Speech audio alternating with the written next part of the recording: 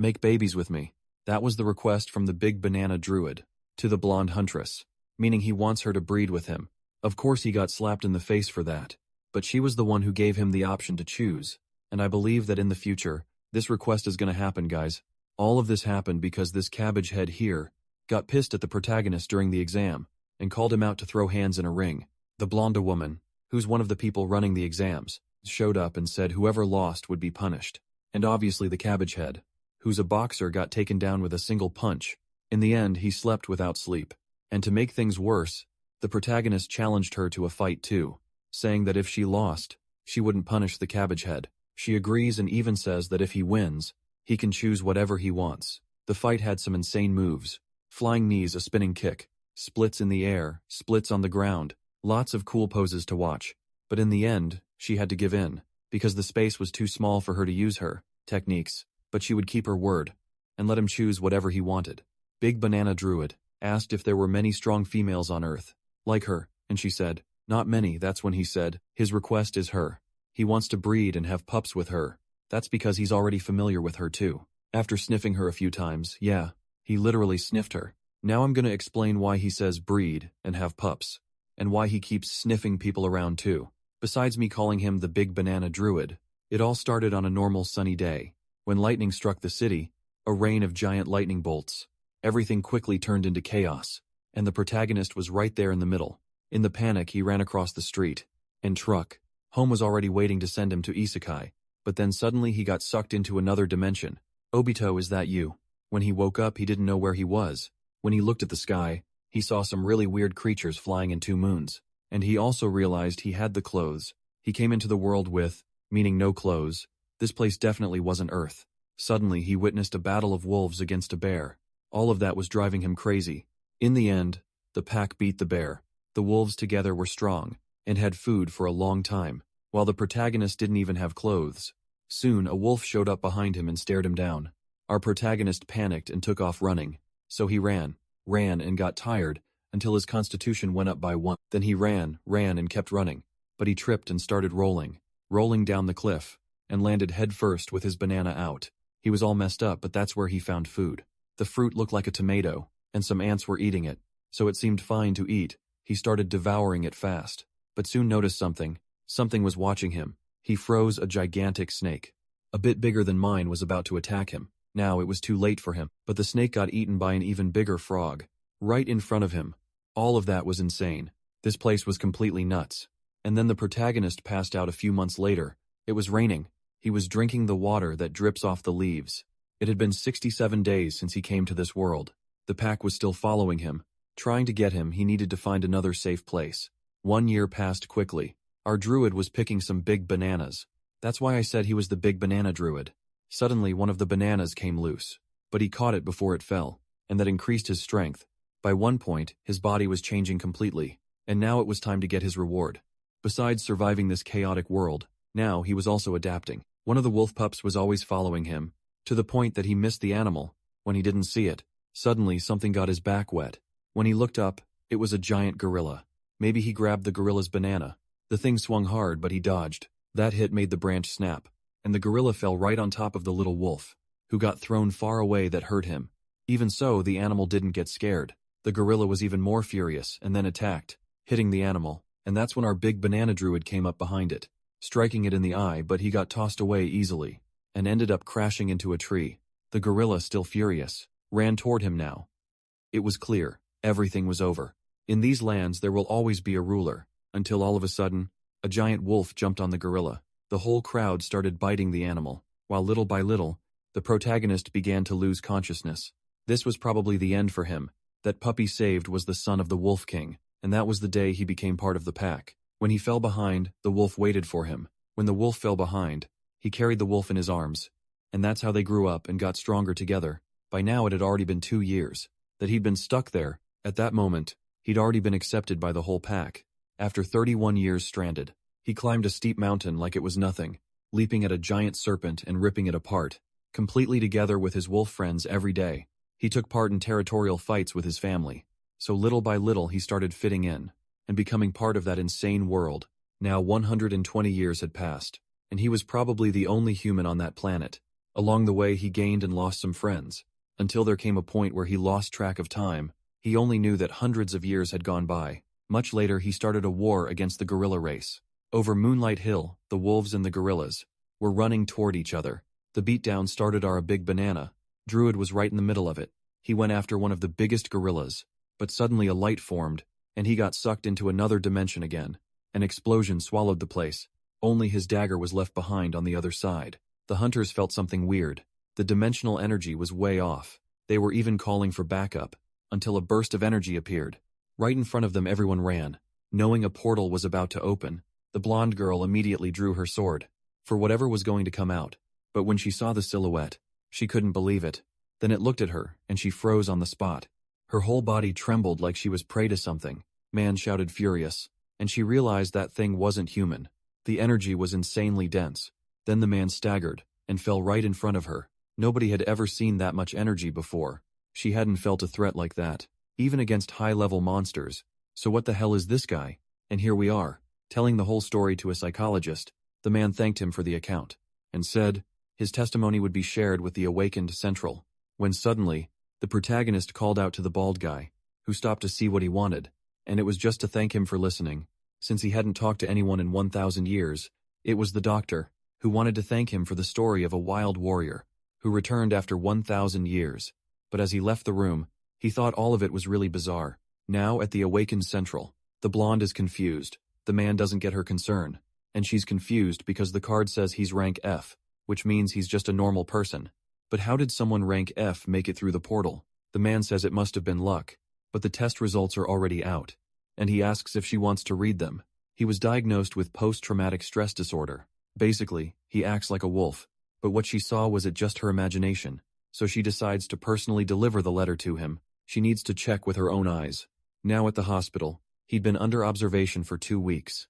Suddenly his meal arrived. He was starving, so it was time to devour everything.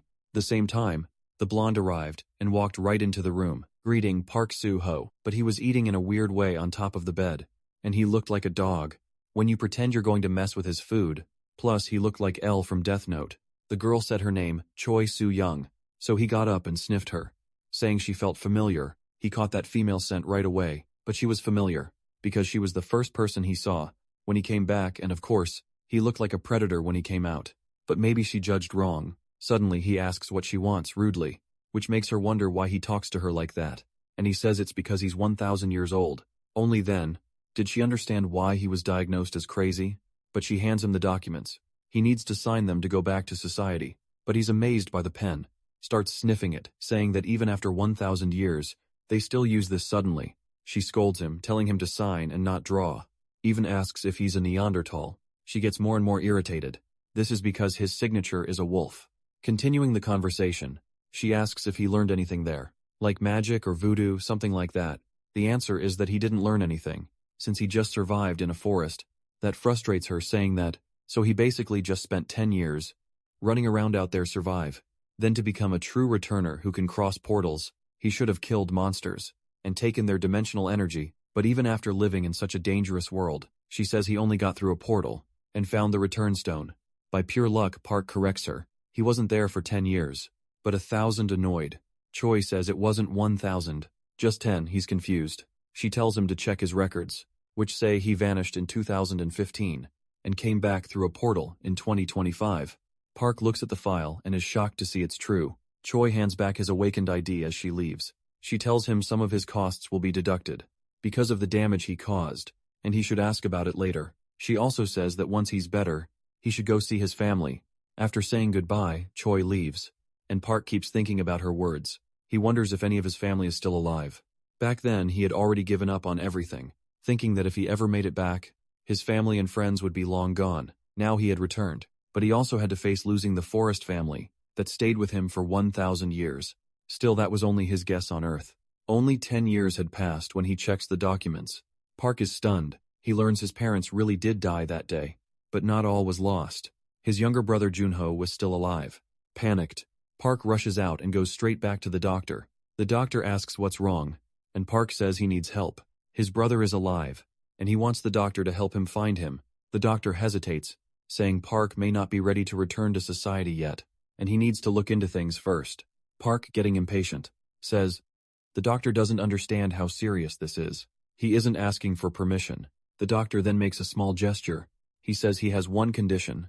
Soon after Park is in a car, he thanks the doctor and says he won't forget this help. The doctor says they'll stay in touch. Then, tells the driver to make sure Park gets there safely, since he still hasn't fully recovered.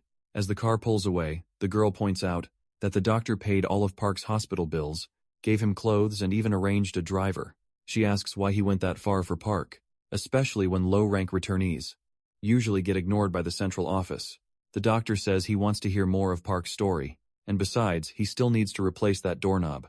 The girl is surprised and remembers how it got broken, thinking back to Park yanking the door open in a rush. Later, the doctor sits in his office, thinking that this is the second doorknob that's been broken. He says it's been a long time since he smelled an irregular. Meanwhile, Park rides in the taxi. A news report says that at 3 p.m. that day, monsters escaped in an unprotected field in the province. It happened because of a miscalculation involving a small break portal. The monsters had surrounded the area, and officials expected things to be under control. In about 50 minutes, 2 attacks were stopped, but 12 awakened soldiers had died. Park listens closely to the report. He remembers the doctor saying the world had changed a lot and became something completely different. After the great disaster, the doctor had joked that if he were awakened, he'd quit his lousy job and get rich hunting in fields. Park had asked what all that meant, and the doctor told him he must have hit his head hard, if he didn't even know that. Park told him to stop dragging it out and just explain. The doctor said that 10 years ago, gates opened all over the world, that's why that day is called the Great Disaster. It was the first dimensional convergence on Earth, when their world connected to others, and monsters invaded that day. 10% of the world's population died. The military wasn't enough to stop the monsters showing up everywhere, so weaker regions used mercenaries instead. People who vanished during the disaster, along with the awakened, were given mercenary licenses and the right to hunt monsters. Park asks how he can become a mercenary. The doctor laughs and says, that's hard for a normal person. First he has to awaken. After that, he just needs to pass the mercenary test. At the awakened central office, Park says that sounds pretty complicated. Sometime later, Park heads to another place. Driver tells him they've arrived. He points out the house ahead and says, that's the address. Park gets out and thanks him. Then he walks toward the house. An old woman sees him and asks who he is. He says he's looking for Junho. The woman mutters that he still wears diapers, but talks like a grown man. Park has no idea what she means. He says no one by that name lives there, and tells him to leave. Park wonders if he came to the wrong place. Then he hears people arguing inside. He moves closer to the door. Nearby, he picks up a piece of paper, and wonders if his brother is in debt. A little later, Park walks down the street, thinking that in the wild, strength rules everything, but in human society, money is what really matters. The scene shifts to a building, where Park shows his awakened card. A woman tells him his application for the mercenary test was rejected because he doesn't qualify. Park asks, what's wrong when he's already an F-rank awakened? She says he's still 4 points below the minimum score. Park asks how that makes any sense. When he crossed a portal just 2 weeks ago, the woman says, normal people die trying to cross portals. Their bodies get torn apart. Then she adds that she doesn't believe he really did it. Either way, he can attend awakened school, or earn points in field battles, then come back once he's a proper awakened. As he leaves, Park thinks the whole system makes no sense. Still, he becomes interested in the Goblin Field and Swan. The scene changes again in another taxi. Park asks how far the walls go. The driver says they surround the whole city, and tells him to check the map app. He asks if Park has it downloaded, and explains the city is split into 12 zones, with hundreds of gates between them. Looking around, Park decides he needs to act fast. Soon he spots the place, and the driver says, they've arrived at Swanfield Gate 27. Park gets out and faces the huge entrance. He figures the gate leads to a hunting field, then he starts walking toward it. 2 soldiers stop him there. They ask what he's doing. Park says he's here too. He says he came to hunt. So one soldier asks for his mercenary license. Park admits he doesn't have one. A soldier tells him civilians can't enter this area. Then both men spot something nearby. One soldier yells to shut the exit, but they're too late. A car smashes through the checkpoint. Inside, a monster is eating a man. Then the car slams into a wall. One soldier calls the emergency team to contain the monster, while the others surround the car and get ready to fight. The creature climbs out of the car, and the soldiers open fire, hitting it again and again. It seems like the monster is dead. Soldiers report that the situation is under control, and that the monster that came through the gate was killed. Then one of them asks where Park went. He wonders if Park already left. He probably ran after seeing the monster, but Park didn't run. He was already walking outside the area, saying that even though this was a field, he could still sense everything. He also decides he needs to buy his own car. Looking around, he wonders if every city besides CEO had been destroyed. He can hardly believe it a while later. Night falls. Park says the darkness feels familiar. He moves through the ruins and says it's time to hunt. Soon he drops to the ground and figures his body still feels a little heavy. He studies the nearby buildings, then sprints toward them. He climbs up fast and reaches the roof. Standing there, Park looks over the area, but he isn't posing. He shuts his eyes and focuses, using his senses to find the best direction. He snaps his head to the side and picks that way. Then he jumps down with ease. Those shoes have insane grip. As he moves through the empty streets, he reaches a shady alley at the end of it. Several goblins have a helpless dog cornered. The drool hanging from their mouths makes it clear they're starving still. The dog keeps fighting back. That's when Park steps out of the dark. He glances at the dog and jokes, asking if it wants help. The answer is obvious from its eyes, but the goblins are already set on attacking. They rush straight at him. Park grins and charges in two. In an instant, he spins and strikes from behind. The first goblin takes a punch so brutal, its head caves into its body. Then something even stranger happens. System windows start flashing in front of him, one error after another, and Park has no clue why. It looks like the system is failing to read his actions. Right, while he tries to understand it, the other goblins attack.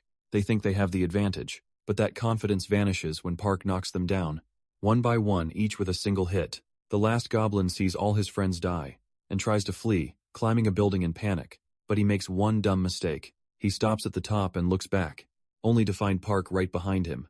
Park throws him off the roof, and the fall kills him once he's back on the ground. Another system window appears, warning that there's an error, showing his class abilities.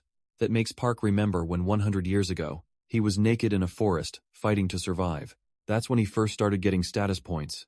So maybe even here back on Earth, the system still works, and maybe these errors are tied to why. His body has been weaker since he returned, and a new window pops up. Achievement shop. Curious, Park opens it. He has 7 points, and a few items he can buy. Nothing amazing, but he picks some anyway, and the items appear right in front of him. Before he can eat, he hears something. It's the same dog from before, and now a puppy is beside it. Park walks over slowly, puts a hand on the dog and realizes it's dying. The animal seems ready to rest, but the Park doesn't want to give up on it yet. In silence, it seems to ask him to protect the puppy. He can't ignore that in the other world, wolves were his family. Maybe this is fate repeating itself. He takes out a snack and gives it to the dog. Then he walks to the goblin corpses. 7 inches, all he keeps working through the night, only finishing at sunrise. He makes a small grave for the dog that died, protecting its pup, and stands there quietly for a moment. Meanwhile, at Area 27's entrance, traffic is a mess.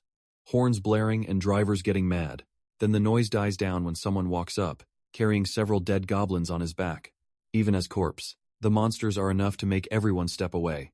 Park sells the bodies and gets over 10 grand. The most valuable part is the crystals inside them. That's where the real money is, since he doesn't have a bank account. They pay him all in cash. Seeing that amount, he wonders how much he could make by clearing dungeons and gathering more crystals elsewhere.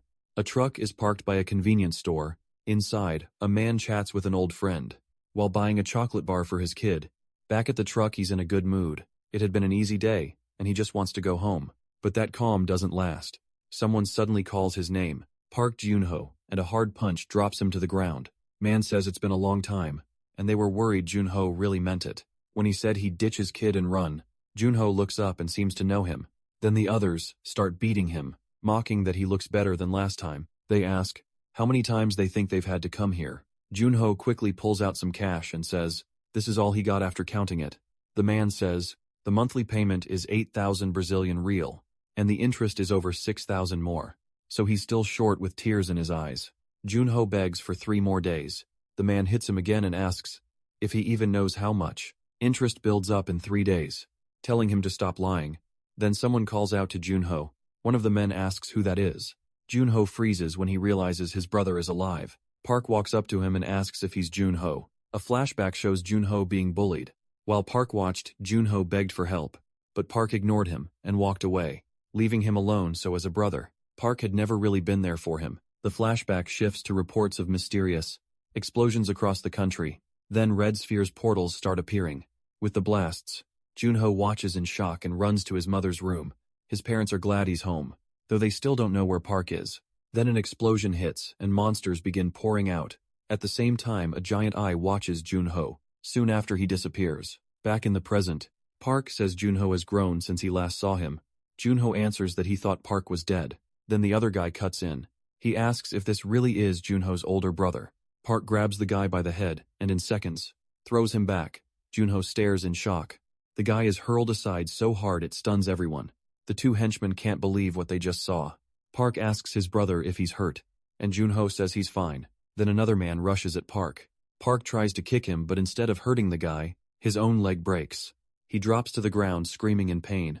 The last thug is shaking now. He guesses Park isn't awakened, and Park tells him to come on, but the man swears he never touched Junho, and says he even told the others to leave him alone. A moment later, Park hands him some money, and tells him to take it and go. Later that night, the old woman appears. Park and his brother stand in front of her. She asks if he's sure this man is really his brother, and Junho says yes, calling her grandma. Park says he brought some meat. She says, family should stay in touch, and tells them to hurry because the boy fell asleep, waiting for his father to come home. Inside, a child is sleeping. Park asks if that's Junho's son. Junho says his name is Gungho, and he's his only treasure. Park asks where the boy's mother is. Junho says she left to live her own life, and blames himself for not being able to provide, trying to lighten the mood. Park suggests they have a drink. Later they sit at the table drinking. Junho says that after Park vanished, he thought he was dead. Yet now he's back and hasn't aged. At all, Park asks how much debt he has, and Junho says around 220,000 Brazilian real. Still, he says it's fine, because he'll deal with it somehow. He explains that he has a job now, and Park asks what kind. Junho says he works at a logistics center. Park asks if the truck is his. Junho says no. It used to belong to his grandmother's son, but he rents it from her now. Park asks again what his grandmother's son used to do. Junho says he heard Park died in the Great Disaster. A little later, the boy wakes up and sees a dog in front of him. When he looks over, he spots his dad nearby. Junho smiles and asks if his son is finally awake. Shy, the boy asks who the man is. Junho tells him it's his uncle, and asks him to say hello. A while later, the boy plays with the dog. Junho is glad to see it, since his son always wanted one. Then Park suggests they work together. Junho looks confused. Park says he'll handle the hard part. He just needs help with the truck. Junho asks what he's planning. Park says he wants to hunt monsters. That completely shocks Junho. Later, the scene moves to the command center. The girl congratulates Park on registering as an awakened. Somehow, he raised his stats in just one day. Park asks if that makes him an F-rank druid. She says he can now use his ID to open a bank account and handle money matters. She hands him something. It's a small gift for registering as an awakened. She also reminds him to download the Awakened Central app and gather enough dimensional energy to become a ranker then. She says he'll qualify for pensions and other benefits, and asks if he knows how to open his status window. Because of recent technical issues, the interface was updated. Park says the keyword, and the system screen pops up with all his stats. Seeing them, Park wonders why they're so low. Then the story cuts back to Junho's truck. He's happy his brother finally got a phone. He congratulates Park on officially becoming awakened. During the call, Junho says he's on the way, and will meet him after dropping off the last load. Now that Park is awakened, on paper the only thing left is the mercenary test. But Park says they should clear Junho's debt first. Junho warns that Park is still only F rank. So, hunting monsters now sounds too risky. Instead of arguing, Park hangs up. Junho stares at the phone, wondering if this is really his brother. He's changed a lot as Park heads over. He notices the gate seems closed. Meanwhile, on Route 77, the group is rushing, because they don't want to miss their game. Inside the car, everyone looks nervous. One guy tells them to calm down, and asks why they're scared when they're awakened. He reminds them they can officially become guild raiders. If they pull this off and clear the dungeon, privately, he thinks they're useless. They're only here for money, and without connections. They never would have gotten this far. Soon after, a soldier calls for the next person. The man is surprised when Park shows up there again. The soldier asks if he's alone and Park says yes. Park places his card on the reader. The soldier pulls up his data. He reminds Park that his rank has limits, so he can't enter just any dungeon nearby. The man from before watches him closely. Park is really going in alone. Another soldier wonders if he'll be okay, since he doesn't even have proper gear. But the first one says not to worry. That's the guy who took down 7 goblins alone. At gate 27 back in the car, another man gets jealous and wonders who Park thinks he is. Going into the field like that looks insane to him. The soldier then apologizes for the delay, saying there were technical problems. Once the check is done, the man tells his friend to hurry up, because they're going to follow Park's path. But then he gets confused, because Park vanishes in the middle of the tunnel. The other guy asks where he went, and the man says, they may have found something interesting. Meanwhile, the scene shifts to a forest. Park runs through it before finally stopping. He says this must be his body's current condition. In other words, he's become much weaker.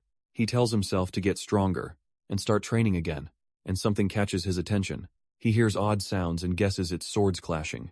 A bit farther ahead, he figures out where it's coming from. He smiles, thinking a fight between people could be a great chance, so he heads in. The next scene shows someone losing an arm. From above, Park watches coldly. Below, a group is trapped and surrounded. Annoyed, Park says, they're taking forever to start killing each other.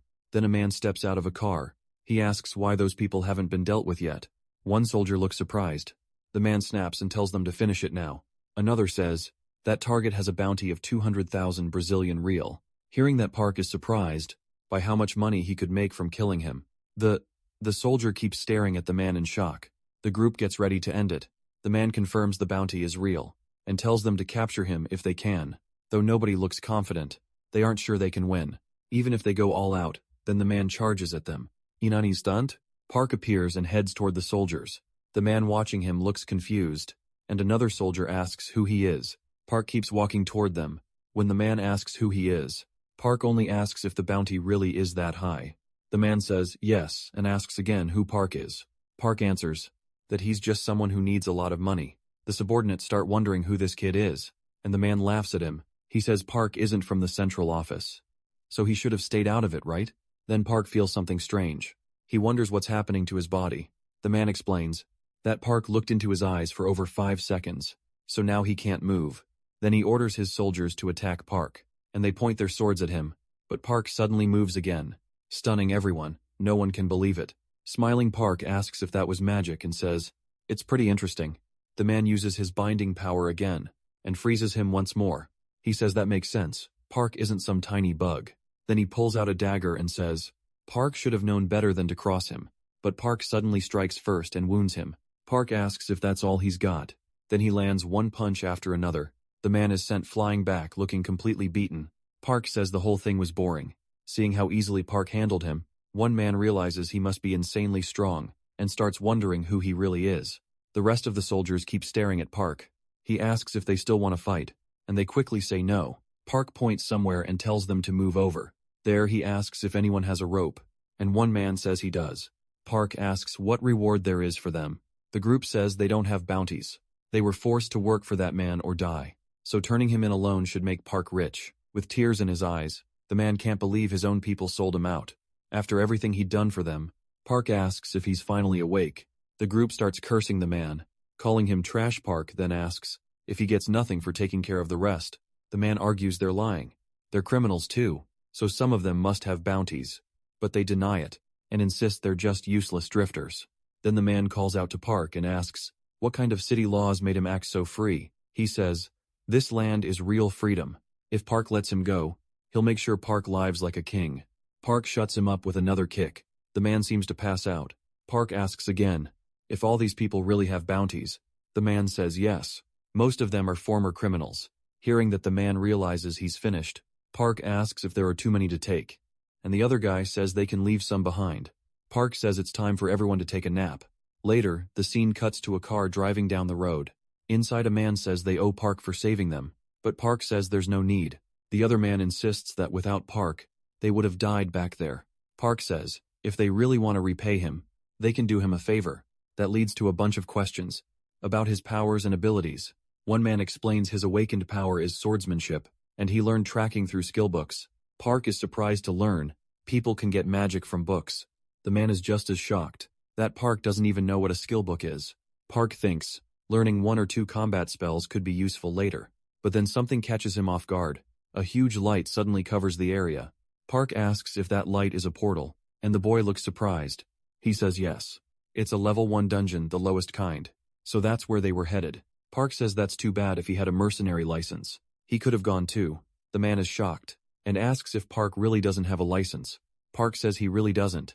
The man explains that when a portal opens, The military locks the area down first, and any monsters left outside are just weak, ones that slipped through. He adds that fighting around level 1 rank fields can still help you grow past that stage.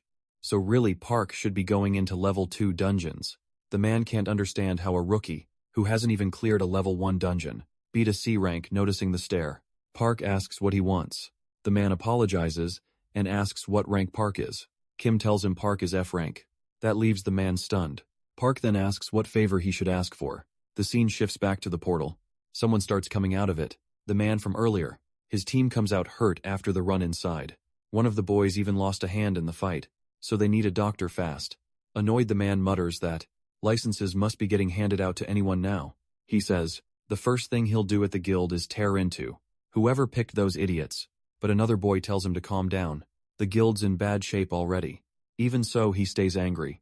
He thinks rich kids can just buy their way into becoming awakened. Then their parents pay mercenaries to drag them through dungeons. After that, they join the guild, and the real members are the ones stuck.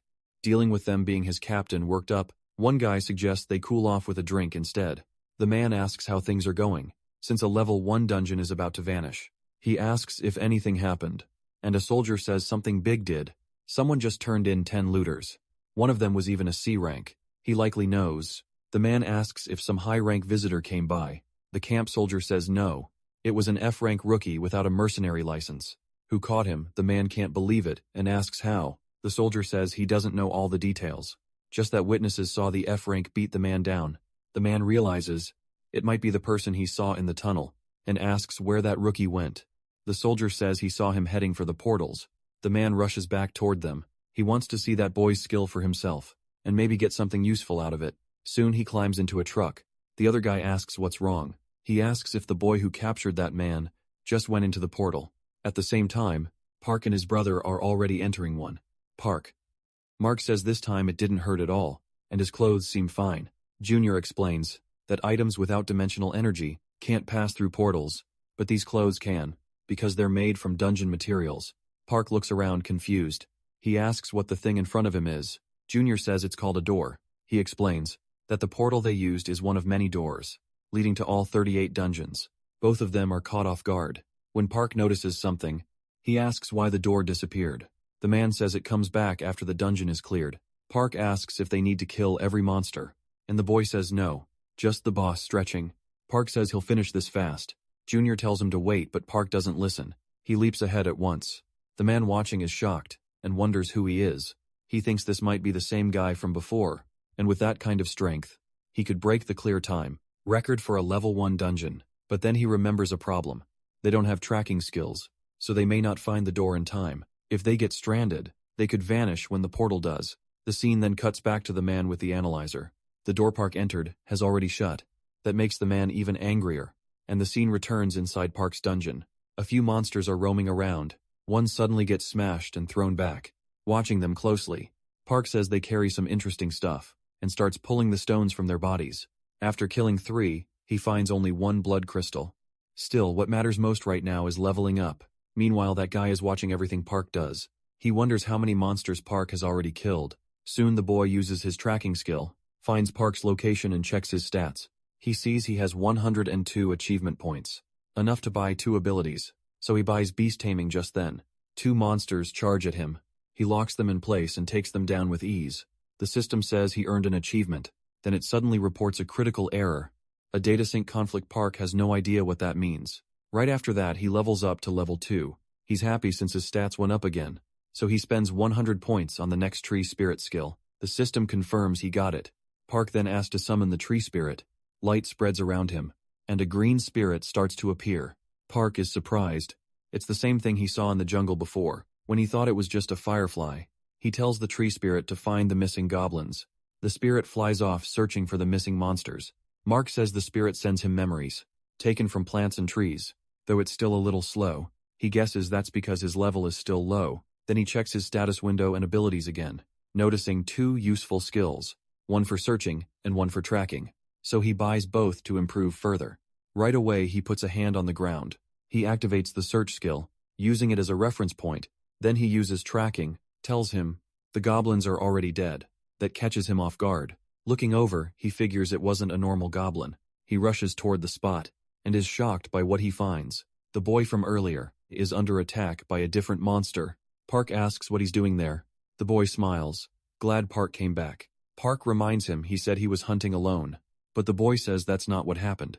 He's the one being hunted, and he begs Park for help. Park charges in and blocks the creature's attack. The monster quickly regains its footing, but Park hits again at once, slamming it into a rock. The monster is left covered in blood, but Park doesn't stop. He's already on top of it. He finishes it off, and the system says he leveled up. He also gets 120 achievement points. The young man stares at Park, amazed by his skill. Park says the door should be open by now. The young man confirms it. A little later, the two are already out of the portal. That group from before is watching them. One man wonders if Park is the same guy who captured the bounty target.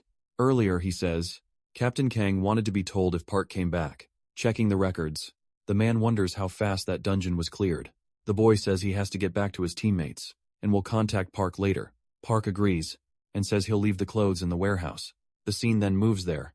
Park has already changed, and says he's starving. Then a man shows up and asks if his name is Park. Park asks who he is. The man introduces himself as Kang, captain of the guild's 27th combat team, and asks for a few minutes.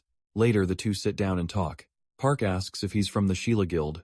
Kang invites him to join, saying the guild can give him the right place to grow. Park says he's not interested. Kang gets annoyed and wonders, what is wrong with this kid? I can't believe.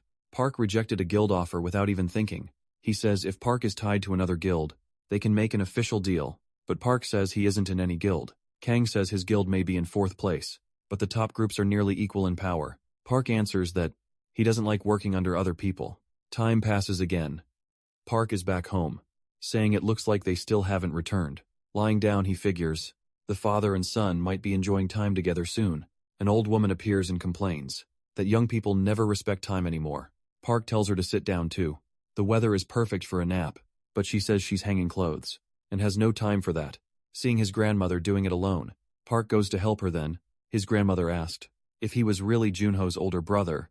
Park said yes, she said. It was a nice surprise to have him at their home, but Park said it wasn't a good thing at all. The old woman answered that, with all these strange monsters showing up and wrecking everything, looking younger wasn't something to be shocked by. She'd heard he hadn't seen his brother in 10 years, so she told him to take care of himself and not hurt his family again. Park smiled and told her not to worry. He wouldn't die that easily. Soon his brother arrived with his son and greeted Park. Park handed him a paper, and the man asked what it was.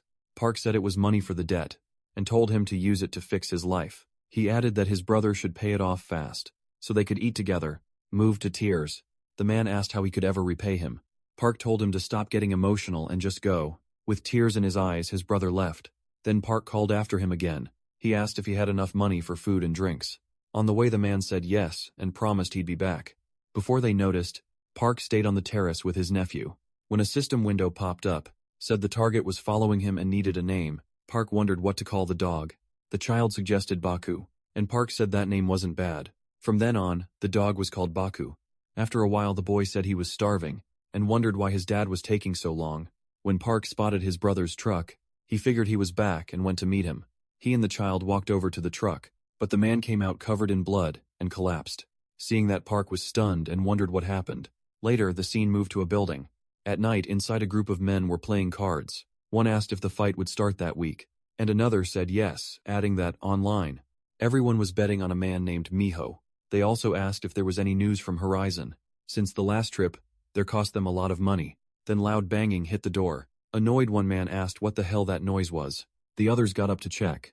Then the door flew open, and a man covered in blood appeared in the doorway. Someone instantly grabbed him by the head and dragged him away from the entrance.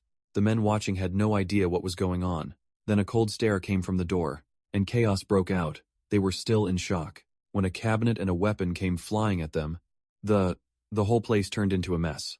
As men were thrown around, their boss was stunned. Park had dropped everyone in seconds. Another man asked if he knew who this guy was. He guessed Park was an awakened fighter. Then Park hurled a table at the man and rushed in. Standing over him, he asked if his name was Kim.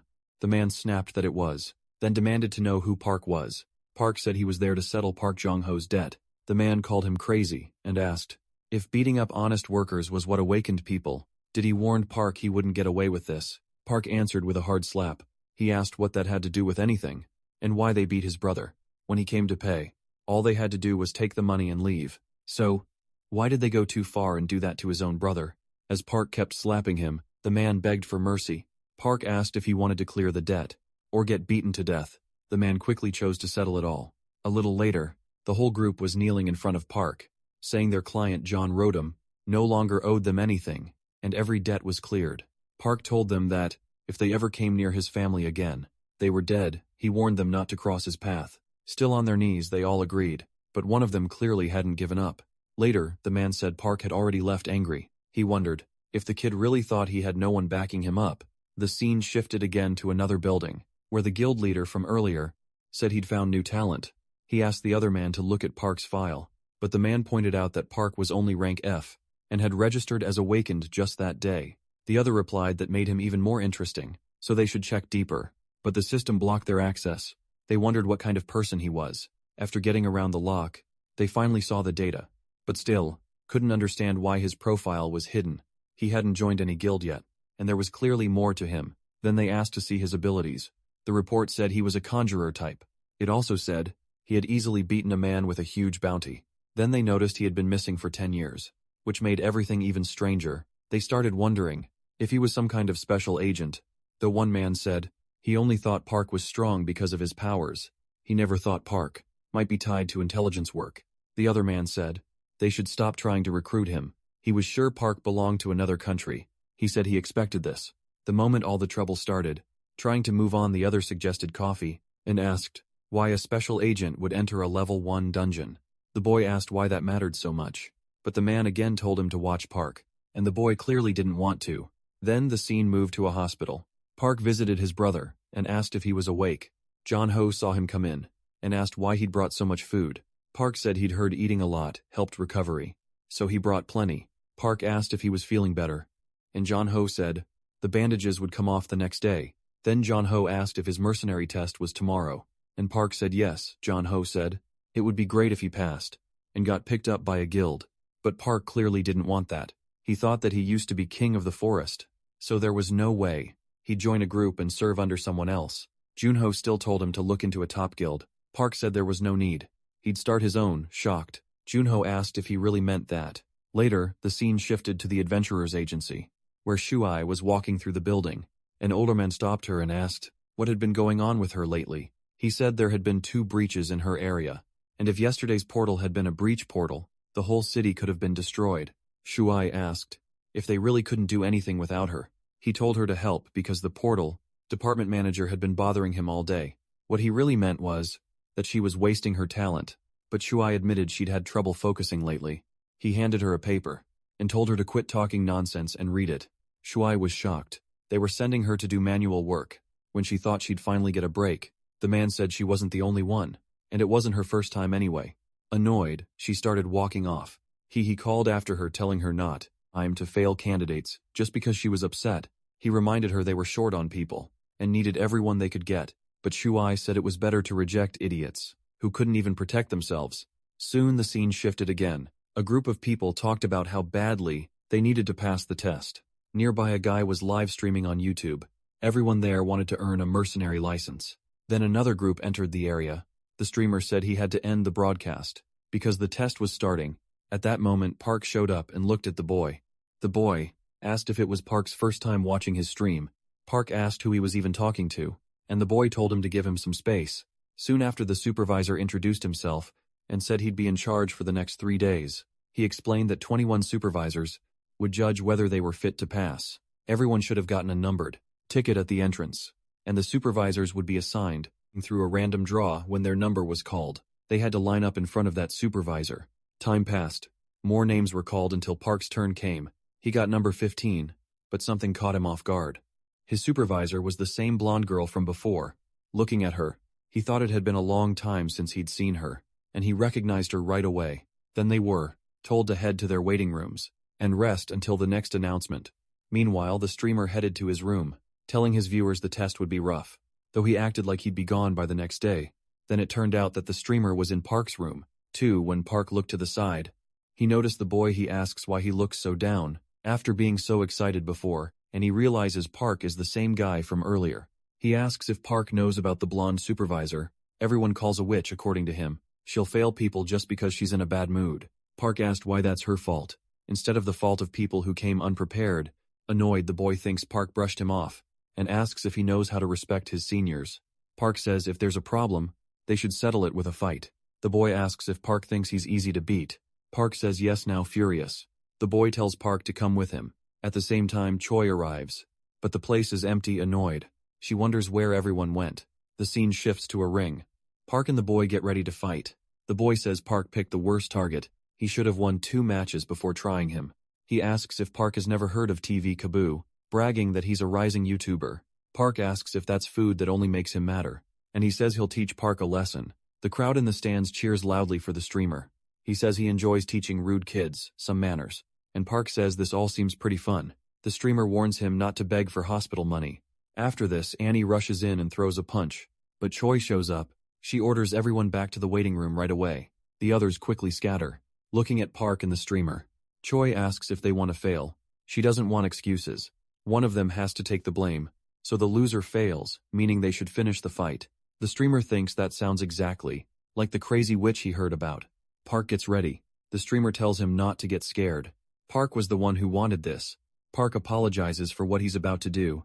The boy charges in and gets dropped almost instantly by one punch. Choi is stunned ever since she first met Park. She's had a bad feeling about him. Park asks why she's spacing out. Then he says if she wants a fight too, she should get in the ring. But on one condition, if he wins, she can't disqualify the other guy. Choi thinks he must be insane. Still, she steps into the ring and asks if he's an irregular. Park says he has no idea what that means. Choi attacks first, but Park dodges. He keeps pressing him with attack after attack. For now, Park only defends before striking again. Choi says if he wins, she'll grant his request. But then she takes a heavy hit from him. She realizes something is off. He's clearly hiding something. A moment later, she's shocked again. And Park admits she's stronger than he expected. Choi is also surprised that he endured her attack. She rushes him again, saying, "This time it's over." She lands another blow, and follows with a flurry of attacks. Then out of nowhere, Park starts fighting back. He lands a punch on Choi, and even cracks her shield. Still, it isn't enough to finish her. Even so, Choi is shocked that he broke her shield at all. Park charges again, saying he's having fun. Choi says that proves that he really is an irregular. Still confused, Park asks what that is. Then Choi suddenly surrenders. Park asks why when the fight was just getting good. She says the ring is too small for her powers, and they should fight somewhere bigger next time.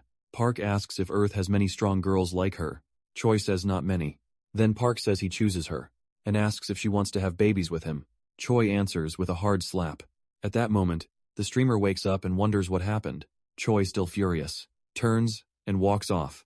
The guy is shocked. He got knocked out in one punch.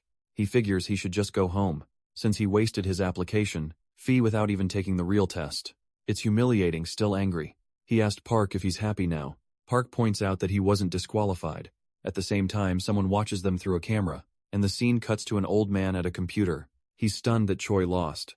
Park tells the streamer they should leave together, but the guy is still confused about why he wasn't. Failed Park explains that he asked Choi to let it slide. The streamer still wants to know why Park got slapped, but Park says that's none of his business. Then the boy seems to figure it out. He assumes Park took that slap for him and used it to calm Choi down, so he wouldn't be disqualified. After realizing that, he starts following Park. Then the intercom calls Park to the supervisor's office. Right away, a little later, Park arrives there. He asks why he was called in. The supervisor says the room is being recorded, and he saw Park's fight with Choi. He's shocked. A candidate could hold his own against a rank B. Awakened. So he asks if Park is awakened too. Park says he still doesn't know what that means. Even though people keep asking, the man figures. Park needs a basic explanation about the portals. He says, the pit portals connect Earth to 3 other worlds. The first is Aruka, home to elves and dwarves.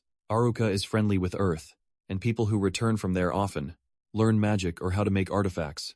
The second world is Gukchun, where Momonas and martial artists fight over control. The martial artists are allies, while the Momonas are enemies. The third world is Meter, ruled by orcs and filled with savage monsters. Some humans came back from those worlds, with powers so great that they were placed above, awakened and labeled irregulars.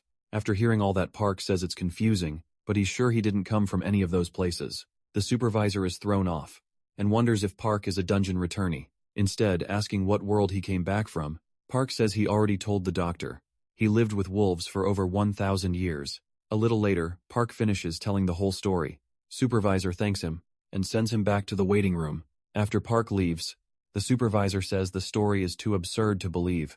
Just then, another man enters and introduces himself. He says he was called, and the supervisor asked him to take over room 15. The man asks if that isn't Captain Choi's room.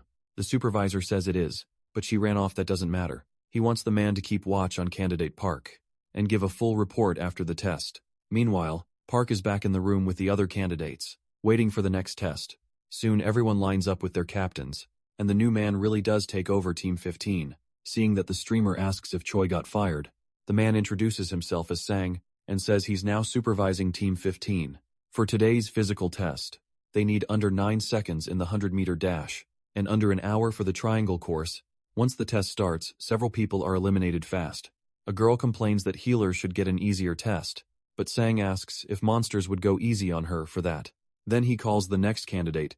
Han steps up saying 9 seconds is easy, and tells Park he'll see him in the next round. Sang gives the signal and Han runs. Sang announces 8 seconds, so Han passes. Then the next candidate is called, and Park gets ready from the side. Han cheers him on as soon as the race starts. Park takes off and finishes in seconds. Everyone is left stunned soon after. The director gets a call from Sergeant Kim, who says candidate Park Soo-ho's physical test result just came in, and it's shocking. Back at the field, reporters start filming and taking pictures of Park because of how amazing he is. At the same time, someone else gets a call. The woman on the line introduces herself as Miso from the association and the returning center. The caller says he'll send videos of Park and asks her to watch them. After seeing the footage, Miso is surprised. The man adds that Major Young can detect lies, which means Park told the truth in his interview. Even then, Miso still struggles to believe the doctor's report, but at the very least Park is probably an irregular, meaning he should be stronger than rank B. If his story was real, then Park Soo-ho might have come back from a 4th planet. So Miso tells him to make sure reporters never get near the training grounds again. But the man is shocked and says it's already too late. Park has already made it into the news. Miso immediately orders every article taken down. Then it cuts to photographers snapping pictures. Meanwhile, Park and Han walk down the street. Mizuhealizis. This means Park somehow kept his body in top shape, even after going through a portal, without any protective gear. She starts to wonder if he got ranked F, only because he lacked dimensional energy. Either way, if he really came back from a 4th planet, South Korea could gain a huge edge in exploring it. At the same time, several reporters try to get into a building.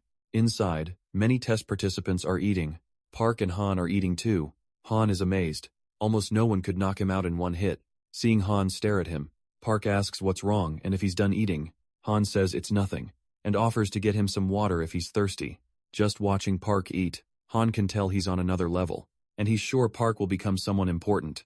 Soon after time passes and Park looks ready to sleep, Han notices all the empty lockers, and guesses the others failed the test.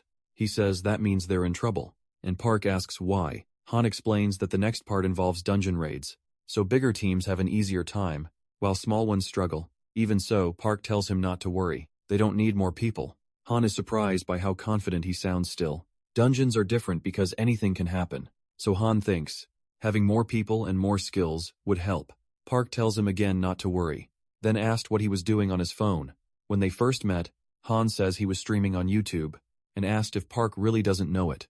Park says yes, it really is kind of like he lived in a cave. Pulling out his phone, Han says the app is called YouTube. Then he starts showing Park how it works. After a bit, Park says Han is a really nice guy. Later the two leave the house, and Han thinks his partner has everything needed to become a big YouTube star. He's handsome perfectly, and already made headlines for breaking a world record. So if Park also shows real power in dungeon raids, all the guilds will probably start chasing him soon.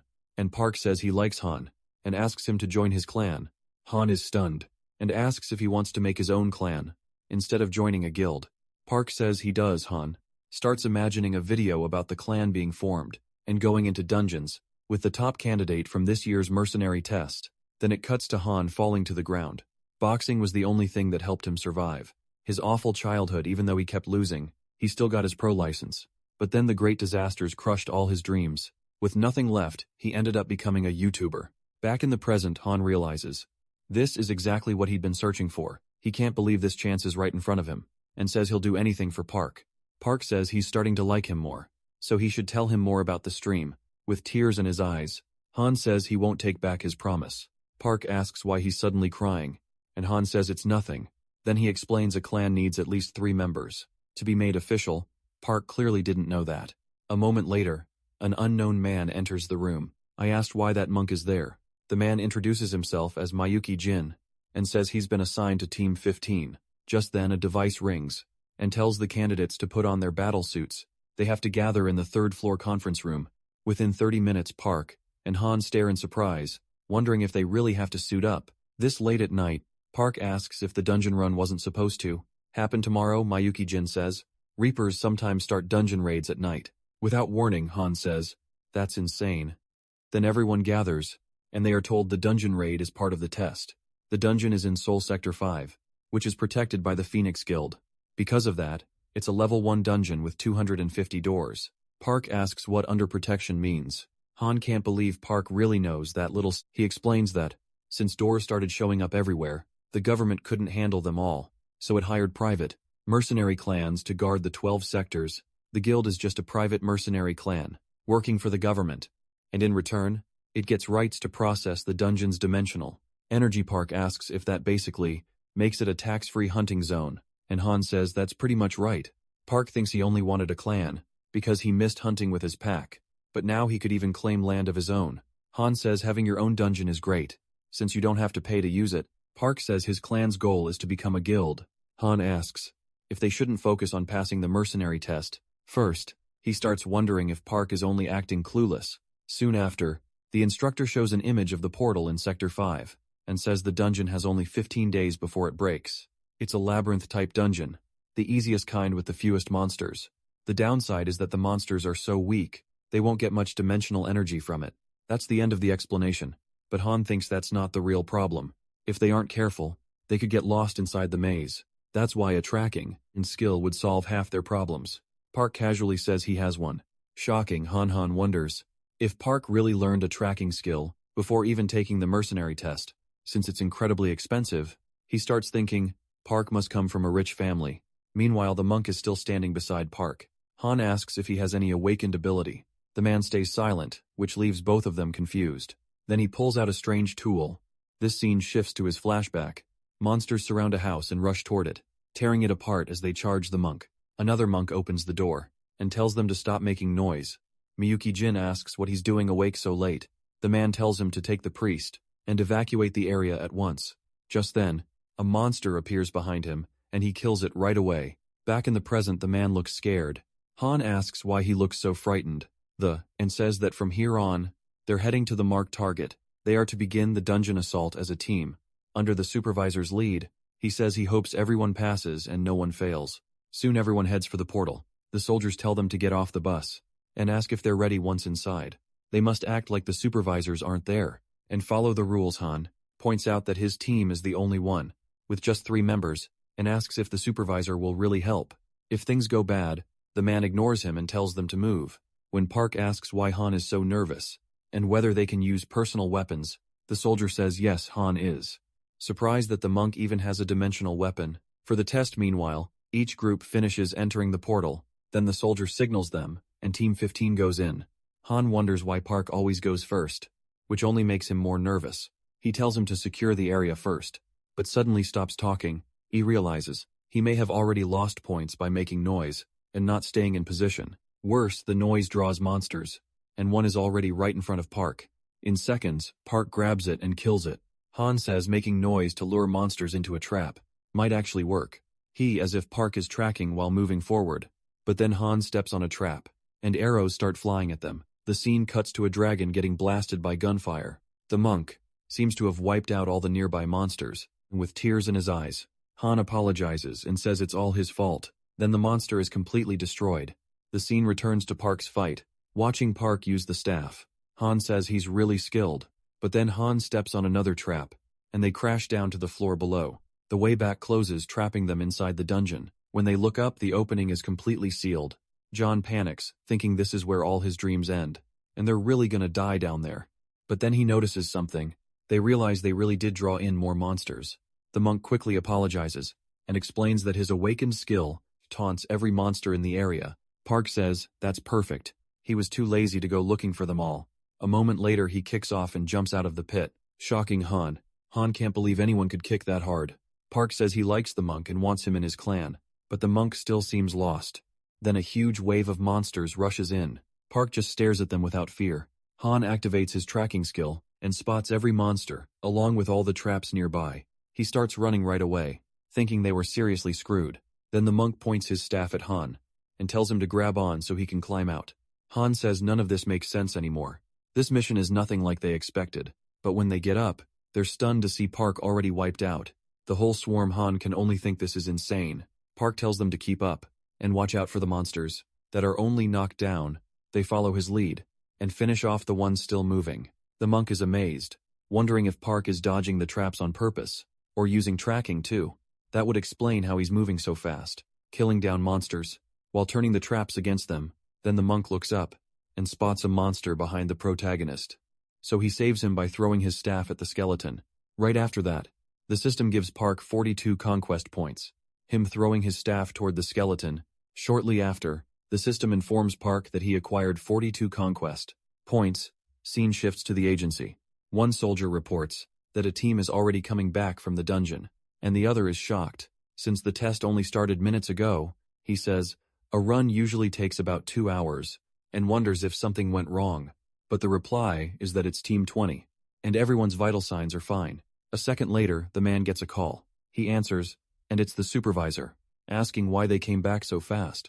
The soldier says the mission is complete, and tells him to watch the video if he wants to understand. He adds that Park's performance in a level 1 dungeon is hard to judge, and that he set a new record inside it. The scene then moves to the city. Han starts a live stream and says they'll be doing daily streams about his clan. A viewer asks what's on today. Han says they're going to watch the video of Su Clan's house together as soon as it gets uploaded, and he points out where everyone's dorm is. After that, he goes to the protagonist's grandmother and asks her to look at his subscriber account. Annoyed, she says she has better things to do, and tells him to get lost before she slices him. Han goes quiet, thinking that's not how she usually acts. He's normally really kind. Then he heads to Park in the monk's room and introduces the monk on stream, saying his name is Myung-jin. He asks him to say a few words. The monk says he lost a lot in the evil spirit attack, but he still has the staff of clairvoyance, left by his oldest disciple. Just then, a truck pulls up, and the protagonist's brother asks if everyone is ready, so they all head for the truck. On the way, a drone flies overhead. Mark asks what that flying thing is, and if he should destroy it. Han is caught off guard. Then he explains they're headed to Gate 30 inches, Area 4, and today will be their first dungeon mission. As a clan back on stream, Han reminds viewers that his awakened skill is video memory, so they shouldn't worry. And even better, video is coming soon sometime later. Park and the others enter the dungeon. Han asks if Park has any long-range skills, and Park says no. Han wonders how they're supposed to handle the bats without one. The monk tells him to leave that part to him. Then he starts pounding on a kind of drum, creating a huge deafening sound. The whole swarm of bats rushes toward them. Han is stunned and asks why they're all pouring out at once. The bats then dive at the monk, who starts using a fire skill, but it's not over. Yet a giant bat appears. It doesn't matter though, because Park cuts it in half. With that, the mission seems finished. Park says the gate is open, so they need to move. The viewers can barely believe what they just watched. Then the scene cuts to Miso's office, where she also looks stunned. The man with her says that, with how fast those 3 clear Area 4, they could finish even 20 dungeons a day, and are crushing every level 1 gate. He takes out his phone and checks that streamer's channel again. Miso says she worked hard to keep Park out of the spotlight, but one of his guild members is a streamer. He points out that Park's videos are already third in real-time popularity, and if they do nothing, it'll get even bigger. He asks if they should act now. Miso says she already knows. At the same time, she's watching footage of a fight between 2 people, and one of them wins with ease. The man on screen is Lee Sung-woo, an SS-rank irregular, born in South Korea. Miso wonders what happens if they approach Park too carelessly, in the name of protecting talent, and end up creating a second Lee Sung-woo. She stands up and tells them to prepare contact with Park. She'll meet him herself soon after. The story returns to Park's house. Han asked if the monk doesn't have somewhere else to be. Park asked where he'd even go, since he doesn't have a temple anymore. Junho says the monk mentioned living in Seoul, with a temple family that survived that day. Seeing Han get annoyed, Junho says the guy should at least get 1 day of rest, since their clan is about to renew its rank. He also says the clan account has already reached 140 million, one which leaves Han speechless. Han thinks all he did was collect blood crystals, yet he already made 20 million in 3 days. Park says nothing. Alhan keeps rambling that it's crazy, and if this keeps up, donations will flood in. Park thinks he now has over 3,000 conquest points, is enough to buy all kinds of skills, so he says he'll rest for the day. Getting up, Junho says he'll take his son and grandmother to the nearby park. The grandmother is busy feeding the dog. Watching it, Park wonders if dogs can awaken too. Then he calls to his brother and asks if fixing that truck all the time isn't a pain. Junho says he doesn't even know where to begin. Finding parts is hard enough, and the repairs wear him out. Park asks why he doesn't just buy a new car. That instantly makes Junho happy. Later, the two are at a dealership, talking with the manager about what car to get. The salesman goes on, explaining every detail. Park just asks if his brother likes it, and Junho quickly says he does. With that settled, Park says he'll pay cash, and asks if they can leave with it right away. Not long after they drive off in the new car, Junho is thrilled, saying it's amazing, and way better than his old one. Park says even the passenger seat feels great. They should have bought it sooner. Then Junho notices they're heading toward Area 34, and asks why since that place is restricted. Park reminds him that he once said he couldn't awaken, because he had no money. So they're going to fix that today. Soon after they arrive at the spot, the area is full of ruined houses. Junho clearly doesn't like the look of it, and the dog is tense too. Park asks if the dog can smell it too, because he's sure the scent belongs to a goblin. Junho says he has a bad feeling, and asks if they can leave instead. Park steps out of the car and says he'll be back soon, so they should stay put with the dog. Then he leaps away. Junho is clearly not happy about it. A moment later, the scene switches elsewhere. A group is watching footage of Park and his team. One man says Park is blowing up on YouTube, and that is an irregular. His combat level can't even be measured. Another says if he's really that strong, hiring an assassin would be pointless. Even so, they can't ignore him. So one of them asks for a list of Area 4 guilds. With regular sponsors, he remembers the name Shuai. Says someone else would fit this job better. He orders them to contact that person and offer whatever money it takes. Sometime later, the story cuts again. As rain falls over the city, the elderly woman from before is out walking, and thinking she still needs to do the laundry. Then a car pulls up beside her, and several people step out asking if she is Sukcha. They say they're from the returnees department, and ask if they can meet Park. Woman stays silent. Then the scene cuts back to Junho's car. In the heavy rain, he says he can't see anything, and wonders what Park is doing. At that moment, the dog goes on alert. A goblin jumps out, but someone kills it at once. Then Park appears right after that. The two get out of the car. More monsters start showing up. Park hands his brother a dagger, and tells him to stay close while he kills them. Panicked, Junho asks him to wait. Park asks why he's hesitating. Junho wonders if he really has to awaken. Park says if he stays weak, he won't survive, so he needs to kill them fast. Then another goblin shows up. It charges straight at the dog. Park tells the dog to bite it. The dog jumps on the goblin and clamps onto its arm, but that still isn't enough. Mark explains the dog is too young, so if the goblin isn't weakened, it'll die. He tells Junho to help and orders him to kill it. Still, Junho can't bring himself to do it. Meanwhile, the dog is about to be eaten. Then Junho suddenly rushes the monster. He stabs it and saves the dog, but it still doesn't go down. Park tells him to keep going, so Junho attacks again and again. When it's over, his hand is covered in ketchup like blood. He's horrified by what he just did. Park tells him to pick up the knife again. Junho says he really can't. Park warns that if he doesn't kill, he'll probably die. The dog goes on alert again. Another goblin and appears. Park tells Junho to follow him and kill them. They're out of time, desperate. Junho flashes back to when he was bullied. Back then, Park ignored him. He left his brother to deal with it alone. But now things are different. Park is doing everything he can to help, and Junho's expression changes. He finally accepts it. Then he grabs the dagger again. He says this is how he's always been. Then he charges the goblin and attacks with ease. He yells at it to shut up and die. Then he splits its face open. Even after it falls, he keeps attacking. Soon it's over, and ketchup like blood washes away in the rain. Junho looks completely different now. The fear is gone, replaced by a terrifying stare. Just then, another goblin appears. Junho spots it and blocks its attack.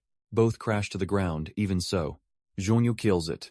He gets back up thinking this feeling is actually good. From above, Park watches his brother. He's surprised Junho's new name is Butcher. Park says his brother is evolving, and it's kind of cute. He asks if Junho used to work part-time at a slaughterhouse, With a hard look, Junho says no. Park calls out to him. Junho starts walking over.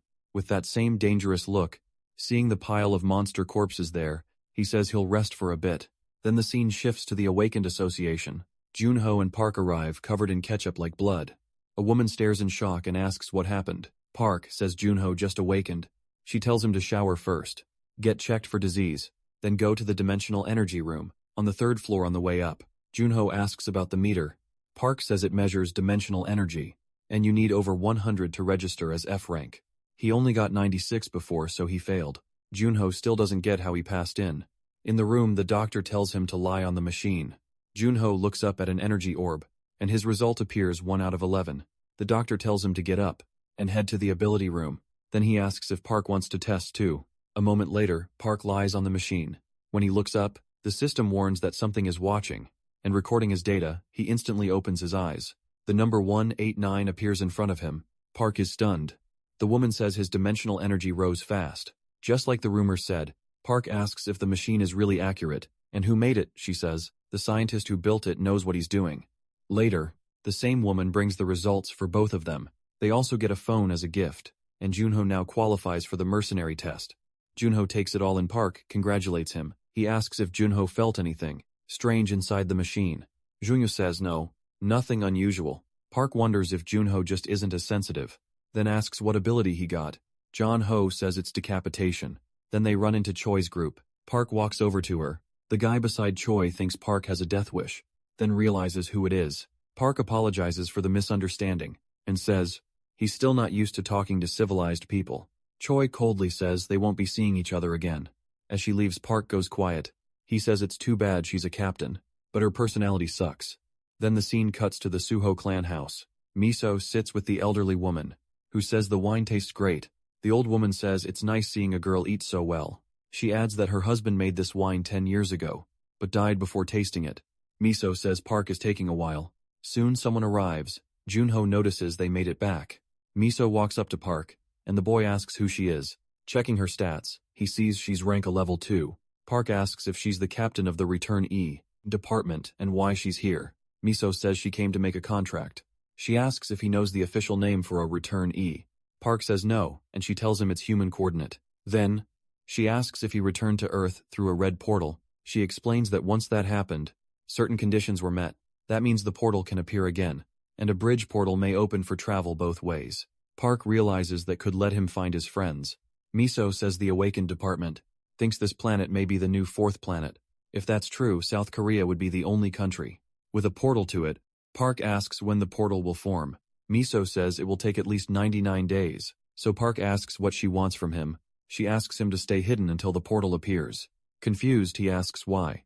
Miso says she doesn't want him becoming a second Lee Dungeon. Park has no idea who that is and asks. She explains he is now the No. 1 inch the world, and was originally from Korea. Early in the Great Disaster, the government locked up returnees in the name of protection, but back then they knew almost nothing about irregulars. So Siak, who returned as a rank D awakened, escaped easily. She says all 9,000 gates in Tokyo exist because of him, then asks if Park knows about the dimensional industry. If a portal opened while he was out, Korea could take a huge hit. Park asks what he gets in return. Miso says he can ask for anything. Park asks for a promotion for the SEO guild, and an exclusive territory. Across the room, Han listens to everything. Miso asks if he wants more while writing it down, and Park asks if she knows when the portals will appear. She says a top specialist in dimensional energy disruptions will be sent, and she's the best agent they have. And Park flashes back to asking Choi if she wanted to have children with him. Miso asks if he had really been joking around like that. A man watching nearby wonders why she's reacting so strongly, and annoyed, Choi says Park should have been thrown in jail for that. Miso shows up and asks what's going on. Choi says she's upset, so Miso should leave her alone. When and asked what she wants, Miso says she needs Choi for a mission. Looking over the papers, Choi asks why she was picked. Miso says Choi is the best on the team at detection, so she's the right choice. She asks what would happen if a portal opened in the middle of the city, especially one leading to an unknown planet. Choi says it would be hell on Earth. Miso tells her that if she notices any sign of a dimensional breach, she must grab Park and leave at once, and until then stay by his side. She makes sure Choi understands, then leaves irritated. Choi mutters that one day she'll quit because of this. Then the scene cuts to Park's house. Turno asks why Park is in such a good mood. Ham says they passed the test to promote their clan, and starting today, they can take on level 2 dungeons. Park says, that's great news. Turno adds that to enter level 2 dungeons, they need to be in a rank P group, but they still don't have enough people, so maybe they should stick to level 1 dungeons for now. Ham agrees but says with Park around, even level 2 dungeons should be easy. Park says they'll earn money from level 1 dungeons first, then get stronger with skill books. After that, they'll prepare attack teams and recruit more members, if needed soon. The monk introduces himself. Everyone greets him and asks if he's eaten. Monk says yes, and that they're leaving today.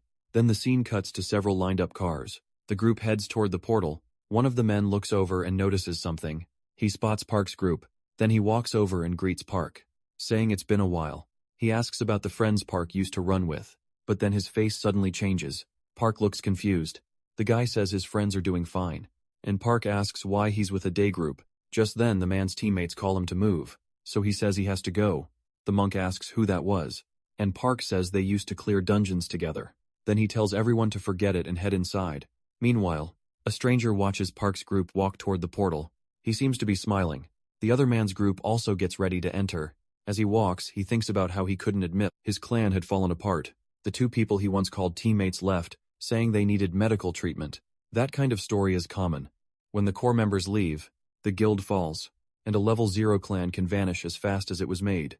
In a job where one mistake means death, the stress eventually breaks people. That's why mercenaries with no clan often team up in day groups to raid dungeons. So he tells himself at least one person in that crowd could become a real comrade, and because of that he's going to start over. Soon after the scene cuts to Shu riding her motorcycle. She says she's been heading there since morning. Misa tells her she'll send the location. Then the scene returns to Park's dungeon. The monsters are getting wiped out with ease. Han excitedly says, the skill he got from the skill book is amazing. Nearby, Junho keeps going all out against the monsters. One suddenly comes up behind him, but Junho catches it and takes it down. Han is shocked when he notices Junho, smiling after the kill from above. Park watches the whole thing. He says the three of them look more than enough. Then a light flashes through the trees. Another hunter comes running in panic, chased by monsters. Man from earlier shows up to help him, but it doesn't go well. He asks why. The guy threw a firebomb at him. A moment later, another teammate gets caught by a monster, and seems to be eaten. The boy on the ground says, the team was already falling apart. He can't help envying Park's group. Even so, he refuses to quit, and gets back up. Han says he's faster now, and getting tired less easily. Park praises him and says, from now on, they'll split into teams to attack. Then a man walks up and asks if they're from the Suvo clan. The boy asks who he is. The stranger introduces himself as Choi Myung-woo, from the Biji Guild. Everyone is surprised, since it's a famous guild, ranked 20th in the country. He says it's a coincidence. They ended up in the same hunting area as the Suvo clan, so he wants to offer them a gift. Since the group just ranked up, they can get a free pass to a level 2 dungeon. Han gets excited, because a ticket like that costs around 10 million. One Young-woo asks if they want to go right away, but they wonder if they shouldn't prepare first. He tells them not to worry. Plans are already set, and the gear will be provided too. Han tells Park, that kind of support is already a huge deal, but Subo tells the others to stay in a level 1 dungeon, and work on teamwork, while he goes to the level 2 one alone. Hearing that the man gives a sly smile, Subo's group agrees to follow his order. Then Myeon-woo tells the young man to get in his car. On the way he says they'll be using Portal 47. Suvo says he doesn't see any mercenaries around, and the man explains the portal opened recently. He adds that all the entry paperwork is already done, so the boy can go right in. He also says his guild would appreciate it if the Suvo clan kept using their portal. The protagonist says he just likes portals that are close by. When they arrive, someone tells Myung-woo that everything is ready. A soldier hands over strategy notes and a survival kit. Before entering, the protagonist looks back and says they'll grab food when he comes out. Myung-woo waves and tells him to come out fast, so they can get a drink then. The boy activates his helmet and steps into the portal. Right after that, a motorcyclist arrives. She parks, removes her helmet and asks if Suvo already went in. The man says yes and asks who she is. Choi runs toward the portal, saying she's with the Suvo clan and is going in too. The man smiles when he hears that Myung-woo tells another guy it'll cost 2 billion per person, and the guy asks why it's so high when this isn't even murder. Myung-woo says tricking them was easy enough, but the risk is high because the boy is famous. Then the woman enters the portal. Earlier she had met Park's group and asked where he was. After they explained, she sped off to catch the young man. She told Miso he was heading to another portal, and that she was going after him. Miso then told Choi to go in with him, and personally confirm his abilities. Choi said there wasn't much to see in a level 2 dungeon, and she wasn't even dressed for it. Miso pointed out that she already had the bracelet on. The girl replied that she liked her current clothes. Miso said she'd give her double bonus for any property damage. Choi asked if they really had to go that far. Miso asked if catching Suho wasn't important. While writing, the girl says Miso told her the contract was already set. Miso answered that guarantees are just basic business. Back in the present, Choi steps through the portal on the other side. Suho says the place feels different. Then he notices someone else coming through. The next second Choi appears. She tells him to close his eyes, because her clothes vanished during the trip. A second later, she uses her bracelet, and a new outfit appears. She mutters that she should have asked for triple pay. Then she realizes the boy saw everything. Annoyed, she reminds him she told him not to look flustered. Suho says he likes the bracelet, and asks if it works like an inventory. She ignores that, and asks how long he was watching. Suho thinks about how she'd seen him naked before. So now they're even. Then he asks why she came all the way here. Choi says she's there to watch over him. Suho says he thought they'd send someone competent. Irritated, she snaps that she's the most qualified one. The boy says she doesn't look like it. Choi says she only showed up like that because she was in a rush. The protagonist says she can stay, but she better not touch his prey. She assures him she's only there to see how strong he really is. Then she says, it looks like their welcome party has arrived. Ahead of them stands a huge creature. Choi says he's lucky to meet the boss right away. Suho corrects her there are 4 bosses. That leaves her confused. Then 3 more monsters start coming in. Choi says that makes no sense for a level 2 dungeon. The protagonist tells her this isn't a level 2 dungeon, and asks if she didn't notice while entering. Choi says she didn't because of the bracelet's barrier. As he moves toward the monsters, Suho tells her again not to interfere. Then a huge explosion goes off. Choi stares wondering what kind of speed that was. The protagonist slams one orc with a headbutt, and sends it flying. Then he grabs the orc's axe and cuts off its head. A second orc charges in, but Suho throws the axe straight into its head. He runs from the third one, grabs a vine and slips out of the orc's sight. While it's confused, he closes in from above. Outside the dungeon, Mangu is on the phone. He says they can collect payment already, because even S-ranks couldn't escape from there. Meanwhile, the boy smashes the monster in the head, leaving Choi stunned. The last orc comes at him. Suho grins and says the dungeon's level doesn't matter, if he can just kill everything inside. He dodges the attack and lands a clean kick. The force sends the orc into a tree branch, impaling it and earning him 32 conquest points. The protagonist says this place is a gold mine. Then he tells Choi to stop standing around and help collect the blood crystals. She thinks that even as an irregular, his experience should barely match F rank. Yet he hunts and kills without the slightest hesitation. That makes her wonder what kind of person he really is. Then she activates search as he gathers the loot. The boy says even the blood crystals here are huge, but Choi tells him this isn't the time for that. Suho asks, why not? She explains that even after killing 4 orcs, the gate still hasn't opened, and the supply bag only has rocks inside. The protagonist says he can still use it to carry blood crystals. Choi says this dungeon is at least level 4, and getting out alive will be hard, even if they work together. Then the boy realizes Maimu lied and sent him into a level 4 dungeon for free. Instead of panicking, he shouts that he'll buy the guy something really nice. When he gets out, Choi decides the boy is a complete idiot right then. A 5th orc charges at her. She tries to block it, but she remembers too late that she left her sword on the motorcycle. Luckily, Suho jumps in and saves her. He tells her to relax. He's strong even if he used to be stronger. Then Choi senses something else, followed by loud noises. She uses her clairvoyance and sees many creatures closing in. Choi says it's an orc squad. They're surrounded, and there's a war chief with them. Suho said the monk mansion was gone, but the prey just kept coming. The orcs charged in on wolves, which caught him off guard. I told Choi not to touch them. They were all his. Choi put up her shield. Suho kept slicing off orc heads. Then Choi pulled out her sword from her inventory and cut down one of the monsters. Even so, she still wished she had her real blade. Then Suho showed up and told her to stay off his prey, before going right back to beheading orcs. But then one of them smashed him with a club. It was the orc war chief. Suho got right back up and asked if that thing was the boss. The creature answered by charging him. Suho dodged and drove his knife into it. Choi wondered if that finished it, but the orc was still standing elsewhere. Miso asked if Choi had gone after Soho, but both of their phone signals were in different places and hadn't moved for an hour. She was sure they were together and figured they had stopped to rest and sort their gear before moving again. Then they realized Soho had left his phone in the car, and Choi had left hers on the motorcycle. Miso told them to track Choi another way, and learned she was inside a newly opened, level 5, dungeon. Miso wondered why they were there, and told the person handling the DGB guild portal to call right away. Back in the dungeon, Suho got thrown aside while the orcs kept closing in. He muttered that things were getting rough. Then he jumped up, pinned one of the orcs, took its axes and hurled them at the others. Arrows started raining down, and Choi dodged them, but she tripped monsters rushed to finish her. But she used a defense bomb and blew several of them up. Suho pulled her away. Just before the warchief's attack landed, Choi asked what he was doing, and he said they had to run.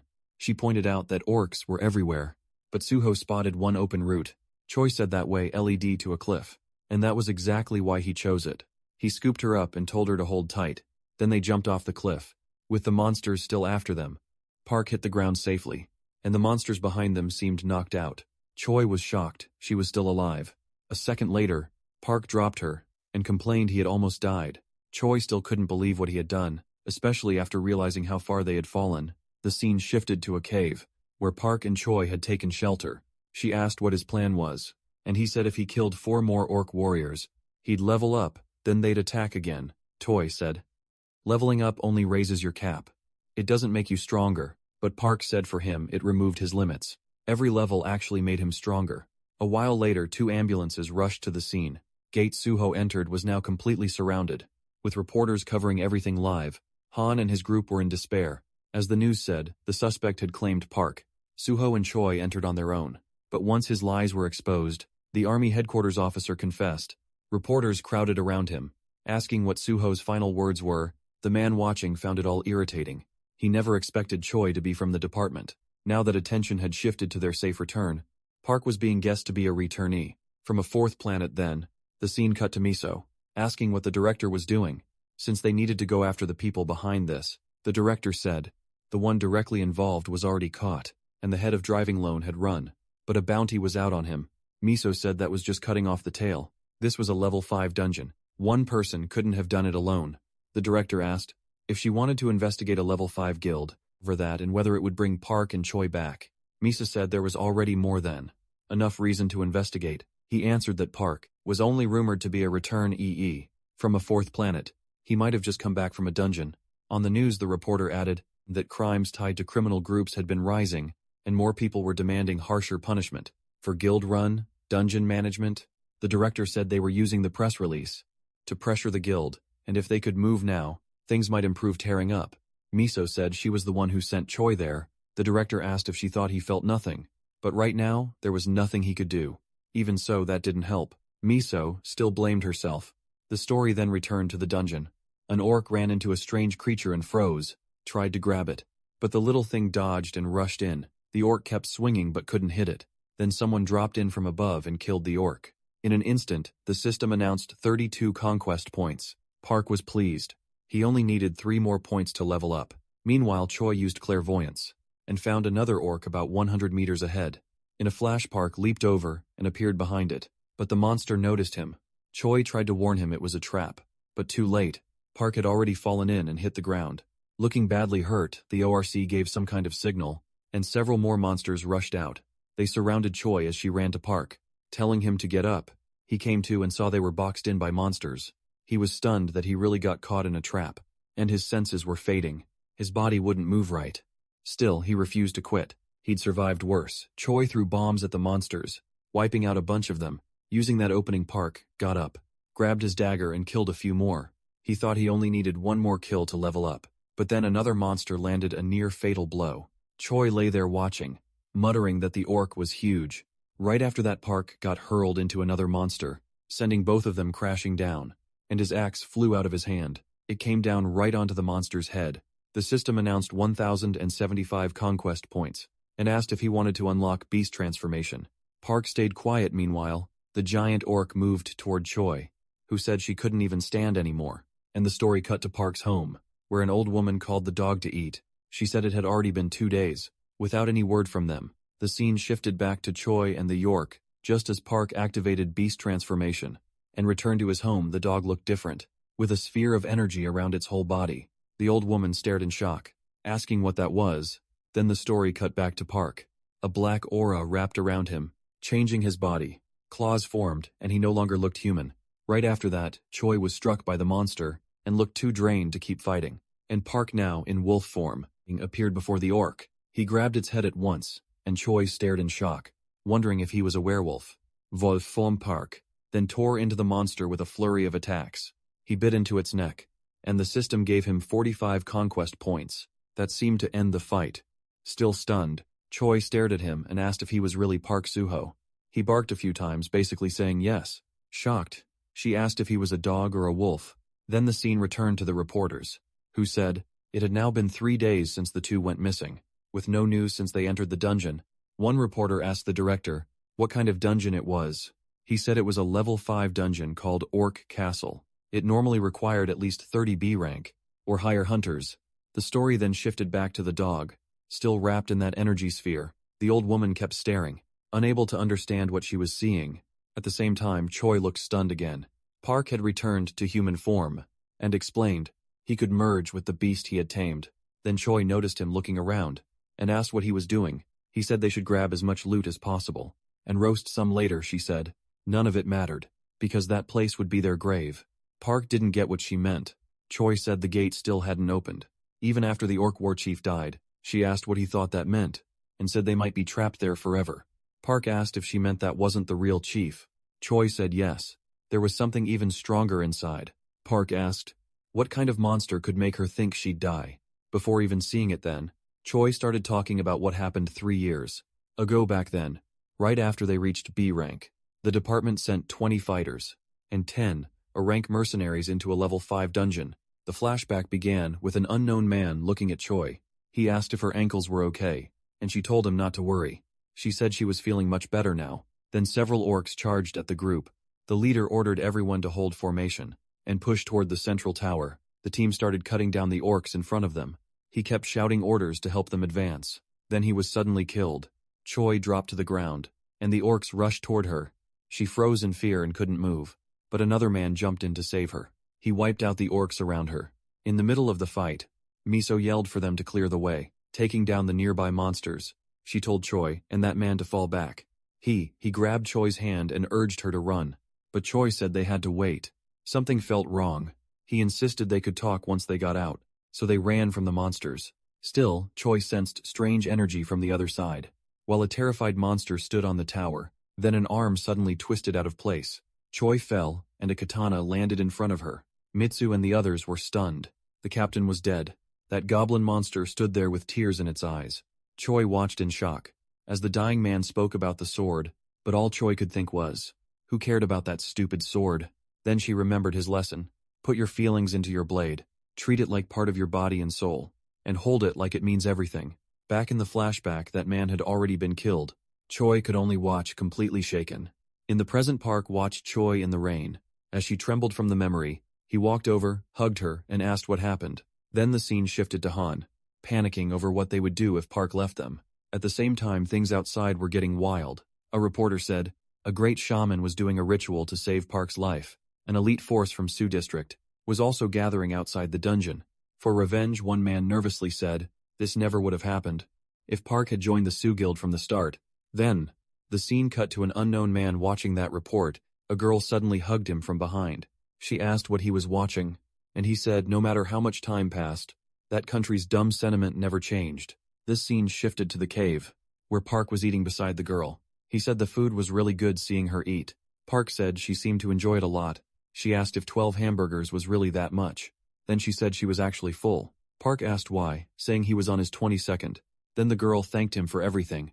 At that moment, a light started shining nearby. Park asked if she had used that sword to kill the Orc Lord. Choi said no, she would have passed out right away. And when she woke up, she was in a hospital beside Miso. Miso had taken her master's sword, and 2 more Ranka mercenaries died to barely bring that monster down. Park asked if there had really been an Orc Lord there, and where it was. Choi said it was likely Orc Castle, but there was nothing like that within 1 kilometer. Then, the spirit from before showed up at the cave entrance. Choi explained, that war chiefs usually stayed in 4 small towers, with the Orc Lord in the center. Then the tiny spirit moved next to Park, like it had found something. Park said she had located Orc Castle, then stood up and said, "They had to go now." Choi asked if he had a plan. He said the plan was simple: find them, and kill them. Surprised, Choi said she wanted to smack him, but she didn't have a better idea. Then the scene cut to Orc Castle. At that moment the gates were opening. A group of monsters riding wolves marched out. Park appeared with Choi riding on him. As they rushed toward the castle, York spotted them and blocked the way. Choi warned that Orc Knights were chasing them, so they had to move fast. The monsters raised their bows, but Choi used shield magic to block the shots. They jumped to the bridge and broke through. Choi threw a bomb, and a huge explosion went off behind them. After getting clear, she told Park to head to the center and draw all the orcs in. Then she looked up and saw more monsters coming. She was grabbed and started falling, but she told Park not to stop for her. Just keep going. She caught part of the castle, and managed to pull herself back up, but more orcs appeared in front of her. Joy quickly drew her sword. Meanwhile, Park kept climbing to the top. He reached a room with a throne. A terrifying goblin was waiting there. The goblin rose to its feet. Before it could react, Park bit its neck. He slammed it down and killed the boss with ease. The system announced that he leveled up. Then the castle started to collapse. At the same time, Choi was falling and thought she was about to die. But Park showed up, grabbed her hand, and saved her. Choi asked what happened to the Orc Lord. Park said it was already dead, and they needed to find the exit portal. They ran from the monsters. Still shocked, Choi asked if he had really killed the Lord that fast. Park said yes and told her to scan for the door. She used her ability and was stunned. The dungeon door was open. She still couldn't believe Park had killed the Lord that quickly. Then the scene cut to a truck, where analysts were checking data. One of them was shocked. He said the CT-27 dungeon was opening outside. Park's group was stunned too. A reporter announced that the countdown to the CT-27 dungeon breach had started. The crowd erupted with excitement. Meanwhile, Park and Choi kept running from the monsters. Park asked if she had found the door. Choi said yes, the exit was close, so they had to hurry. But Park caught a strange smell, and suddenly changed direction. Choi asked why when they were running out of time. Park said he wanted something to drink. Then he found some wolves and told them to follow him, and they obeyed. Choi asked in surprise if he was bringing those wolves along. Park said yes, starting today. They were family. Soon they ran into that orc group again. Choi groaned that they were surrounded now, but Park said his friend had told him there was another small exit. Choi used her ability again and told him to go right. They found the exit. Choi warned. There was only 1 minute left before it closed. Then the countdown hit 23 seconds. At that moment an arrow was fired straight at Choi. It hit her immediately. She collapsed. The orcs rushed toward her. Park started to turn back, but Choi told him not to come. He ignored her and charged in. He cut down one of the orcs blocking him. Meanwhile, outside the dungeon, the reporter said the door had been closed for 8 seconds. Everyone there kept hoping Park and Choi would come back. Inside, Park fought desperately to escape. As he lifted Choi, she said there were only 4 seconds left. Park told her to hold on tight, then made a huge leap outside. The countdown reached 0. Then a beam of light appeared, and the dungeon seemed to break apart completely. Outside, the reporter said everyone had been given hope, but sadly Park and Choi still hadn't returned. Then everyone was shocked when several wolves came out. First, right after that, Park appeared with Choi. People shouted that someone had flown out. They rushed over to check. Then they realized it was Park, and Choi was alive too. In the middle of the chaos, the reporter called it a miracle. The 2 people trapped in the dungeon had returned alive after 4 days. Watching the footage, Miso said it was taken right after they escaped, and they were sent straight to the hospital. Soon, headlines about the event started popping up everywhere. The director, amazed, said the reporters were really pushing those headlines. Miso said someone had tipped them off. So of course they were.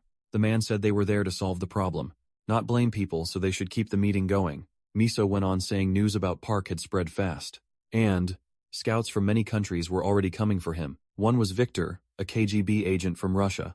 Another was Gorenstein from Israel. And last was Nakamura, vice chief of Tokyo's Awakened Federation.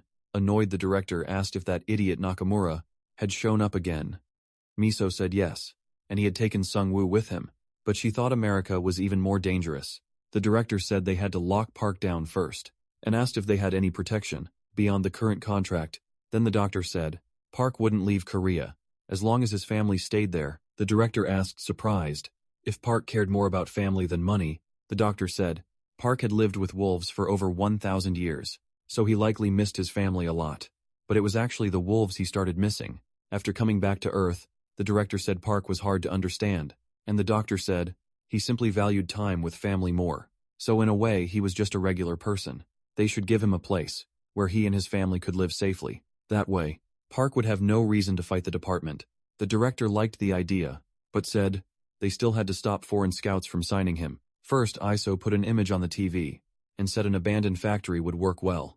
As the Suo Guild's new territory, they could also mark the nearby land as private property. The director said the building should work after some repairs, and asked if Suo would keep watching Park. Miso said she was the best person for it.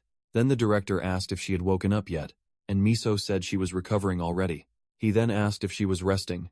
After writing that report on Park, and Miso said he was like a dogman, that shocked everyone. The director told her to go on scene, then moved to an arena, where the announcer welcomed fans around the world. It was the biggest event, to decide the strongest fighter, and the final match had finally come. The crowd exploded. As the shadow of an unknown man appeared, the announcer started introducing him, saying he was the current #1, defending the title for the 21st time, and still unbeaten after 45 fights. He was called the strongest being in history, and humanity's hope in these terrible times. His name was Okita Hiro. His sword gave off a dark aura. A woman watched from above, and Hiro jumped down into the arena. The announcer moved to the next fighter, the S-rank, human weapon, and rising star of this generation Michael, unbeaten in all 13 of his matches. He also leaped into the arena, and charged straight at Hiro, saying Hiro's era was over. He swung a punch, but Hiro dodged it. Michael kept pressing the attack, but Hiro turned it around, and landed several clean hits on Michael, cracking his armor. Michael then pulled a blade from his hand, but Hiro avoided it, and struck him again. Even so, Michael trapped Hiro in chains, happy that he'd finally caught the boy, then started attacking again. Hiro calmly told him he was already dead. Suddenly blood spilled from Michael's mouth, and the whole crowd froze at what they were seeing. In seconds, Michael collapsed. The announcer, stunned, asked what had happened, saying Michael had been on a huge winning streak, but was beaten with ease. Medics rushed in to heal him, but he still didn't move. While the announcer kept talking, the referee made the call. Michael couldn't continue, so Hiro defended his title for the 22nd time. After leaving the arena, another man asked if he'd used a new move.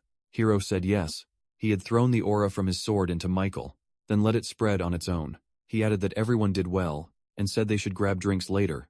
Then he opened the door, and at that moment, the woman from before hugged him. She asked if he had killed Michael. Hiro said Michael was supposed to become one of the 7 future villains, so maybe he should have. She told him not to carry everything by himself. Hiro then asked if anything strange had happened. She said the department had called, but other than that, nothing much. She added that the director warned her not to get hurt, so they should get ready and go. Since everyone was waiting, the scene then shifted to that man from earlier. Watching the match on TV, the woman said she had heard that the person trapped in a level 5 dungeon had made it out alive, which clearly surprised him. She said people were calling him Korea's second Samu, and expectations were high. She also mentioned the Defense Department was very interested in him. Hiro asked who it was. She said his name was Park, and asked if Hiro remembered the guy. Reporters mentioned the one trapped in a level 5 dungeon. She then showed Park's info on her phone. Hiro said he'd never seen him before, and wondered if maybe he wasn't a swordsman. Since none had appeared in the last year, she replied that from what she'd heard, Park was a droid, and if he really came back from a 4th planet, Earth might connect to that world. Even as an F rank, that was amazing. Hiro smiled, thinking that was impossible. This was his 25th regression. He had lived through the same events again and again, for about 500 years, so he remembered all the awakened people, who would become famous, and the rough shape of the major events. The Park wasn't among them. In all that time, no one named Park Soo had ever become important, especially not a returnee from a 4th planet. The story barely changed, no matter what Hiro did, and even 5 years later, no new planet ever appeared. The woman asked if they should try to bring Park to their side. Hiro said he didn't know yet. She pointed out that Park was the most talked about person in Korea, but Hiro said they should wait, because the apocalypse would start soon. Survivor cities, the last strongholds after the disaster, would fall one by one, from dungeon breaks across the continent, with huge waves of monsters pouring out. Soon monsters would rule the skies, and as people died across the continent, mass escape would begin during that long war. Everything else was forgotten. The awakened of Asia and the homeless would place their final hopes in the heroes, who rose up. That was why Hiro chose to build his base in Japan. Even though people called him a traitor, if he cleared that country's dungeons and gathered the gifted people who revealed their true talent, Japan would become the best place left for survivors. Still, Korean survivors didn't call him a traitor. They called him by name and as a hero. Back in the present, Hero said. Park's story felt like a show. It might even be fake. And if Park was still alive once the apocalypse began, it would be too late to recruit him. So for now they would keep watching the scene. Then move to the hospital. Miso entered the room where Choi was. She asked if it hurt, and Choi said yes. Miso sat on the bed and said she didn't look hurt, but Choi insisted she was. Miso brought up a rumor in the hospital. A masked man came every night and left at dawn. She asked if it was Park. Choi kept reading an e-book. Then she asked if Miso bought what she wanted. Miso said she got lucky, sent one over and brought food. A little later. Choi finished eating miso, told her to get back to work, and asked why she was still lying there. Choi said she just sleep for 1 hour, but Miso said no way. Then the scene cut to CIA headquarters. Some agents were watching news about Hero. One said it didn't matter who fought him, it was still Michael, and he got crushed way too easily. Another said Hero kept getting stronger. At this rate an SSS rank might appear soon. He wondered where Park and Suho had gone, but then said they hadn't disappeared. These were recent photos from their agents. The man looked confused, and asked if that was Seoul Station, wondering what Park was doing there. The other agent said, Park had been going there often lately. He joked that maybe Park was talking to pigeons, or maybe he got rejected by someone. He said he could introduce Park to plenty of beautiful women, because they couldn't let anyone steal their protagonist then. He said his special agents were leaving Korea that morning, which shocked the other man. He then said the skies didn't look very safe right now. The other man asked what he meant. The scene cut to a jet with several people inside. A girl looked out the window and said, there was a really pretty bird outside. So her mother looked too, but she froze. A giant monster was flying above them. The dragon was smaller than they first thought, but it still shocked everyone. People on the plane panicked, and guessed the monster was following them. Maybe a wyvern. Another man said it was still young, so it probably wouldn't attack. He couldn't understand why a monster like that was there, and guessed a dungeon had appeared nearby. Then he was stunned, because a huge wyvern flew right over the plane. A moment later, it prepared to attack, and flames swallowed the jet. The plane exploded and fell toward the ground. The dragon kept flying until it joined several others. The scene then cut to 2 cars. Han said the country had gone crazy, and that they were almost there. Junho asked if that was the place they were heading to. Han stared at it, and asked if it was supposed to be a haunted house, because the house in front of them looked bizarre. As he walked up, Han said it really did look haunted. He started complaining, asking if this was seriously going to be their guild headquarters. He even wondered if the internet guy would come to a place like that. Then Choi said she had just seen a ghost on the 2nd floor. Everyone started arguing about whether they should even go inside. Choi said she couldn't live in a place like that, so told her to relax. It was her first time in a place like this, so of course she was shaken. She added that renovations would start the next day, so there was nothing to worry about. Park asked what the issue was. He liked the place, and said they could move in right away. Choi walked up and asked if he had lost his mind. Miso said a man who trusted his instincts would move fast, and asked if they should mark the edge of the land. That way they could decide how much territory to claim, and Park seemed to consider it. Then he used an ability light spread across the area, and everyone stared as tree spirits appeared. The spirits moved toward one spot. Miso asked what he was doing, and Choi realized he was marking the borders. The spirits kept working, and tree sprouts suddenly burst from the ground. In seconds they grew into a huge forest. Everyone was stunned by how fast it happened. A whole forest now stood there. Park then said he was done. He guessed the boundary stretched about 1 kilometer from the house, so that should be their limit. Smiling, Mizu said it looked perfect. From that day on, the place would be the Shugo Guild's territory. Everything inside it would belong to the guild. But Park asked if that wasn't too much, since he only planned to stay a few months. Miso said it was standard procedure, and her department already saw Park as family. Park said he liked that. A moment later, Miso asked him to sign the contract. Choi cut in and told him to read it first, but Mizu pushed him to just sign. After that, everything seemed settled. They agreed to keep doing their best, until the portal opened. Park said he would keep his promise. Mizu told him to trust the government. They got into the car, and Choi demanded the renovation team be sent over, or she was leaving then, and the car drove off. Annoyed, Miso said the girl was becoming a bigger headache every day. Another man asked if so few people could really manage land that large. Miso said if they couldn't, she'd use that as a reason to send her own people there. So she ordered a list of attack units above level 5, and told them to get ready. The scene then shifted to a ship at sea. A group of bandits moved in, saying they'd hit the jackpot. They opened fire on the ship. The people on board panicked and called for help. They sent out SOS signals to anyone nearby. Then the bandits started boarding. One man yelled to start the engine and hide in the engine room. But it didn't help, and everyone was suddenly shocked. Within seconds, the men on deck were thrown into the air. A huge tentacle rose up next, and a giant creature tried to swallow the ship. The vessel started sinking. The captain fell into the water, and a monster appeared in front of him and swallowed him whole. And it became clear the water was full of strange, shark-like monsters. Meanwhile, a helicopter flew over the area, reporting that it had reached the boat's coordinates. After searching a 16-kilometer area, they found no trace of the ship. Below the surface, the giant tentacle moved on, heading for another ship. Before the scene cut back to Park's clan house, the tree spirits kept working, and the house was already being rebuilt. Soon Choi's phone started ringing, but she was still asleep. She finally answered. On the other end, Miso joked that she seemed to be enjoying life in that house. Still half asleep, Choi asked why she'd say that, and said she was still on duty. Miso asked if she was with Park right then. Still groggy, Choi said she didn't know. Miso called her lazy, and asked how she could not know. Told to get up, Choi finally did, and found a giant tree in front of her. She drank her coffee. She said Park had planted a crazy amount in no time. All the trees were already fully grown, and the huge one by the house amazed her. Wolves were roaming around it at the same time. System windows appeared in front of Park, showing data on the wolves. Park started giving all of them names. The system warned that, if dimensional energy went beyond his own, during fusion he could lose his mind. Looking over the info, Park wondered if he could keep leveling the wolves up. Just then Choi showed up and asked what he was doing. Park said he was naming his family members. Choi said he should have woken her up, and asked why he went off by himself. Then the dog from before came over. Choi was surprised by how fast it had grown. Park said everyone had gone out that morning, and was probably heading to the dungeons. Choi was impressed by how hard they worked, even in that heat. Park then asked if she wanted to go for a walk and cool off. He transformed and told her to hop on. She got on and asked if he just wanted to show off. Park only told her to hold tight, then took off at high speed. Choi was shocked and told him to slow down. Meanwhile, the wolves ran after Park. The scene then shifted elsewhere. A man asked if there was really nothing to report. Headquarters wanted updates, but no one had left the house in 2 months.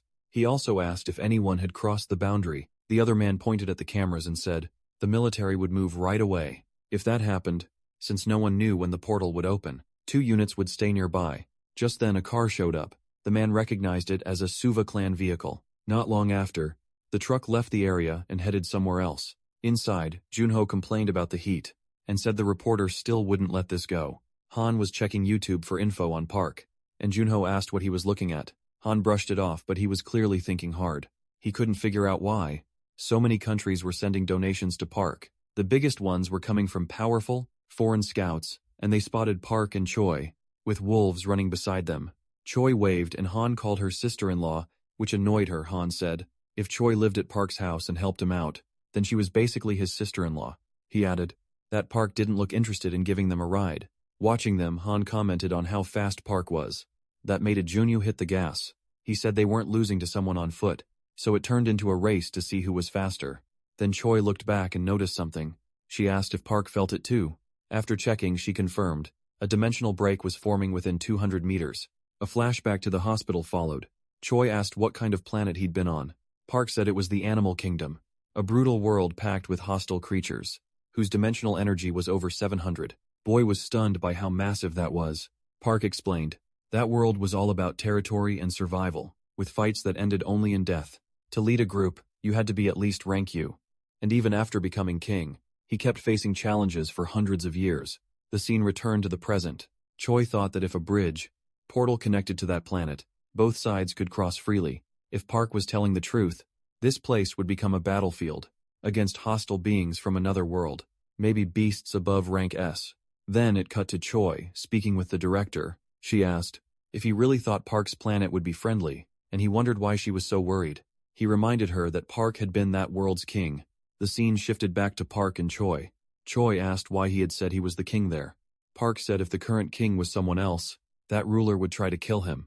After seeing how weak he was now, Choi, baffled, said that somehow made perfect sense. Then she told him to run full speed, toward the northeast field. They needed to get far from the city center. They rushed toward the bushes, while Han wondered where they were going, and hurried after them as they moved. A beam of light appeared. Choi said the portal was starting to open, but the warped space around it left her confused. Soon Miso got a call. Choi told her the portal was about to form. Miso asked what exactly she meant. Choi told her to send the portal location to the guard, or units a little later. Several convoys arrived and aimed their missiles, in case they needed to strike. Park noticed something strange and said, this wasn't the planet he'd come from, just a normal portal. Choi asked how he could know that without any equipment. Park stopped and said, the feeling was different from when he crossed before. Choi explained that his old one had been a teleport portal, the kind returnees sometimes used, so that could be why it felt different. But then she realized something. Now that she thought about it, the teleport portal Park crossed had stronger dimensional energy than a bridge portal. Back then she'd assumed the device was broken, but maybe her instincts had been right. Those same instincts still told her this was dangerous. It looked like a dungeon portal, yet she wasn't even sure it was really a portal. The soldiers watching guessed it might be a dimensional break. Soon more cars arrived at the site. One man said, the department's detection team had shown up. Right then, several helicopters flew over the area. The man was stunned. A portal really had opened, and he guessed it might be a dimensional break. Then another beam of light covered the area, and a second portal formed. Choi confirmed this one was a dungeon portal. She realized Park's instincts were better than hers, even though she had the best detection skill in the country. Soon Park's brother's car came into view. Han and the professor walked up, and Han said it was a portal, maybe even one linked to a new planet. 2 more cars pulled up and soldiers got out. They introduced themselves as the 11th detection team. Then they started setting up measuring equipment. Junho asked what the machines were for. The girl said they measured the dungeon's rank, and how long until it breaks. As they checked the data, the number 4, Arba, 2 appeared. One man said it was only a level 4 dungeon. Park said that was good enough. Miso sounded disappointed, and asked if it was really just level 4. A little later the girl changed clothes and said that, since Park claimed this wasn't the same portal, she needed to go inside and confirm it. Scene cut to the director on the phone, asking if it was really a level 4 dungeon. Miso said they still didn't know. First they had to check whether this new dungeon, connected to the place Park came from. The director, fed up, said this whole thing was driving him insane, and asked if she knew how much money they'd burned on it. Miso repeated that they couldn't be sure yet, because Park's abilities were unusually high. The director argued that if a portal appeared near someone who had just returned, it was probably only a dungeon portal. Then he asked if she knew who had trusted this project enough to fund it. So shot back that Park was valuable, just because he was an irregular. The two kept arguing, until the director told them to fix this somehow. If they couldn't recover the investment, they'd be finished back with Park. The full analysis was ready. One man said the dungeon would break in 50 days, so they should send a team soon. Park said that worked for him. Another man added that Park would need to report his current number of guild members. The man said that part was easy. He explained that most guilds use dungeon energy meters, but the newest model cost about 3 billion. Park said that was expensive, but the man told him they had orders to leave one here permanently for this portal. He then asked Park to sign the paperwork. Watching all this, Park asked why they were giving him so much. The man just smiled and said that, even if Park wasn't a returnee from a new planet, the department still wouldn't treat him badly. He added, that other countries had been trying to recruit Park lately, so the department wanted him to know they saw him as family. Speaking as the nation's treasurer, he said he was there to pass along that message. Park only looked confused, saying no foreign country had contacted him that, and Han walked up and asked to speak with Park. He explained that the fight over Park was intense overseas, and since Park barely used the internet, Han had been receiving lots of donations. Park asked how much. Han said around 5 million. Park put a hand on his shoulder and told him that, no matter how much he loved money, he shouldn't become its slave. He said that in life, having someone to talk to was worth more than that kind of cash. Han sat down and said he'd remember that still. He explained that those countries wanted Park to at least look at their offers. Han said he had to show him 3 of them, and Park asked what he had done. Han replied that those countries hadn't sent assassins, just because he hadn't shown Park the offers. Park told him to say he showed them and got ignored. Then he asked Han to get Junho and change clothes. Before they headed back, Han said he'd keep some of the donations and put the rest in the guild fund. Park told him to do whatever he wanted. Han was thrilled, thinking Park was generous and exactly his type. He was especially happy because he just gained over 3 billion. Some time passed. Park asked if everyone was ready. They were about to enter the dungeon. Just then the other man returned and told them to wait, because the department's combat team was coming. Park refused the help. He said if someone had to come in to check the contract, he'd allow only 2 people, and they wouldn't join the hunt. Troy told him not to worry. They were ready to go in man. He warned that a level 4 dungeon wasn't easy for such a small group, but Choi told him to be quiet and keep recording. Soon the dog from earlier showed up. Park said it should come too and gain some levels. Then they all entered the portal and arrived in a strange place. Park said he wasn't fully sure where they were. Choi used her skill to scan the area. Park said the place felt a little familiar. The other man asked why they were walking around so casually when they should be careful. Han answered that as long as Park was leading, they just had to follow suddenly. Choi told everyone to stop. There were 3 monsters about 70 meters ahead. Han quickly pulled out his weapon. The other man doubted that was enough, but Han said it was. Junho drew his sword with a fierce look. The other man asked why Junho was acting like that. Junho charged at the monsters, but Park instantly knocked him out and asked Han to wake him. Later the man demanded an explanation, and Choi said Junho had a condition.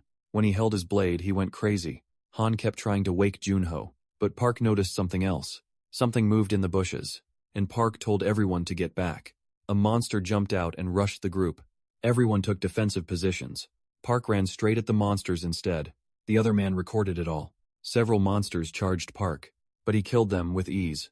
The system told him he earned 48 conquest points. The group stayed alert. In case more monsters were nearby, Park was surprised by how fast he reacted, and wondered if this was real. Then he reminded Junho not to forget the loot, and the two started pulling stones from the monsters.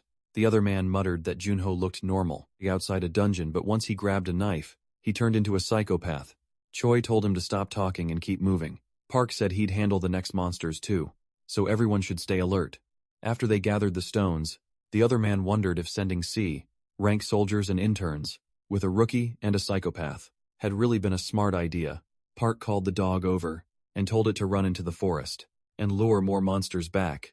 The dog obeyed and rushed into the forest. Choi and the other man watched, wondering what would happen if a whole pack came charging at them. When the team leader asked if they'd be okay, Choi just told him to keep filming.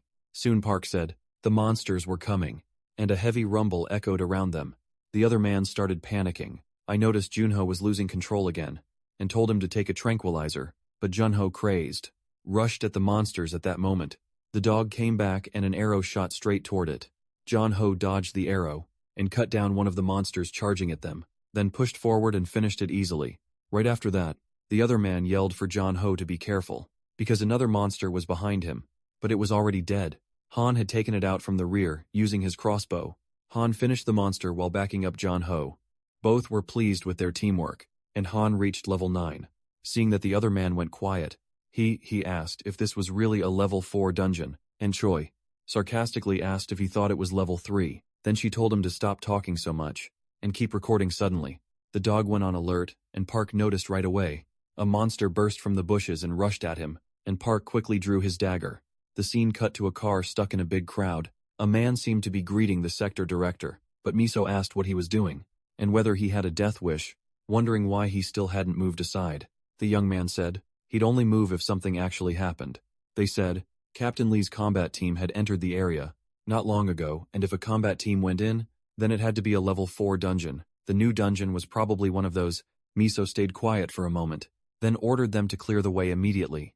As she left, the young man sarcastically thanked her and called the whole thing a waste of time, since it was only a level 4 dungeon, and they started packing up. Meanwhile, Miso's car kept heading to the site.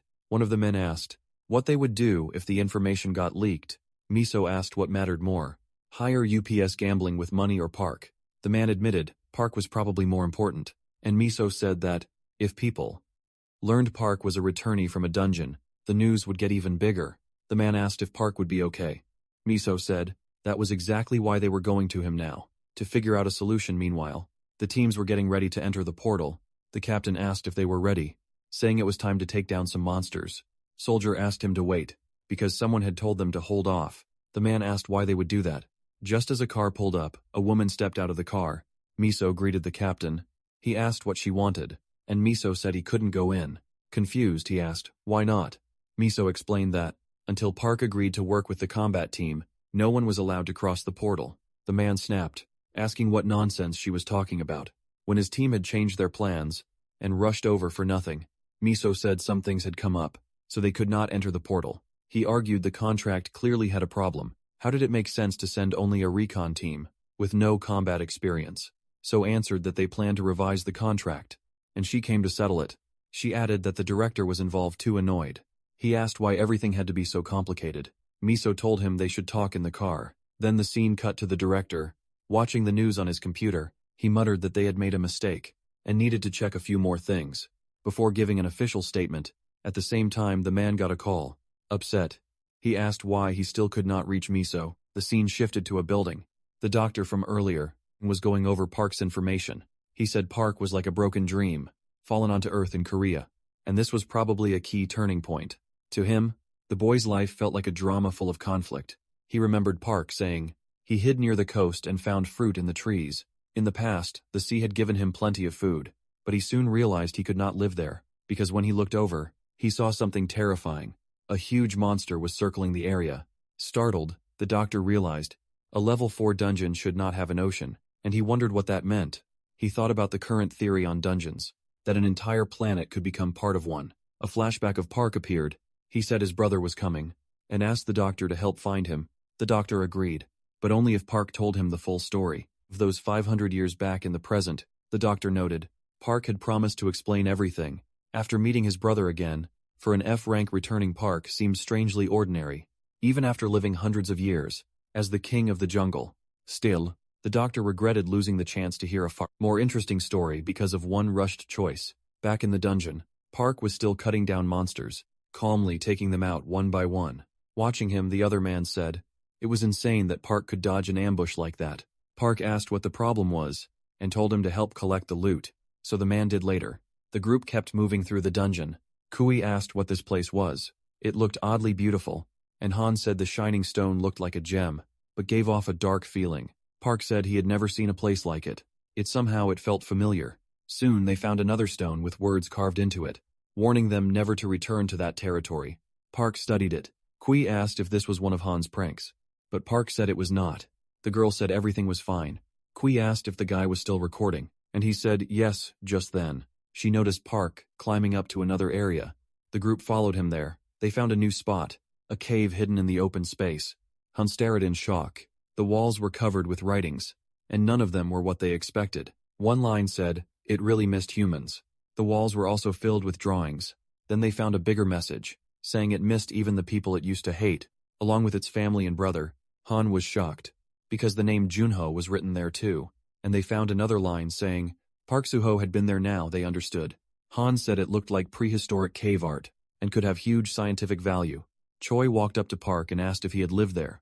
Park gave a sharp look focused on something else. One message said it had been 500 years, since he became the owner of Moonhill, that made him remember an old enemy, a giant black tiger, that always looked at him like a threat. During their fights a moment later, Choi asked if he was okay. Park kept staring at the writing, remembering every fight and every moment he had there. Then he seemed to realize something. Han kept searching the cave, and found some unfinished blades too. He wondered how they made them, since the stone was so shiny. Suddenly, Park started running, and Han asked where he was going. Choi chased after him as he hurried. Somewhere else a moment later, he reached the top of a mountain. Shocked, he wondered what had happened to this place. Choi caught up and asked what was wrong, and if this was where he used to live. Park said yes, but something was off. There should have been a snowy mountain that way, and a grove of fruit trees on the other side. The sea should have been over there too. Surprised, Choi asked if there really had been a sea. Park said, this place was called Maelstrom 12, and no one should go there. Choi wondered if a sea could really exist, inside a level 4 dungeon. She then asked if Park had written those messages, and he said yes, he wrote them, so he would not forget the civilized world. When he first came there, he lived in that cave to hide from the other animals. Even after moving, he came back from time to time, and kept writing on the walls. Choi asked if the lizard men had always lived there. Park said no. Then she asked what happened to his animal companions. He said, that was leopard territory, and they were not weak enough to leave, just because of a few lizard men. Then Choi asked if he could see that mist. Park said that was the end of the dungeon, so they could not go past it. Just then a noise echoed through the forest, and Choi asked if it might be the lizard men using his ability. Park confirmed it was an ambush. Then several lizard men started climbing up. Meanwhile, Han and the others were still higher up the slope. Choi said there were 102 lizard men coming, and wondered why they were attacking all at once. Below them was the Lizard King, wearing a strange skull on his head. Looking at it, Park guessed it belonged to one of the leopards he had once fought. He told Choi to stay with the group, then leaped off the mountain straight at the monsters. Choi shouted, asking what he was doing. Then the scene cut to that woman from earlier, watching a pigeon. Blue energy started wrapping around the bird, and Choi was stunned as Park suddenly formed wings and flew fast toward the boss. The Lizard King threw his spear, but Park dodged it with ease. In seconds he was right in front of him. Then blue energy wrapped around the dog from earlier, and Park shifted into his wolf form, slamming into the lizard. The two of them crashed down toward the bushes. Choi was stunned by what Park had just done. Han and the others soon reached the mountain. Choi said it was fine. Park was not dead. Meanwhile, the lizard men kept climbing the mountain. Choi warned that more were only 30 meters away, so everyone needed to get ready. The other guy grabbed a stone and said he was ready.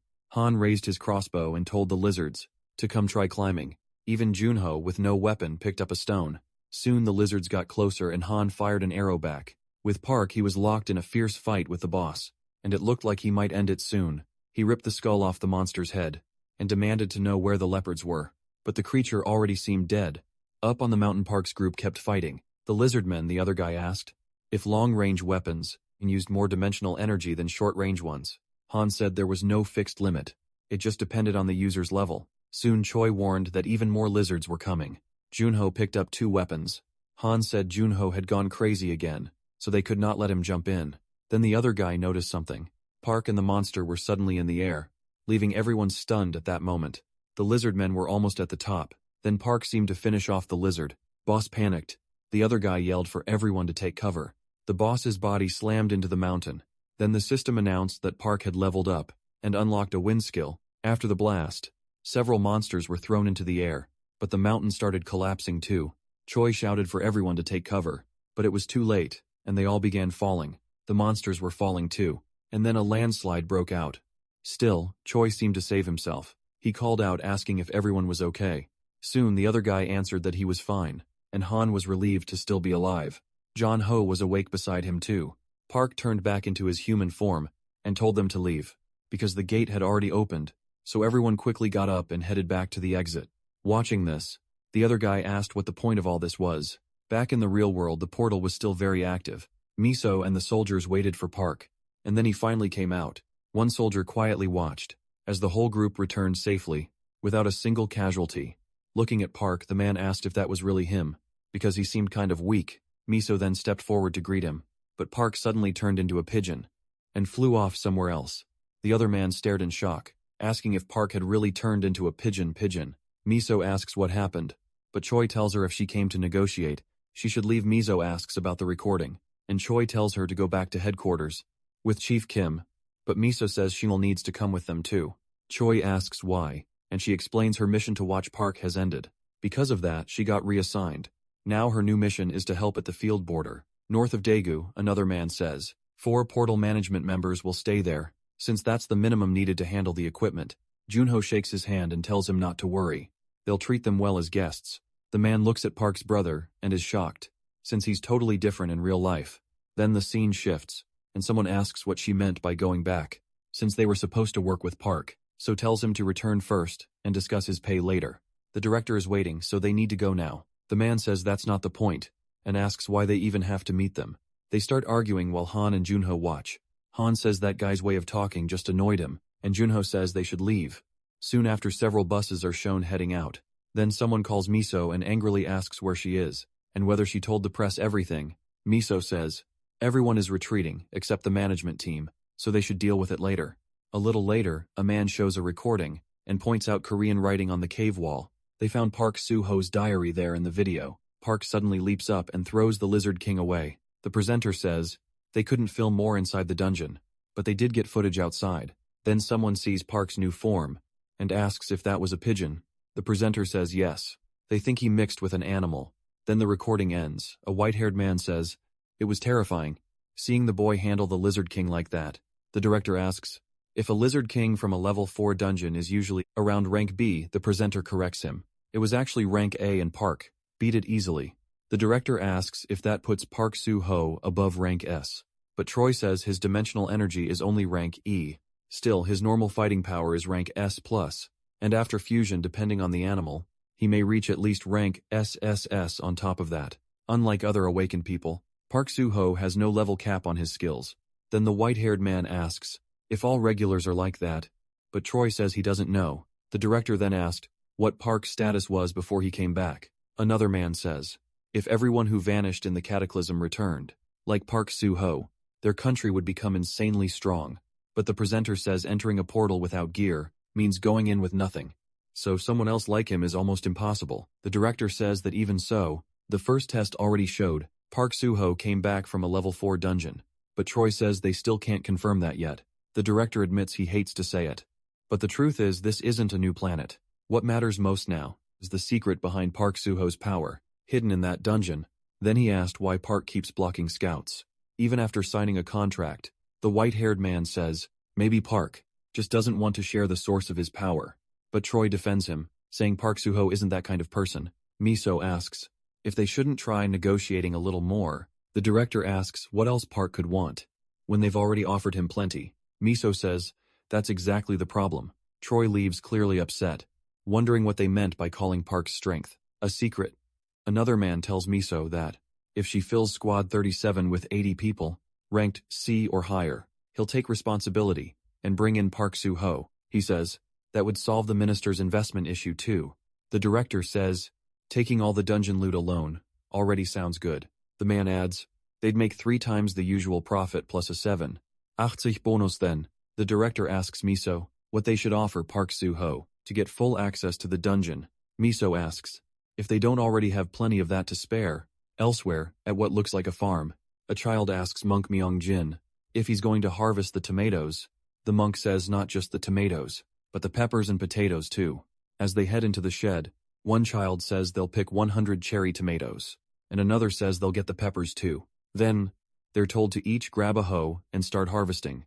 But while they work, a creepy man watches them from hiding the scene, then cuts to a soldier, saying they have 10 minutes before departure. He tells them to report troop numbers and check the equipment. The others answer that everything is fine, and detection has no issues. Meanwhile, Choi is on her phone.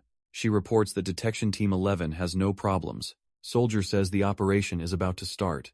Then they move out in a tank. Choi is still on her phone, while the soldiers talk about how the Daegu border is basically hell because of constant dungeon breaks. One asks if the detection team is really being sent to the front line. Choi says yes, and if they're smart, they'll write a will before they lose signal. And the story cuts to the house where Park is staying. A little later, Choi calls him, but Park is asleep. Han is at the computer, saying Park has been sleeping way more than usual. He also says that now people know Park is just a returnee from a level 4 dungeon. The donation should have stopped, but then he sees something shocking. Just then, Junho walks in. Han tells him to knock first. Junho apologizes and jokes, asking if Han was doing something illegal. Then he asks if that monk had called. Han says no. Junho adds that he couldn't reach him either, and wonders if something happened. Han jokes that maybe he reached enlightenment, but he's probably just having fun with the kids. Somewhere, no noticing what Junho is holding. Han asks what it is. Junho says his grandma thought he was seeing things because of a vitamin deficiency, so she bought him supplements. Han asks if he doesn't think Park has been sleeping too much, and Junho says he was about to wake him, but in Park's room he was already awake, and staring at the giant tree ahead. He thinks he had hoped the portal would let him meet his old friends again, but the land he came back to was only a small part of that world. Instead of his friends, he found strange red lizards, and he had no clue where his red wolf family was. He also thinks about his worst enemy Kuro, who might be somewhere with that giant gorilla from before, and wonders where they ended up, or if they ran somewhere else to escape those lizards. But he quickly stops himself, and asks if that even matters. If it's meant to happen, they'll meet again someday. Soon after, Junho comes in and asks if he's awake, saying they should eat. Park says he is, and he slept so long, he didn't even notice he was hungry. They leave the room while Choi keeps trying to call him. Sometime later, Park is eating dinner with the others, and asks where that blonde girl went. They stare at him in surprise, and ask if he seriously doesn't know her name. Park asks if her name isn't Blondie, wondering why they're reacting like that. Han, totally stunned, says her name is Choi. He asks if Park and Choi weren't close before, and Park asks if Han means that house. Then Junho adds that they might send her to the field. Park says he has no idea what they're talking about. Junho explains that she called because Park didn't answer, and they also need to recruit new people for the guild. Park asks if they really have to. Junho says yes. They need people to manage the portal meter, and they never know when a portal might appear in his area. Park then asks Han if he knows where they can find recruits. Han says he might if he contacts an old boxing friend. Park asks if that monk came back yet. Hanho says no, he hasn't called, and he never said where the old orphans were staying. In Seoul, annoyed, Han says Monk still isn't answering his phone. And then the story cuts back to the battlefield. Joy is still waiting for orders. Looking at her phone, she realizes she's in the red zone with the necrophiles, and wonders if that was part of the original route. Then, she stops thinking about it and shuts her phone off. Back with Park, he notices he has 2 missed calls from her. He tries calling back, but her number is already unavailable. The scene shifts again, to tanks moving toward a new location, and zombies are swarming the area around them. Park keeps trying to call. While Choi's phone lies there covered in blood, Park realizes she just isn't picking up. Soon after, a car pulls up at Park's house. Mai-soo tells Jun-ho they just got there, and asks if she can see the protagonist. The other man looks over and spots Park. Park was sitting in a chair looking over something. Park asked if this was about the inspection, and Maisie said yes. Park said it wasn't even a new planner, and asked why they were so obsessed with checking him. Mai-soo said they wanted to learn the secret behind his dungeon. Power Park said he told them plenty of times. They just needed to train hard for 1,000 years. He asked why they still didn't believe him. The man told him to quit messing around. They were from the same country, so in a national crisis they should help each other. Park asked what he meant. The man explained that level 6 dungeons were appearing more often, and the time before a dungeon break was getting shorter. The number of infected in the field had shot up, making things worse. During a huge food and worker shortage, that was why they badly needed strong people like Park. Park asked what infected people were. The man said that after the Great Shift, an unknown virus started spreading among people living in the field. The infected were called necrophiles. He added that the red-marked areas were red zones, full of necrophiles, and if those zones spread, land travel would be cut off. That would make handling dungeon breaks in the field much harder. They believed the virus came through a portal, but it had spread so fast that their current manpower couldn't contain it. Park asked if in exchange for freely inspecting and hunting in dungeons they would give him 2 rewards. Man said the first reward was raising his guild to level 5. That meant he could enter any dungeon level 5 or lower, which he called a pretty exciting deal. Second reward was new territory, land in the north near Park's current area, and he asked if Park could manage it. Park said that if he meant the field, that land was already abandoned. Then, he asked if they wanted him to protect Eastern Seoul. The man said most of it was empty land. Aside from a few cities after the disaster, the people left in the field couldn't take it anymore, and started moving to safer places. But the larger, secure cities didn't have enough room. Park asked if that meant he should stay there and receive them. The man said that when people gather, they start rebuilding. Trade grows around dungeons, and farmland gets cleared again. If Park's guild proved it could manage the area well, it would likely make a lot of money. He also said modular, mobile homes in dungeon trade districts should help during dungeon breaks. Mark looked over everything. Then he said it wasn't a bad offer, and asked about North Korea's current state. He said their command system took a huge hit. At the start of the disaster, the other man explained that coups followed, and when the system collapsed, many escaped to the mainland. The survivors left behind were wandering from place to place, just trying to live, and since no one could manage the dungeons properly, breaks were happening everywhere. He asked if it wasn't only a matter of time before they crossed into South Korea. Park then thought maybe he hadn't been mistaken. After that, he accepted the offer and said they should sign the contract. Pleased, Mai-soo said he had made the right choice. Park asked if the rule about staying in the country for 30 days had been removed. The girl said it had. Park said he had 2 personal requests. First, he wanted to meet the scientist who made the dimensional energy measuring device. Second, he wanted help finding Monk, a guild member who had suddenly stopped answering his phone. ISU said both requests would be easy, and they'd handle them. Park stood and said he'd start the mission soon. The scene shifted to a building where 3 people sat near a chair waiting. A man thought about the Estila Guild, the mercenary group backed by Korea's biggest company. They only opened recruitment twice a year, and most applicants failed during the first stage.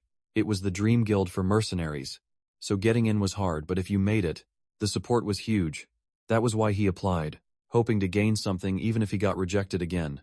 Then something unexpected happened. He passed the registration stage. After 3 years in small clans, and life as a known mercenary, it felt like real recognition, but it still wasn't over. Out of the 50 who passed registration, only 10 would survive the interview round, so he couldn't lose confidence now. This might be his only chance. Just then he got an email, and what he saw shocked him. Later, a woman said they could leave the room now. The others began filing out. One man commented that This round of applicants had been weak, so the candidates were pretty average. A woman said some would at least work well as porters, since they'd guard supplies with their lives. Another man said he had found a swordsman named Jiang. Jiang had 3 years of experience, but was still rank E. He said if Jiang's awakened ability was fencing, he might be worth training, so he'd take him. Then they told someone to send in the next group. The man called numbers 46 through 50 into the room. The interview started again. Then one of them asked why only 4 people had entered, and where Jiang had gone. The boy answered that Jiang had suddenly left the scene, cut to his phone showing Park's message, asking if he wanted to join his guild. That's why Jiang walked out. He felt there was no point thinking it over, and should just say yes after all. Park had saved his life, and was the most talked about man in Korea. Then the scene returned to the tank convoy, moving toward the battlefield. One soldier warned everyone to stay sharp, since an ambush could happen at any time. Monsters were already crowding the area. A soldier said the roads were getting too dangerous, and they should have stayed on the usual route. Another answered that they had no choice. They wouldn't make it in time otherwise. Soon one soldier called his friend over, after spotting something strange, and asked what it was. Looking closer, he saw several zombies eating a monster corpse, and the zombies turned their eyes toward the tank. The soldier ordered them to wipe the creatures out, and with a rocket launcher, but the other man warned that shooting would stir up the necrophiles. Even more, the captain said they didn't have time, so fire anyway. If they got through this area fast enough, they'd reach the military operations zone. Following the order, the soldier prepared the launchers. Then the captain gave the signal to fire. At once, 4 rockets flew straight into the infected horde. The monsters barely reacted in time. The blast ripped them apart, and the tanks rolled ahead, crushing what remained. Nothing was spared in their path. But all that noise brought in even more creatures. The survivors howled, calling the rest. The tanks braced for impact. The creatures rushed in, snarling as they tried to reach the vehicles. The sergeant yelled from the cabin that they were pushing through, and ordered full fire. The cannons answered with a thunderous barrage, blasting open a path at the same time. A white van sped down dirt roads, with a horde of infected right behind it, and the dashboard warned they were almost out of fuel. The driver shouted that gas was nearly gone, and Monk told him to keep going for the camp.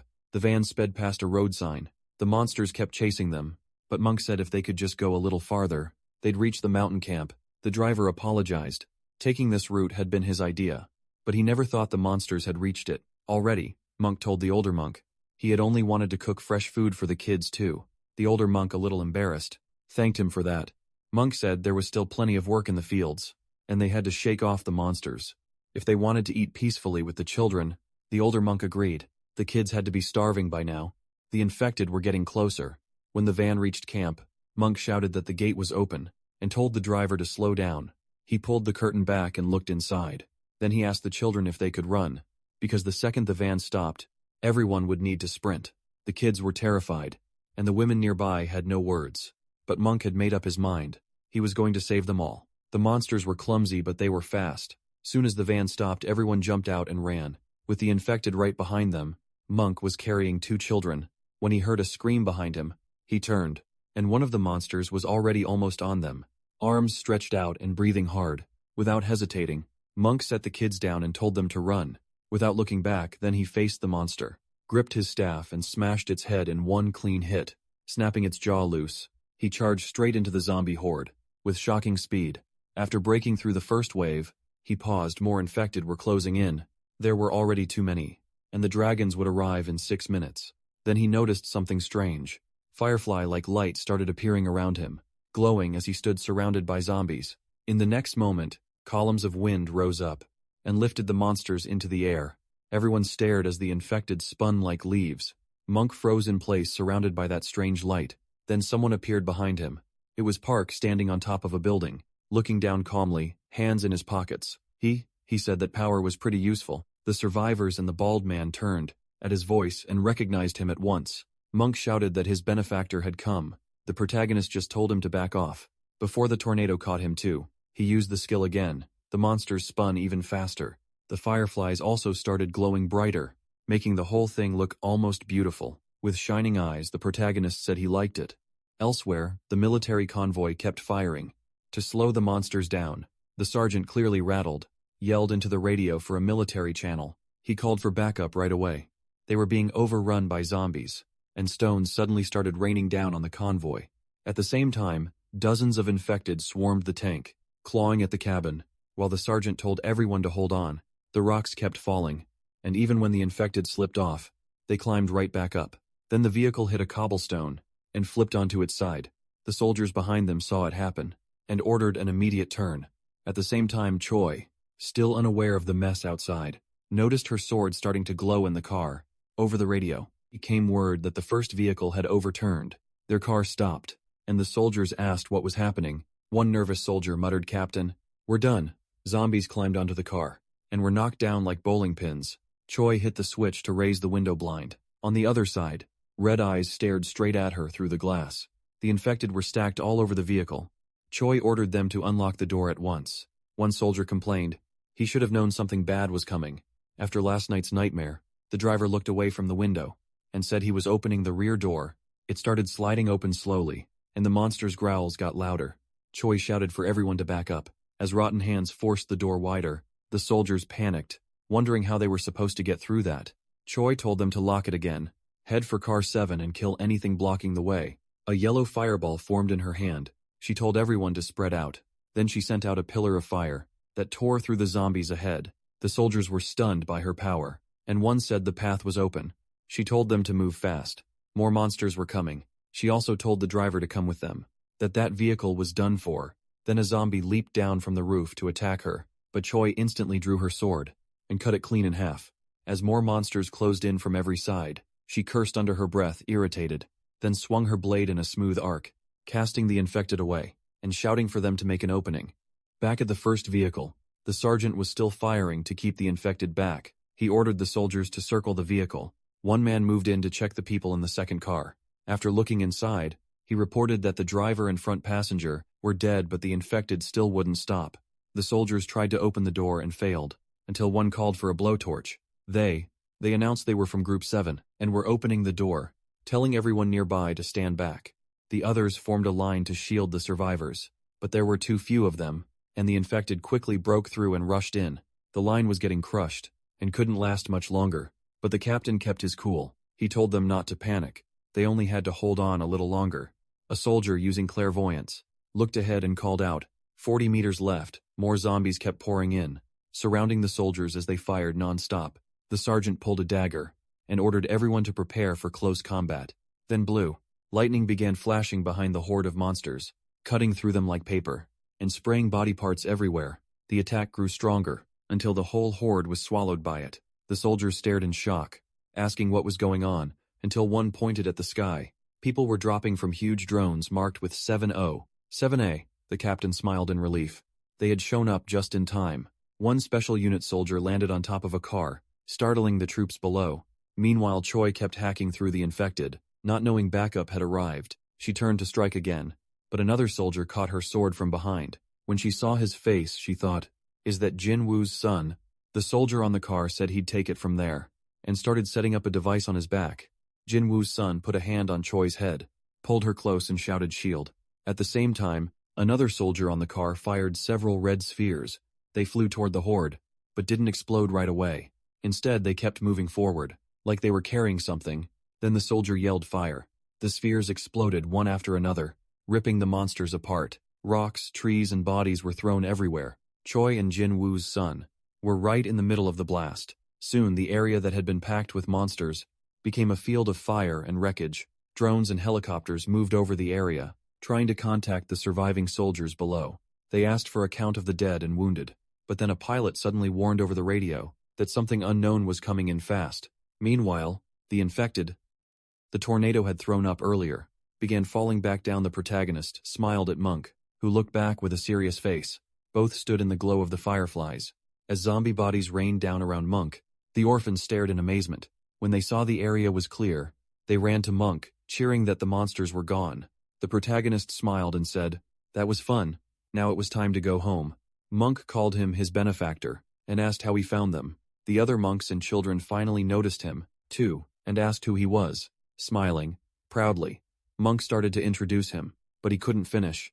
One of the monks looked down in horror and saw a zombie biting his leg. Elsewhere in Osaka, Japan, a new portal opened and the road collapsed. Swallowing cars, a giant monster came out, sending civilians into panic. A woman fell, and her baby stroller rolled away. It stopped just in time. When Okita Hiro arrived at the portal, the crowd cheered his name in relief. They were saved. Men in black suits appeared around the monster. Each carrying a sword, the creature raised its head and fired several fireballs. One of the men turned invisible, and black flames covered his swords.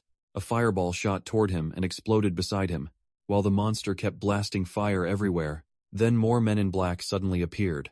They were clones. While the clones distracted the monster, Hiro rushed in and cut it in half. With perfect precision, his swing looked effortless, like he knew the exact weak spot. With a few fast strikes, he carved the monster apart and it dropped in pieces.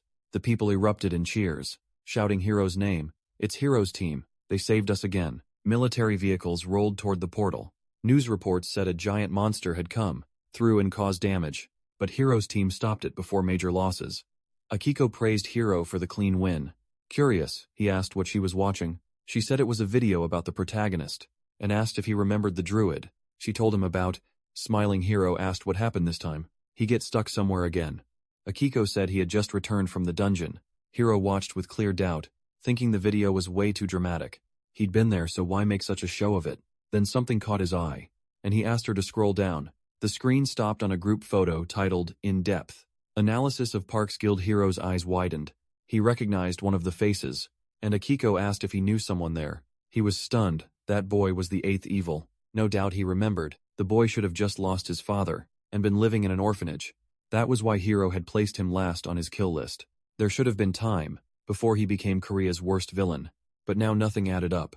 That kid was the terrifying eighth evil. So what was he doing there? Then Hiro noticed another face. Young Jessica. He was listed as a new member of the Suho Guild, and Hiro remembered him well. The infernal swordsman. He also recognized Monk, the man he once called the Immortal Destroyer Monk. Hiro couldn't understand how all of them had ended up together, in one guild, and Kiko showed him more videos she had gathered, so he could judge for himself. She said that to her. Either nobody was controlling that guild, or something much bigger was going on. In one clip, Park wiped out a horde of monsters with ease. Another showed Hiro fighting the Lizard King, and throwing it into a mountain. Hiro watched in shock, Akiko said. Park seemed way too strong for someone from an F rank. Dungeon Hero agreed that power didn't fit an F rank. Akiko said maybe Park was an irregular, just like Hiro. That made Hiro think what? What if Park had awakened too, and simply wasn't in the database? Suddenly, it started making sense. What if Park was a regressor too, gathering future villains into one guild, to change the timeline? Then the answer hit him hard. Park wanted to change the future too. If that was true, Hiro's plan to rewrite the past could be in danger. Akiko noticed his tension and asked if he was okay. He took a deep breath, still shaken. Then he said he wanted to go there after the apocalypse. She was caught off guard and asked what he meant. Hiro said right away that he had to go back to his country. He needed to speak with Park. But Kiko told him that wasn't possible right now. Hiro asked why back with Park. The tree by his guild had grown so much that deer and even elephants were showing up nearby. Refugees had started camping around it, including the orphans Monk had taken in. People were stunned by all the animals, and the huge amount of fruit and vegetables. The kids spotted apples, and asked if they could really eat them. Monk told them to build a lake, and the children cheered, running around and pointing at everything. Near the portal, the Reborn Department set up a base module. A soldier reported that 37 squads of 20 had stayed in the dungeon for 28 hours, while Park's guild cleared it in only 2.5. Another added that the guild's 8th raid took just 11 minutes. Furious, Miso figured that at this pace, 10 hours a day would finish it all in 4 days. That's when she realized they'd agreed too fast. He muttered that they needed to cap the number of dungeon runs. At the same time, Yang showed off his new weapon, the Infernal Blade, and one of the boys said it fit him perfectly. Park said it was a gift, and asked if he liked it. Yang happily said yes. His old sword was already worn out. Han added that the blade would show its real power once its user reached B rank. Until then it would stay sealed. Yang smiled, thanked them, and promised to work hard to reach that rank. Then Monk told Park he wanted something too. His staff didn't hit hard enough, and he wanted a weapon with better crit chance. John quietly asked Han if he was really a monk. Han shot back. Did you think he was a nun? Monk said he wanted a winged spear, but his level made that impossible. Park asked if he meant the 120 million, one that jumped straight to a rank. A flash appeared, and the spear was suddenly in Park's hands. The boys all reacted at once. It really was the legendary winged spear. Park handed it over, and Monk immediately spun it to test the balance. Monk loudly thanked him. saying he'd repay it with endless curses, and their enemy's blood. Zhang again asked Han what kind of curses those were, and Han explained that monks specialized in nasty debuffs. Park asked Han if he wanted anything, but Han lifted his rifle and said he'd already gotten enough. Then someone asked why an elephant was wandering around Park's land, but even Park had no idea. Zhang was still thinking about how insane it was that an F-rank group walked around level 4 dungeons. Like this. Park turned to his brother and asked about the medicine. Zhang looked confused, so Han said that if they refused to take it, he'd shove it down their throats himself. Blue glowing blades appeared in Junho's hands, wrapped in a dark aura, and Zhang flinched. Junho grinned and said, "All right, let's start." Meanwhile, Hero was still waiting to hear why he couldn't return home. Kiko explained that all flights were grounded, so getting to Park in Korea was impossible. Hero hadn't heard that and asked why travel was blocked. She showed him a headline on her tablet. A Viper attack had brought down a passenger plane. Kiko said the skies weren't the only problem. The sea routes were blocked too. She pulled up another article about a ship that had vanished in the ocean. Hero read it in shock, wondering why the wyverns had broken through already. Just then, the minister called him. The voice on the line was urgent. They had to move now. A level 7 dungeon had opened. Hero couldn't believe it. Akiko was just as stunned. By his calculations, that dungeon shouldn't appear for 5 more months. Staring at his phone, Hero realized the timeline had changed. He checked it against his records. The wyverns weren't supposed to appear for another 3 months, and the army should have had 1 more month before dealing with them. If that level 7 dungeon wasn't closed fast, the world would fall apart.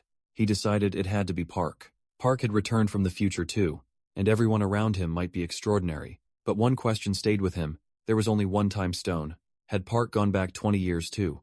Or come from some other point? Did he know things Hero still hadn't learned? Hero knew he couldn't ignore him anymore. He had to find him fast. And if Park wanted something different, Hero would have to kill him for humanity's sake. He turned to Akiko and said firmly, "First we go to the level 7 dungeon." She agreed, and said she'd keep collecting info on Park. Inside the dungeon, Park told Monk to gather the monsters. Monk walked up to a bull, started hitting it and muttered a prayer. Han ran over yelling for him to hit harder. The sounds of shouting and Monk's staff rang through the area. Zhang felt embarrassed. Did these guys really not see how weird this looked? Peering through his rifle sight, Han warned that the enemies were getting close. The team went quiet and watched ahead. Han called out 40 meters. Junho drew his blades with a quiet laugh. Zhang got his sword ready and Han said, 30 meters. Then the enemies came into view. A horde of lizard men with spears. Han shouted that one, and 25 were rushing straight at them. Park raised one hand and summoned spirits. They rushed toward the monsters. With his other hand he cast Tornado. The lizard men were hurled into the air and spun around. In the water, Han spotted one that slipped through and fired at once. The shot was perfect, and the creature dropped. He cheered that he had 13 points, but the mood changed fast. As even more enemies showed up, Han yelled that there were way too many. Then Monk used Dragon Rupture, and a huge, blue dragon launched another wave of monsters skyward. But not all of them stayed up. As bodies started falling, Junho charged in to cut through them. Han looked at Zhang and asked why he was standing there. Like a statue, that was exactly the problem. Zhang had frozen until Han snapped him out of it. More lizard men poured in, glaring at the group.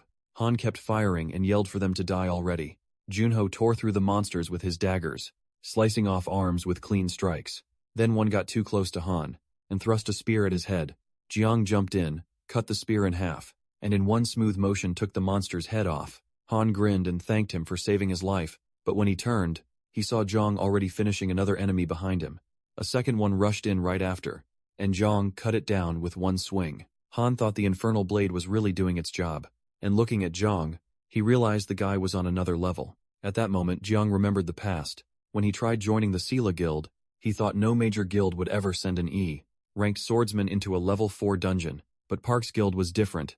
Then a huge lizard man appeared before him, and Zhang noticed the mask on its face. It was the lizard man. King Junho came from behind and slashed its arm off.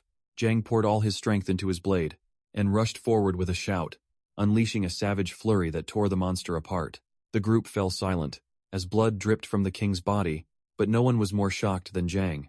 He could barely believe he'd beaten the lizard man king. In one blow, Han then complained dramatically, "You really have to kill it that fast." With a sigh, he said, now they had to leave all those blood crystals behind. Again at first, Yang didn't understand why Han was upset, but then Han gave an awkward smile and said, he just got carried away. A portal opened beside them, and a voice announced 5 minutes until it closed. Park told everyone to get out, and the group headed for the portal. Han looked back in frustration, saying, they were leaving 400 million worth of crystals behind. Junho told him to forget it. They could come back later. Still hungry, Han said he wanted fish cakes and told Junho to come, too, while they talked. No one noticed Monk falling behind. He was sweating and limping. The bite on his leg was getting worse. Elsewhere, another team was sweeping the dungeon. At headquarters, a soldier asked Group 2 for an update. They answered that they'd covered 30% of Sector 3, and if Park found anything important, he would have marked it. I'd also finished checking the cave drawings, and we're moving to the next sector. Then another soldier radioed in. 6 targets 70 meters from base at 4. The white-haired man heard that and ordered 2 soldiers to kill them quietly and collect the crystals. Then he contacted base and asked where the Lizard Man King was. The operator said the recon team had tracked it to Sector 12. The man sighed, set down his coffee, and muttered that this dungeon was too slow. He wondered when they'd finally find something worth it, and a strange sound cut him off and he turned.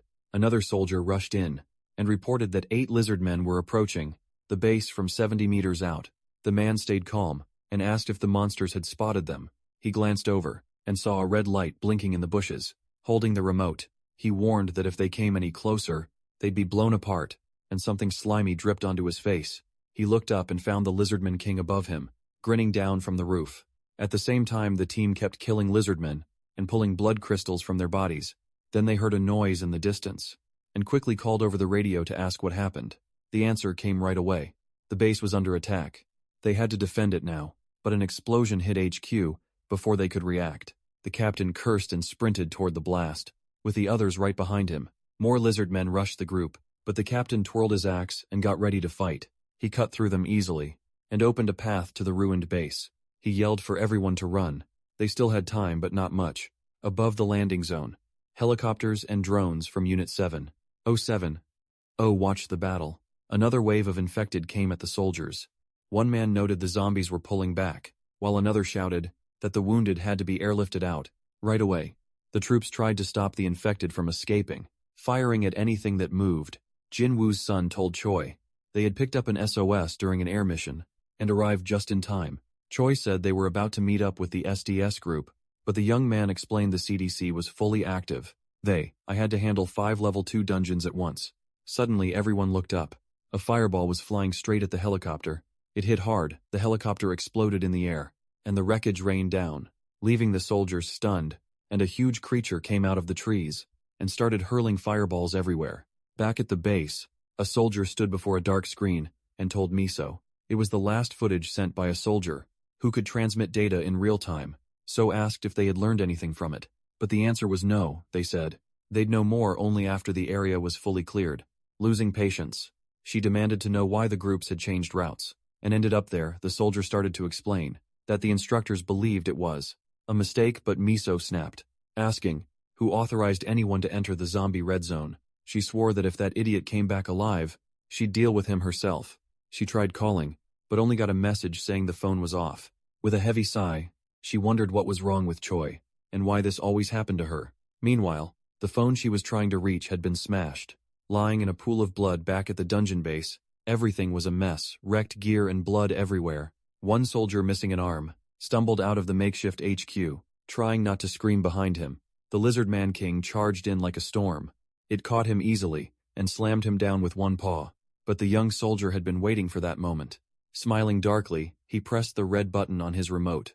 Lizardman King turned, sensing the trap, but it was too late. Its whole body burst into flames and burned away before everyone's eyes. Just then, the captain with a Kakashi-like hair and his team reached the ruined HQ and froze when they saw the king's head on the ground. A soldier reported that a portal had opened 120 meters away and it would close in 10 minutes. Annoyed, the captain muttered that this was a complete disgrace.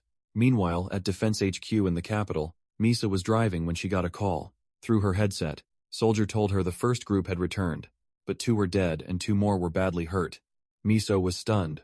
How could a level 4 dungeon cause losses like that? The sergeant explained they had split into 2 teams, one for battle, one for recon, and planned to go back in after 2 hours.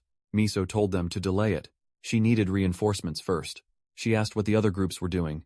The answer was simple. Everyone was on an incursion. She asked if they had found anything valuable, but the soldiers said they were too busy defending the base. There was no other major update except one thing. They confirmed Time distortion group, 1 spent 48 hours inside, but only 24 passed outside.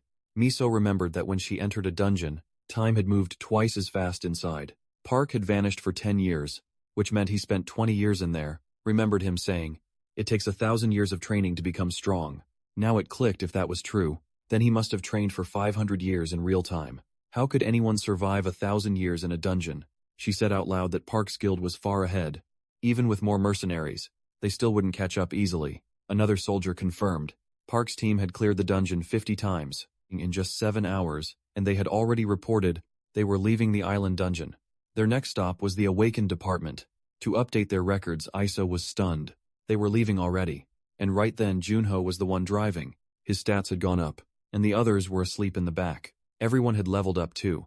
Park looked at Jang and asked if he was tired. A little awkwardly, Jang said all of this still felt like a dream.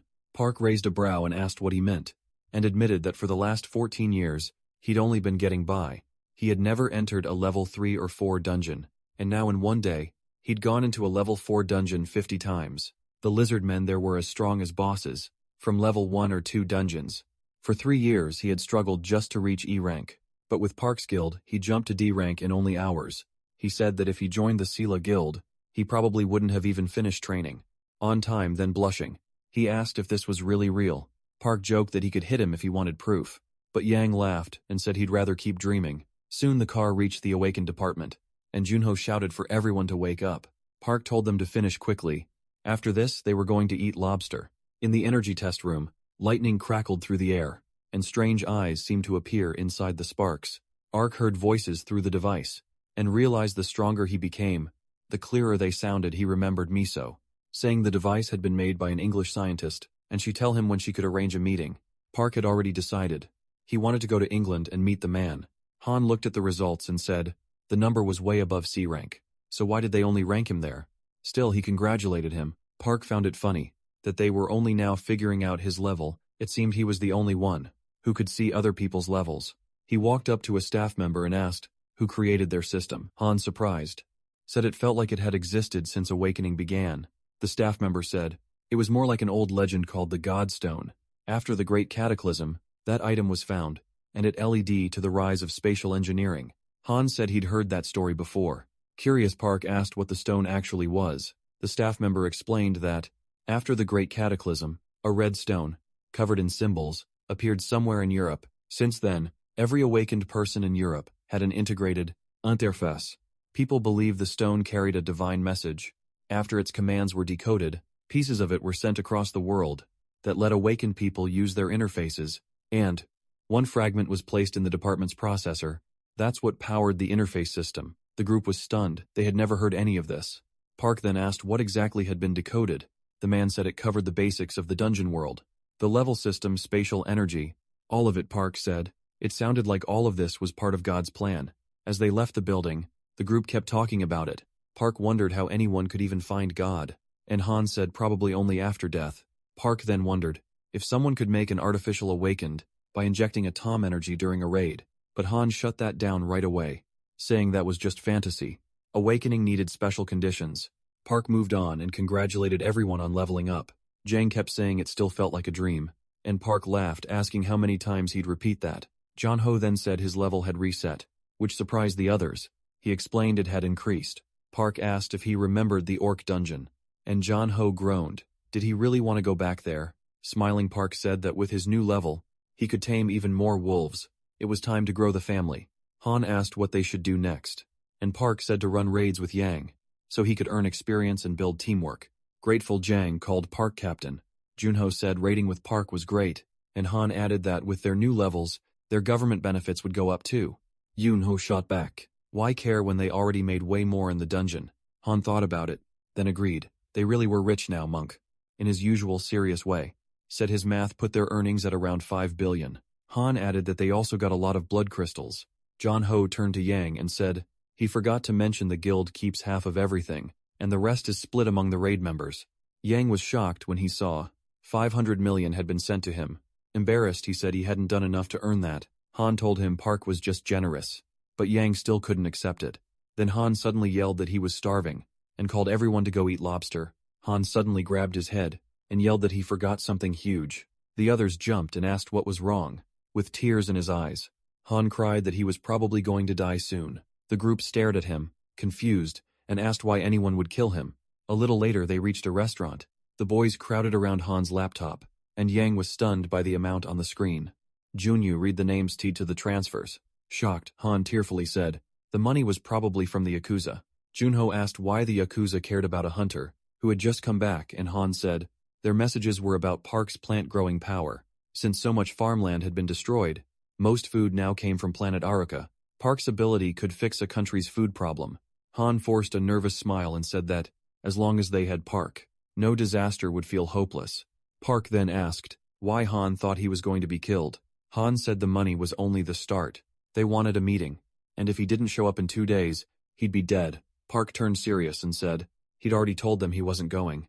Han said they kept pushing, and reminded them that one time, while drunk, he sent a message saying Park didn't even have money to meet them. Jang was horrified. Park calmly asked what they wanted from him. Han begged him to record a video, or they'd do something awful to him. Park agreed right away. Han sprang up, bowed deeply, and thanked him with tears in his eyes. He said he'd use all the money for the guild, and even joked that this YouTube channel should be renamed Park's Guild. Park told them to hurry so they could go eat lobster. Everyone agreed they were starving. Han set up the camera, greeted the sponsors, introduced himself, and pulled Park into view. He called Park the man they had all been waiting for, then left the rest to him and stepped aside. Mark looked straight into the camera and said, I'm not going anywhere. Then he turned around and said, that was enough, now let's eat lobster. Han froze, that's it. He asked the others, didn't get the problem either. John said Park was clear enough, and Monk just said he was hungry, and told them to move. Then Han got a message. He read that if Park wouldn't go to them, they'd come to him and asked if that was okay. Everyone looked surprised. Han said, they wanted to come there and seriously talk with Park. Park just said, tell them that's fine. As he walked off, he added that no one could stop them, if they really wanted to come. At the cafe, Genho asked what country the messages were from. Han said it seemed to be the same place Hiro had gone. None of them noticed. The man at the next table watching them closely. Night fell over the city in one car. A young man told his superior on the phone that he was already on the way. After hanging up, he frowned and muttered that the old man was driving him crazy. Then he told the driver he was tired, and they were heading to the club. But his phone rang again. He answered, annoyed. This time it was a man calling from a cafe. The caller told the director he had found Park. Surprised, the director asked where. The man said that after dinner with the guild, Park was going to a dungeon, the same one where an incident had happened recently. Smiling, the director ordered him to keep Park there. Meanwhile, inside the DGB building, a man in an armchair picked up the phone and asked the director what he needed. The director said they had a member of the vitamin group, Song Yi, and in her last interview, she said she liked Park. The man confirmed that she really had said that. The director said a new song was coming soon, and he wanted to use that scandal as part of the promo. The man frowned, unable to follow his boss's thinking. Then the director told the driver to turn around. They needed to pick up a client. The car swerved hard and sped off the other way. Then, the man in the car got another call from the chairman. He answered respectfully. The old man was already shouting, calling him a bastard, and asking why he still wasn't there. The man calmly said he was handling DGB business, and asked why he was cursing so much. The chairman yelled louder, accusing him of plotting against him again. He ordered him to come at once, and warned that if he went anywhere else, he wouldn't leave alive. The director tried to calm him, saying he was still his son and DGB's vice president. He promised that this time, he'd actually help the company. The chairman, confused, asked what he meant. With a sly smile, his son said he wanted to recruit Park. The old man blew up again, and asked if he really thought it would be that easy. He revealed he'd already sent a manager to deal with it. Fed up with the shouting, the son hung up. Furious that his father didn't trust him, looking at his phone, he muttered about being treated like that. By his own family then. Song Yi called him, calling him brother. Hearing her voice, he smiled and asked how she was. She asked if it was true. He planned to introduce her to Park Soo-ho. He said yes, and told her to get ready, because he was coming to pick her up. After the call, he replayed the talk with his father, and got annoyed at the manager. How dare that old fox get in his way? In his mind, young people should handle young people. Surely, not even Park Soo-ho could resist a Vita Group idol. If this worked, he wouldn't have to bow to his father anymore. Power would finally be his. Meanwhile, in an abandoned dungeon, a loud buzzing filled the area. It came from a helicopter overhead, watched by monsters peeking out from buildings. Glowing spheres dropped from the helicopter and spread out. Each one gave off an infrared glow. An image popped up on the helicopter screen, and the pilot reported goblins everywhere. It was like searching for a needle in a haystack. He wondered why such elite soldiers with top gear had been sent after just one man. Then, a person suddenly appeared on the ultraviolet display. The pilot shouted for a left turn, and the red light shifted. A man was hiding in a corner, crouched low with a huge scar on his face. Annoyed at being found, he grumbled that they used him first, and were hunting him again now. From the helicopter, the soldiers told him to stay put. They were there to rescue him. The pilot cursed, saying the man was surrounded by goblins. And right then, a goblin popped up in front of the scarred man. The soldiers yelled to move faster and reach him in time. The man pulled a pistol and fired wildly. He dropped the nearest goblins and ran for it. But the creatures chased him hard. Almost catching him, the helicopter followed from above. He ran full speed, until a goblin nearly hit him with an axe. He turned and fired again. Killing more of them, he rushed up a staircase, shooting to hold them back. Then his luck ran out. He tripped and hit the floor. His pistol flew away, and before he could rise, a goblin reached him and opened its jaws to kill him. At the last second, its head exploded from a perfect shot. Glass shattered as a squad crashed through the windows. The man recognized the old DGB team and realized he had nowhere left to run. He cursed. Then he died of natural causes. Meanwhile, a black car raced through the city. On the dashboard, an image from Group X appeared. The man answered and heard that the target had been captured. He praised them and told them to take the man to the warehouse. At the same time, the director scolded the manager, asking what he had done. Annoyed, the man said he had only told the manager to keep Park there. Until he arrived, the manager remembered Park quietly. Saying he'd go in alone, he tried to stop him. But Park only glanced back, took a DGB business card, and stepped into the portal in a blur. The manager guiltily explained that Park vanished so fast, he didn't even listen. The director turned away and said he didn't want excuses. The manager apologized again, asked how long the dungeon took before. The manager said that in pairs it had taken 4 days. The man grimaced alone it would take at least 8. The director was shocked. Had Park really entered that level 5 dungeon by himself? Then the car window rolled down, and a girl asked when she'd get to see Park. Without even turning, the director called her Spark, and said Park was already inside the dungeon, standing on a mountain of dead goblins inside. Park checked over his abilities. He had all his druid points now, but he still needed more experience. Then he felt something moving under the corpses. Smiling, he asked if someone was still alive there, and used tracking. A wounded goblin showed up in the pile. Somehow it was still breathing. Park didn't hesitate and swung his axe. The goblin had no time to react. The blow was so strong, it tore apart not just the goblin, but bodies around it too. Park pulled out a blood-covered stone and smiled at the notification. He got 23 experience points, exactly what he needed. The stone vanished from his hand and went straight into the guild's point bank. Now he had enough points, and the system offered a new hunting area for 5,000. Park accepted the map, popped up, and he picked a spot. Park's land. A message confirmed the hunting ground was now active. Then he checked his tamed creatures. The cap was 100, and he had 24 so far, including 1 hybrid. Park quickly figured that hybrid had to be Baku. Just then, another group of orcs came in, and the system suggested setting a summon command. The orcs rushed forward with weapons raised, ready to kill. Park barely paid attention. He was still thinking of the command. He held out his hand, and a blue glow appeared. Then he said, "Summon beasts." Lightning and blue light burst across the field, but the orcs kept charging, smiling through their sharp teeth. A wolf's jaws came out of the light first, then the rest of the pack followed. Park smiled, pleased with the result. The wolves tore toward the orcs, while a dove circled above watching. A moment later, Park joined in with a dagger, grinning that today was perfect for filling all 100 slots. Meanwhile, loud music blasted through a club as young people danced, but the director complained the place felt boring and asked for pretty girls. Then his phone rang. It was the manager again. He picked up annoyed, then froze when he heard Park had already come back from the dungeon. He thought the manager had to be drunk. Who clears one in 2 hours? He was even more shocked to hear Park had already gone back in. The manager said a vendor had seen this before, and Park was apparently clearing level 5 dungeons in just 2 hours. The director refused to believe it, and said the manager was losing it. Nearby, Songyi looked up from her tablet.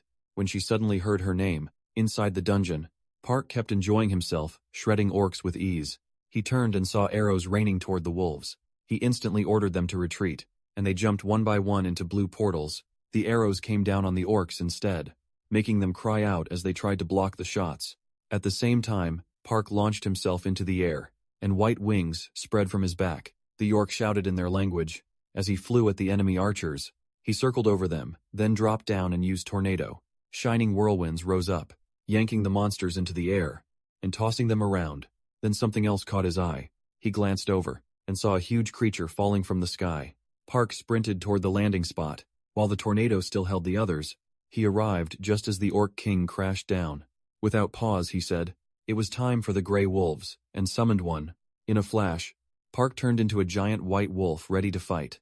The Orc King growled something in its own language, and Park answered, "I have no idea what you're saying," before smashing a punch into its face. The Orc King flew backward.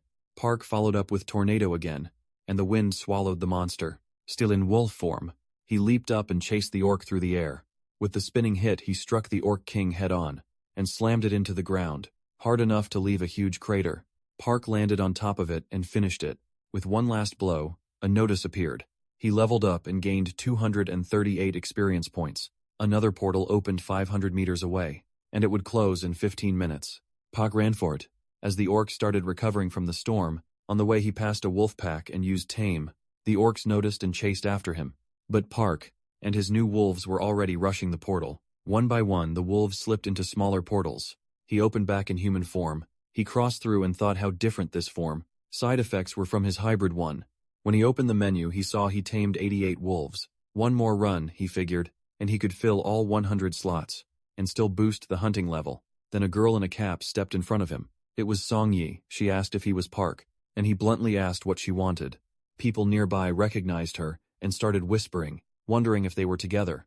Dating rumors spread, while the manager called the director to say the two had finally met. The director lit up, asking if they were finally going to catch Park. The manager said Song Yi was making progress, and Park seemed to be reacting well. The director laughed and said Park was still just a man.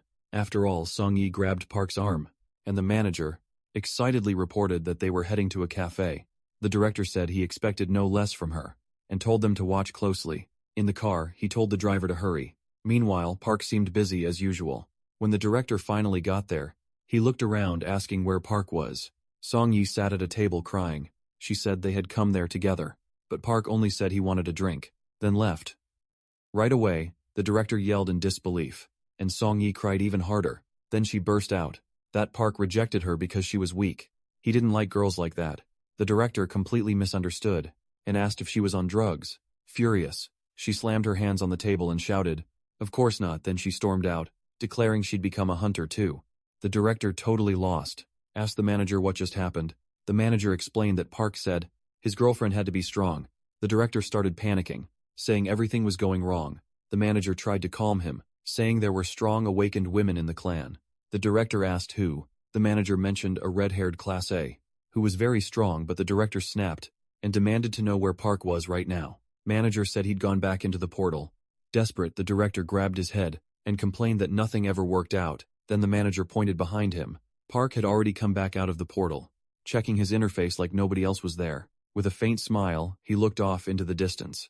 The director stared in shock. It had only been a few minutes. Then he ran toward Park, determined not to let him get away again. He sprinted over, yelling Park's name. When he finally caught up, Park simply asked what they wanted. The director said he needed to talk, and reached into his jacket, trying to introduce himself properly. Park ignored all of it, and stepped right back into the portal. Without a word, the director stood there stunned, asking if he'd really just been brushed off like that. The manager said yes, apparently curious. The director started cursing, and moved to chase Park into the portal. But the manager stopped him. Still angry, he asked if that really just happened, and the manager tried to calm him down. Then someone walked over, a voice cut in, telling them that was enough. Annoyed, the director demanded to know who it was. A man stepped forward with bodyguards in black suits. At once, the director recognized Chief Secretary Che. On Aeon said there were too many people watching, and they should drop it for now. Around them, people started whispering. One said, "Isn't that the president's son?" Another mocked that Park, ignoring him, was why he was acting like this. Someone else laughed, curious what he'd mess up next. The director felt his image falling apart, and muttered that this really wasn't his day. Chaeyon told him to rest and leave the rest to him. Still upset, the director said coldly that this was his job, but Cheon praised his effort, and said there would be another chance to approach Park. The director perked up and asked if he meant it. Cheon said yes, then the director left, muttering that he was sick of that crazy guy. Right after that, Cheon called the president and said he was waiting at the dungeon entrance. The president asked if his son, Junho, had caused trouble again. Cheon said, the bigger issue was Park's dungeon clearing speed. It was beyond what they expected. The president sounded pleased and said, that was exactly why they were investing so much money in him. Just then Park came out of the dungeon again, catching Cheon off guard in the middle of the call. Without looking around, Park opened his interface and checked the results. He had finally tamed 100 creatures. And at hunting level 2, the cap had risen to 200.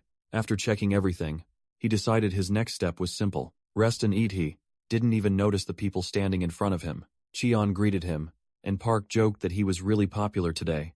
The secretary introduced himself as part of DGB, and Park noted that this guild must control the dungeon.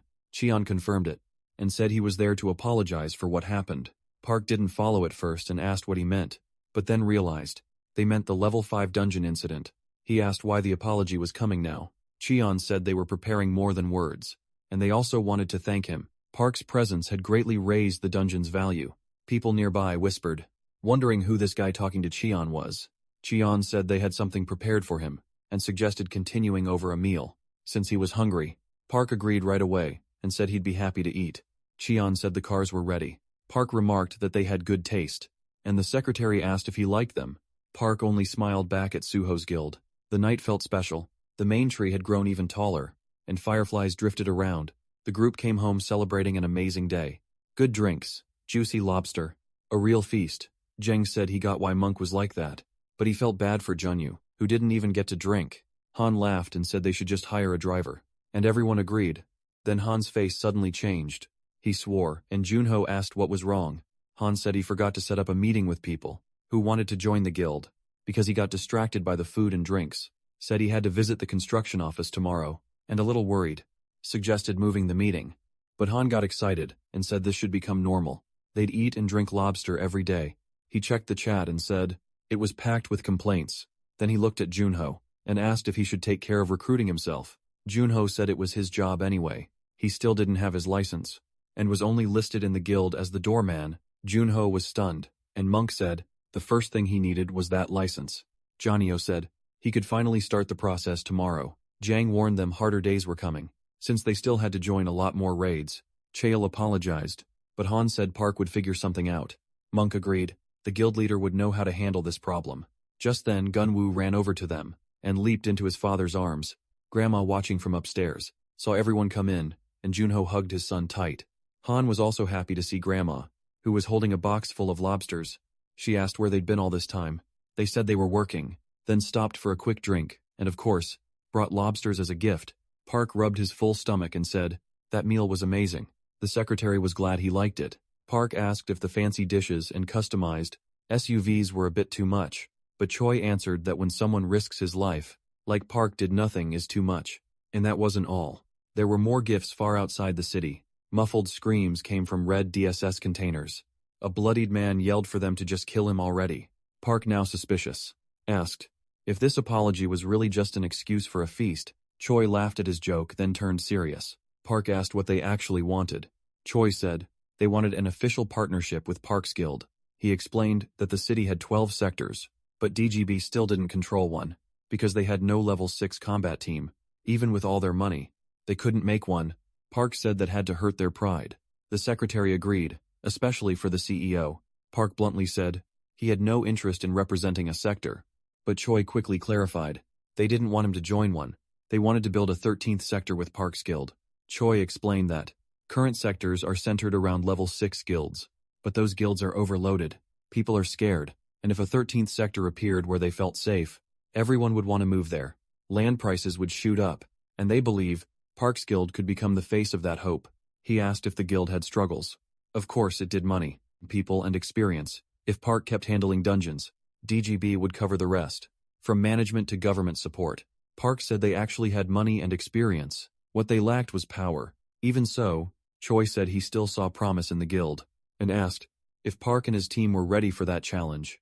Park thought about his friends and wasn't sure. Then Choi pushed a little more. Why do big guilds always get support from companies instead of the government? He said DGB wouldn't find a better partner. Park realized that would give them full control over the dungeons. Honestly, it sounded great, but he said he'd think it over carefully. A new sector couldn't be built in a day. Even that answer surprised Choi. And he thanked him. He'd heard Park was just a goofy guy who folded when he saw gifts. Maybe the gifts simply weren't good enough. Park stood up and said he had to leave. Choi stopped him, saying there was still one more gift. The secretary said it had taken a lot of work to find him. Park asked who they meant.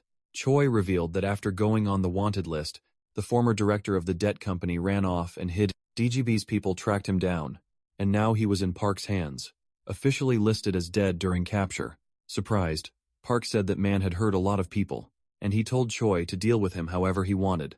The secretary looked unsure, so Park explained the man was finished anyway. Why waste time on him, Choi asked. If he really didn't want to see him after all that, Park said that was too much even for him. He even joked about tossing the guy back into a dungeon. Then Park suddenly got an idea and told them to wait. Meanwhile, Junho was buried in hugs. While his son showed off everything he learned at school until his phone rang. He answered it was his brother. After hearing Park out, Junho asked in surprise, "Seriously right now?" Park said yes. Right now, Junho asked what this was about, and got even more confused.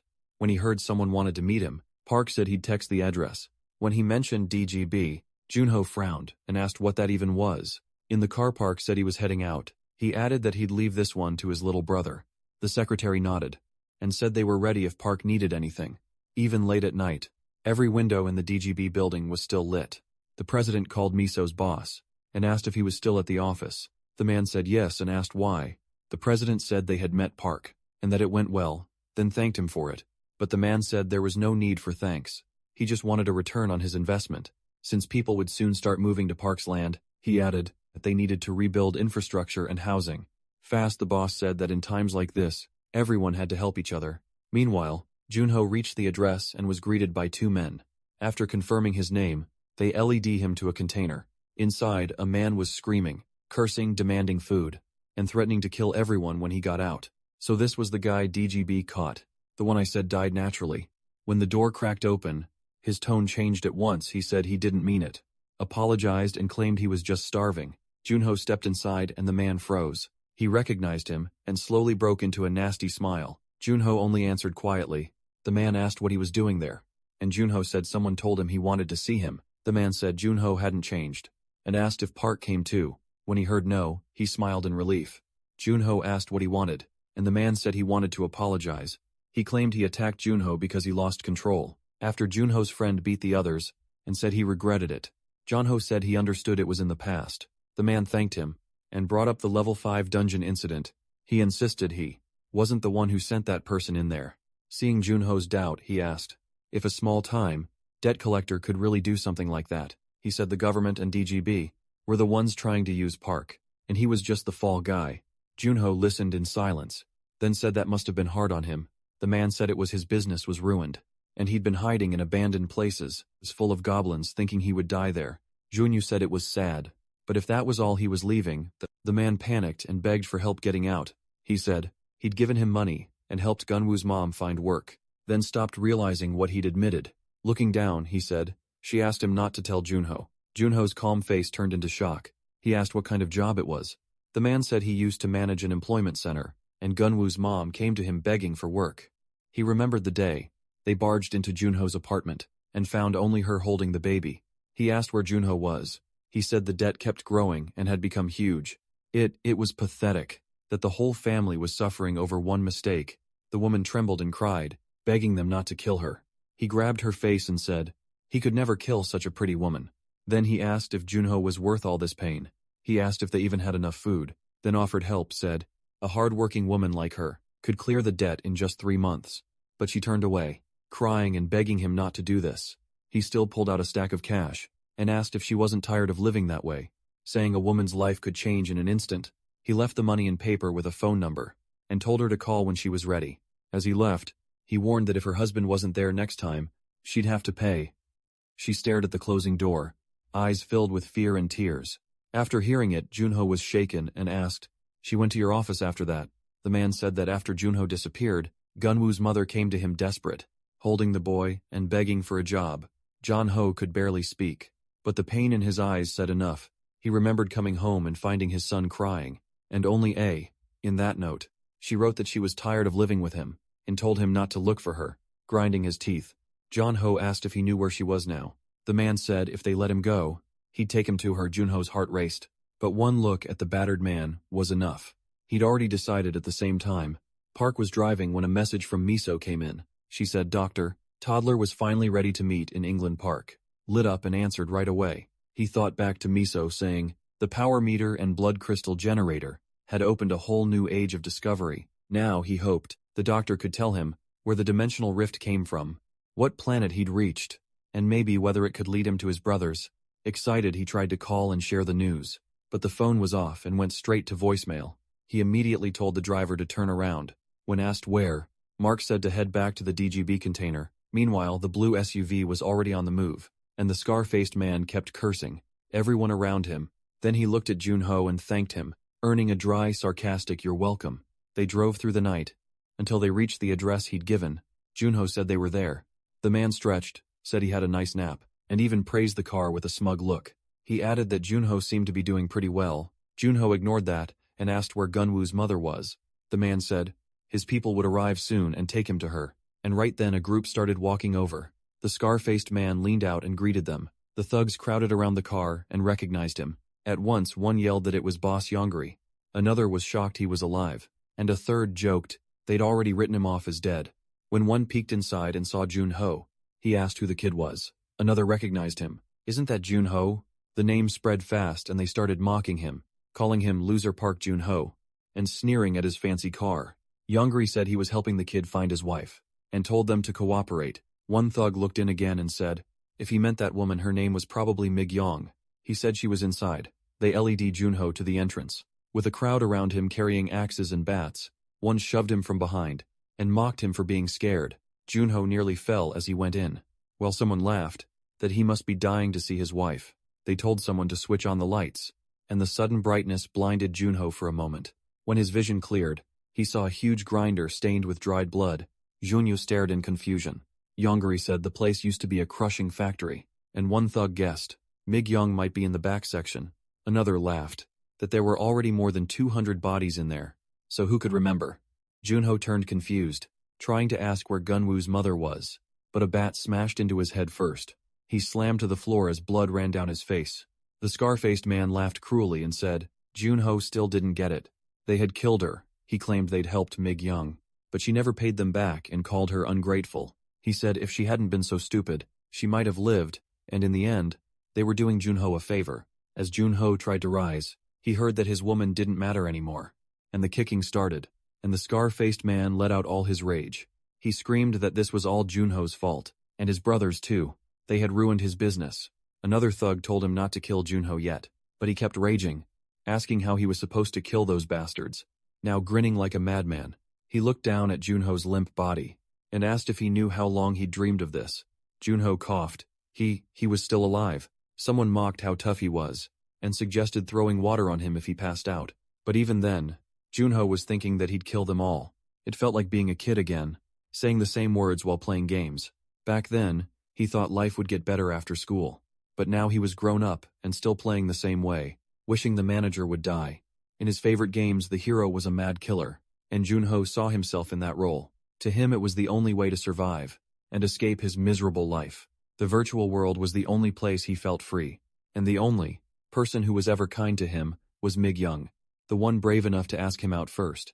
But even after their son was born, nothing really changed, and he kept dumping his anger into violent games, while his wife and child slept nearby. In his own mind, he was just useless weight, a man who only made his wife's life worse. With his outbursts then, one thug switched on the grinder, and shouted that it was ready. The Scarface man told Junho to stand. He said he was done beating him, and that he'd be seeing his wife soon. Head lowered, Junho thought that if she was really alive, he'd beg her for one more chance. But that wasn't the plan. The man said they'd do to Junho what they did to her, smash his knees and feed him into the grinder. Piece by piece, he pointed at a thug with a sledgehammer, and gave the order. The thug told Junho to bite down because it would hurt. Junho only whispered thank you. Now I remember. He admitted he was trash and deserved pain, but somehow it didn't hurt anymore. The thug called him crazy, and swung the sledgehammer with all his strength. But in an instant, Junho rose and cleanly cut off both his hands. Blood burst out, screams filled the warehouse, and daggers began forming in Junho's hands. The thugs froze in terror. Junho said that when Gunwoo's mom left him, He swore he'd never become this again.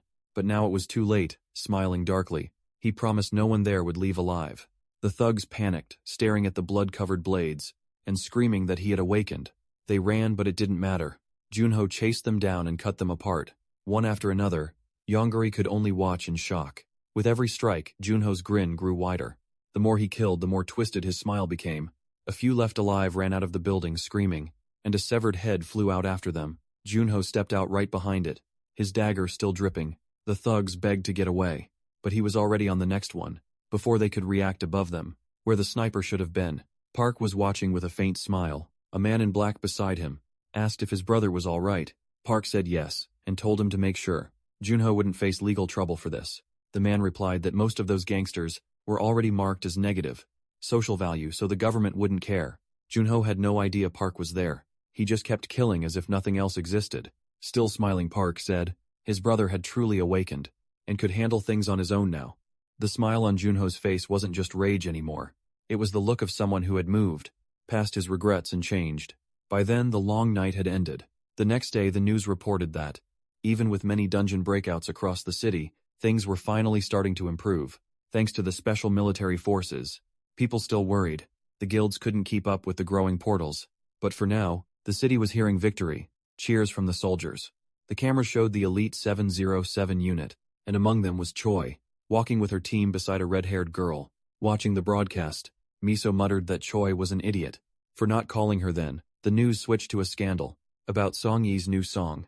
A photo showed Song Yi talking with Park, and the anchor asked if viewers recognized the man. Choi happened to pass by and stopped to look. The red-haired girl beside her saw the picture and exploded, cursing Park out. Just then, the captain of another squad stepped out of a portal, cursing under his breath. One soldier reported that 12 teams had searched the area and brought back more resources, but not the treasure they wanted. Watching quietly, Miso drifted into old memories. She remembered Park saying they only needed to train for 1,000 years. Then she recalled the white, mustached man saying in a meeting that Park simply didn't want to reveal his secret. That was when Choi snapped and yelled that Park wasn't like that. After putting all of that together, Miso decided she needed to stop focusing only on dungeons and pay closer attention to what Park was really doing with them. Just then her phone rang. It was Park. He picked up and immediately asked if there was any chance of finding his brother, but Park said everything was fine and asked something else.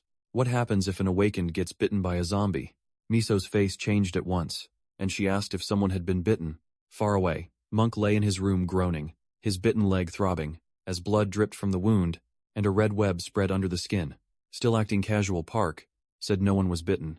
He was just curious. Monk twisted in pain, clutching his leg, but it didn't help. Trying to stay calm, Miso said there had only been 38 recorded cases of awakened people getting bitten by a zombie. She kept going. By day 48, 2 had died from leukemia, 26 lost all their hair, and in 7 cases, there was only pain around the bite. Then came the worst part. 3 F-rank awakened turned into zombies. She said the usual signs were fever, phantom pain, and red veins.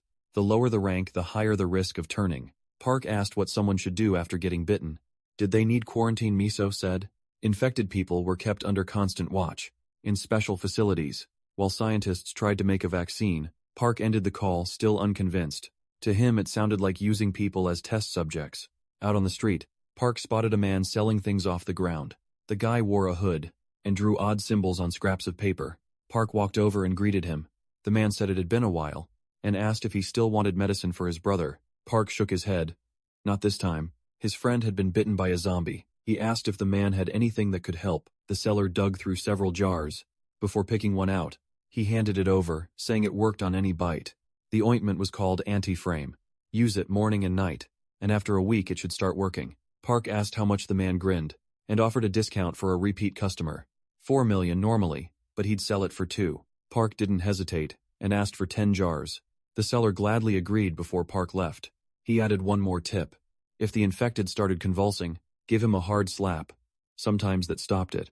Park walked off with the jars in his bag. Then 2 cops showed up, shouting that selling there was illegal. The vendor instantly packed up and bolted down the street. The officers rushed over and looked around, but he was gone. All they saw was a big black bird flying off, leaving them confused. Meanwhile, Monk kept tossing in bed outside. Han Jiang and Gun Wu were panicking because Park still wasn't back. Gunwoo peeked in, and nervously asked if Monk was turning into a zombie. Han took a breath and said yeah. Then Han pulled out his phone and showed them a button. Jang asked what it was, and Gunwoo said it was the ultimate weapon. If he pressed it, Monk would die before anyone could stop him. The kid hit the button, but instead of an explosion, a blinding flashlight turned on. Han just stared and Jiang froze. Gunwoo frowned and muttered that he thought 100 spears would shoot out of the phone. For one last dramatic try, he threw out his hands like a wizard and shouted for Monk to turn back to normal, instead of becoming a zombie. Just then, Grandma yelled from downstairs that the soup was getting cold. As if that did it, Monk suddenly sat up in bed holding his head. Gun. Wu pointed and screamed that he was awake. Jang, stunned, asked if he had really turned into a monster. Han said, Monk probably just woke up because he wanted food. Then a voice behind them asked what they were doing. They turned and saw Park at the door. With a green jar in hand, the boys rushed over, shocked by Monk's state. The red veins had already spread to his eyes. Park immediately smacked him right on the head.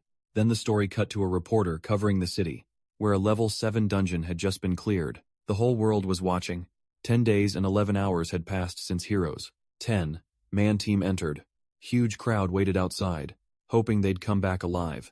Then a figure appeared in the portal, and the crowd exploded in cheers, shouting that they were back. People cried out Hero's name.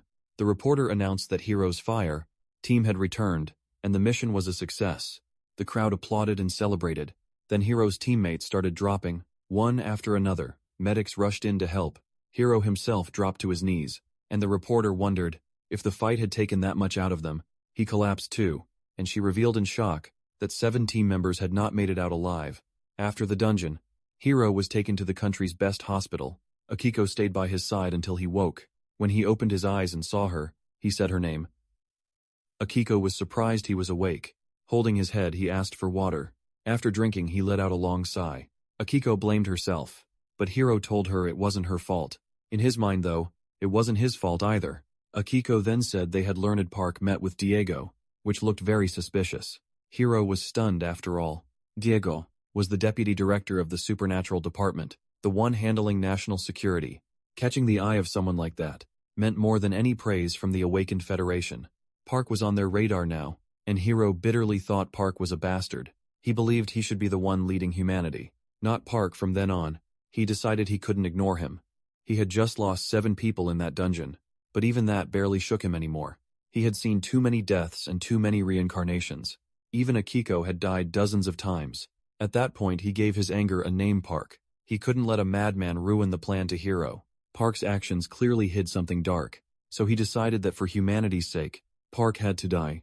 Hero told Akiko to find any boat to Busan, or build one herself no matter what. He wanted to get there. Back at Park's guild the next morning, Junho woke with a pounding headache. Grandma scolded him for drinking too much, and told him to come eat breakfast. He picked up his ID card from the table and smiled, thinking he was finally a real mercenary. Elsewhere, Han was already in his room on his laptop, dealing with business, he thought. Views had dropped a little, after people learned Park was just an awakened, but the channel still had 1 million subscribers, and over 10 million views, more than he ever expected.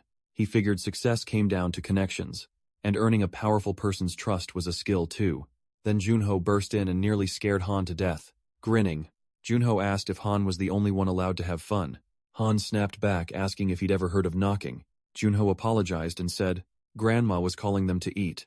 Then he asked where Jang was. Han said Jang was training again, and wouldn't come down until he finished. Jang was out on the training field among tree stumps. With his eyes closed, he listened to the wind. Then he opened them, and started cutting through the trees. With one technique after another, his last strike dropped the final tree, but he still wasn't satisfied. As the trees reset, he told himself he could never hesitate in battle again, so he kept repeating the moves, swearing he would never let that happen again. Meanwhile, Park and the others went out, hunting with a pack of wolves.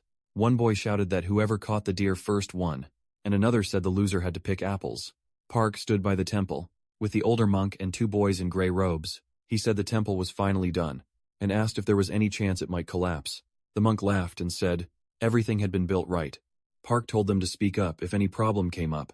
The monk thanked him deeply, saying they had no idea how to repay someone who gave them shelter. Nearby, a deer sprinted past with the wolves chasing it, while Gunwoo led the run and yelled for everyone to go faster. The temple boys joined in, cheering the wolves on. Park smiled and said, It was the first time he'd ever seen Gunwoo this happy. He had been so lonely before. Looked, all of mothers wouldn't even let their kids play with him, and Gunwoo heard all of it.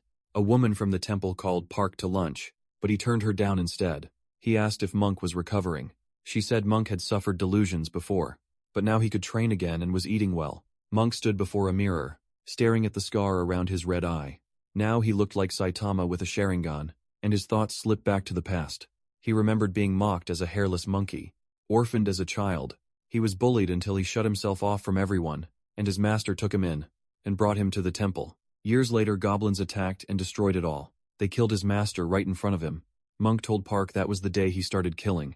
In a rage, he hunted the goblins down one by one without mercy. He searched every hiding place to wipe them all out. He said that sin was his choice, and he didn't care what happened to his soul after. He only wanted to quiet the fire inside him. In that madness, he heard a voice, or maybe it was just his future self. It told him that if he truly cared, he would have died in that dungeon long ago. Monk looked at Park and thanked him. He said Park had saved him again, by restoring the temple and bringing peace to his heart. Then his face turned serious. He said he had a new goal, and Park's group had no idea what he meant. Suddenly, Monk summoned a winged spear inside the room, smashing everything around him. The boys backed away in shock. With a dark smile, Monk said that for the sake of the wronged, he'd go to hell in their place. Zhang looked lost, and Han muttered that now the group had 2 lunatics. Right then, Grandma stormed upstairs with a knife, yelling to know which idiot dared pull a weapon inside her house. Monk didn't wait. He dove out the window, breaking through everything on the way. A few minutes earlier, he had been in his room staring at his reflection. When they called him to lunch, he smashed the mirror with his head and grinned like a madman. "I'm so damn handsome." The full moon lit the sea with a silver glow. A small ship moved fast across the water. Hiro and Akiko stood at the back. When they reached land, Akiko said they'd continue by car. Hiro stayed quiet, staring ahead, and reminding himself he was only following the druid. Back at Park's Guild, they wondered if Monk had returned. Someone said the old lady tore into him, and another said he deserved it after breaking the window. Then Junho came in and said the secretary called.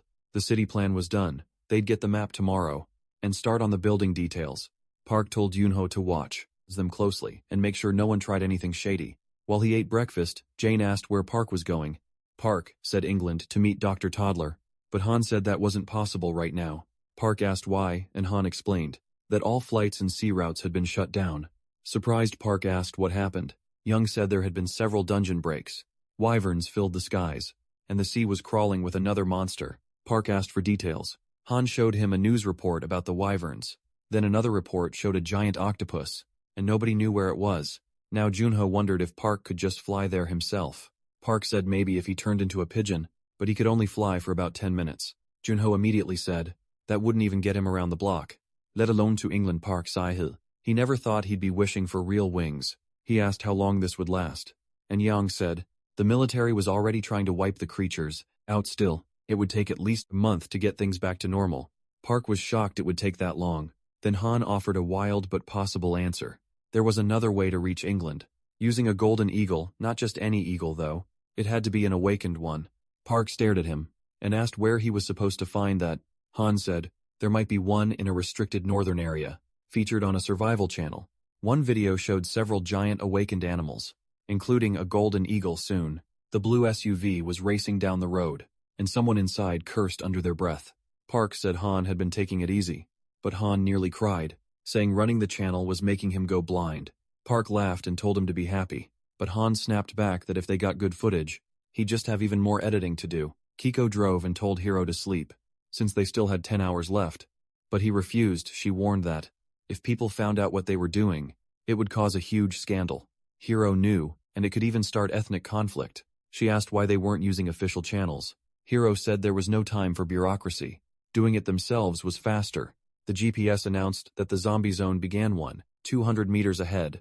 Akiko said they'd have to drive through it. At the same time, Park and Han had already stopped and gotten out. A huge beast stood in front of them, blowing steam from its nose. Its sharp teeth showed in a nasty grin. The giant boar glared at Han, clearly angry, while Park asked in his head how he felt. Han admitted he was terrified. The thing looked insanely strong, and clearly hated humans. Park loved that answer and said he needed to tame it. The boar suddenly charged and Han ran for his life. He scrambled up the nearest tree, The boar smashed the trunk so hard, the tree started tipping and Han screamed for help. On the second hit, the tree crashed down. Han landed flat on his back. He squeezed his eyes shut and begged for help, until something brushed his face.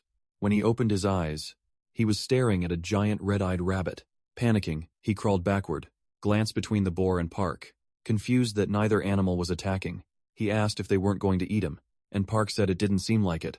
Han lowered his head and breathed out shakily. Then he pointed at the rabbit, and begged Park to get it away from him. It was terrifying and its level was crazy. Just then, a blue portal opened and the rabbit hopped inside. Han asked why the boar didn't go too. Park climbed onto the boar's back, and said it was going to carry them instead. He'd already named it Yaka. While Park rode Yaka, Han sat on a wolf, and asked if those transformations were really worth it. Park said, they only changed an animal's personality a little. Han didn't buy that, Park explained. He only transformed beasts weaker than him. Curious, Han asked if the rabbit really was that dangerous, and Park said yes. It was a higher rank than him. Han grumbled that even a rabbit was stronger than he was. Even after finding two strong animals there was still no eagle. Han asked how much longer they'd keep looking. As they reached a spot overlooking the forest, Park said the eagle was the hardest one to find, then called Miso, who answered right away. She asked what he needed. Park asked where Blondie was. Since he couldn't reach her, Miso said she was in another region, and asked if he wanted to be connected elsewhere. Dark clouds hung over a ruined city. A soldier warned the captain. They had 10 minutes before the dungeon broke. Choi ordered everyone to pull out immediately. The soldiers had requested an airstrike long ago, so he demanded to know why nobody had answered. At last the reply came. No airstrike was possible and artillery was down too. One soldier cursed and asked why they were hearing this. Only now they were told the third battle group would arrive in 10 minutes and another unit in 15. Choi angrily asked if that was a joke. They were supposed to hold off the spiders alone. Until then, the response ignored that and repeated that retreat was the priority. Running out of patience, Choi ordered everyone to grab their gear and move. Another soldier shouted that they should leave, before the witch changed her mind, and the girl mocked herself, saying that's why nobody loves her. Then she picked up the phone and introduced herself as the captain of the 11th Recon Squad on the other end. Park greeted her brightly, saying it had been a while. Blondie froze when she heard his voice. After a short pause, Park said he needed to find the Golden Eagle, and asked if her team could help. She clenched her teeth at that. Then she suddenly screamed, telling him to screw off, you disgusting pervert, and hung up. Park just stared at the phone, confused. He turned to Han, and seriously asked how asking for help. Catching an eagle could sound sexual, but Han was already staring ahead. Pointing forward, he asked what that was. Black smoke was rising outside the city. Holding up his phone, Han said in disbelief that they were starfish. Park stared and repeated, "Star what?" Han showed him the report. A starfish dungeon had broken open. Those creatures spat fire and exploded when they died. Park was stunned. They could still cause trouble after death. Then Han pointed up and yelled for Park to look at the birds. A whole flock was fleeing the dungeon, and Park, oddly enough, watched the chaos with a faint grin. Seeing the fire spread, Han warned they needed to get out fast. Park stayed put, watching the flames come closer. Animals ran through the forest. As the fire caught the slower ones, suddenly the wolf Han was riding started howling. Park calmly said the ones starting the fire were here. The flames were already swallowing everything behind the animals and catching the fastest ones too. Then both of them looked up. Han shouted that it was a golden eagle. A huge eagle flew among the flock, far bigger than the rest. Park said, "It looked amazing." He checked its info, rank C, level 6, smiling. He named it Jiamsuri and said it would fly with him. Now later the news said, the sudden fire had ended because of a natural disaster. Experts claimed a hurricane destroyed all the starfish. Watching it, Han muttered that it was total nonsense, and said that's why nobody watches the news anymore. Glad he had uploaded the real footage. He said people would now see what really happened. The drone showed Park riding the boar around the fire, making a ring with the Earth Spirit's power. Then he used tornado, turning the flames against the starfish. The video, titled Park's Tornado Skill, blew up right away. Some people said it had to be fake. Others asked if Park was a god.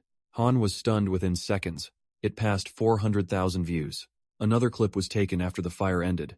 Drones hovered overhead while Han ran to Park, who had collapsed. Han considered cutting that part, since showing weakness seemed risky. But then he got an idea. He could upload it as a separate video. Just then, someone called his name, and Han turned, coffee in hand. He stepped onto the balcony and looked down. John Ho and Jang were below. Han asked if they were going into a dungeon, and they said a level 2-1 had opened nearby. John-ho said they still had 3 open spots. Han laughed and asked if they really couldn't clear a level 2 dungeon. By themselves, Junho bragged that he had more skills than all of them put together, and Jang added that Monk was already waiting in the car. Han thought they had picked up a huge mix of skills. Since the team was small, they had to cover every role they could before. Before leaving, he asked for a minute to upload one more video to the channel, and his fingers flew across the keyboard. The video opened with a message: Park, I invite you to London, Dr. Toddler, and it showed monsters throwing Earth into chaos. With the skies packed full of them, even the sea was cut off, and nothing could stop the creatures. Then Park appeared facing away. He turned and said he'd be back soon, asking everyone to watch the house while he was gone. Next, huge wings burst from his back and he shot into the sky. The caption said, "Your adventure continues." The last shot showed Park flying into the unknown. Han loved how it turned out and suddenly thought, this could be a movie. The clip blew up fast. Even people at their motel were already watching it.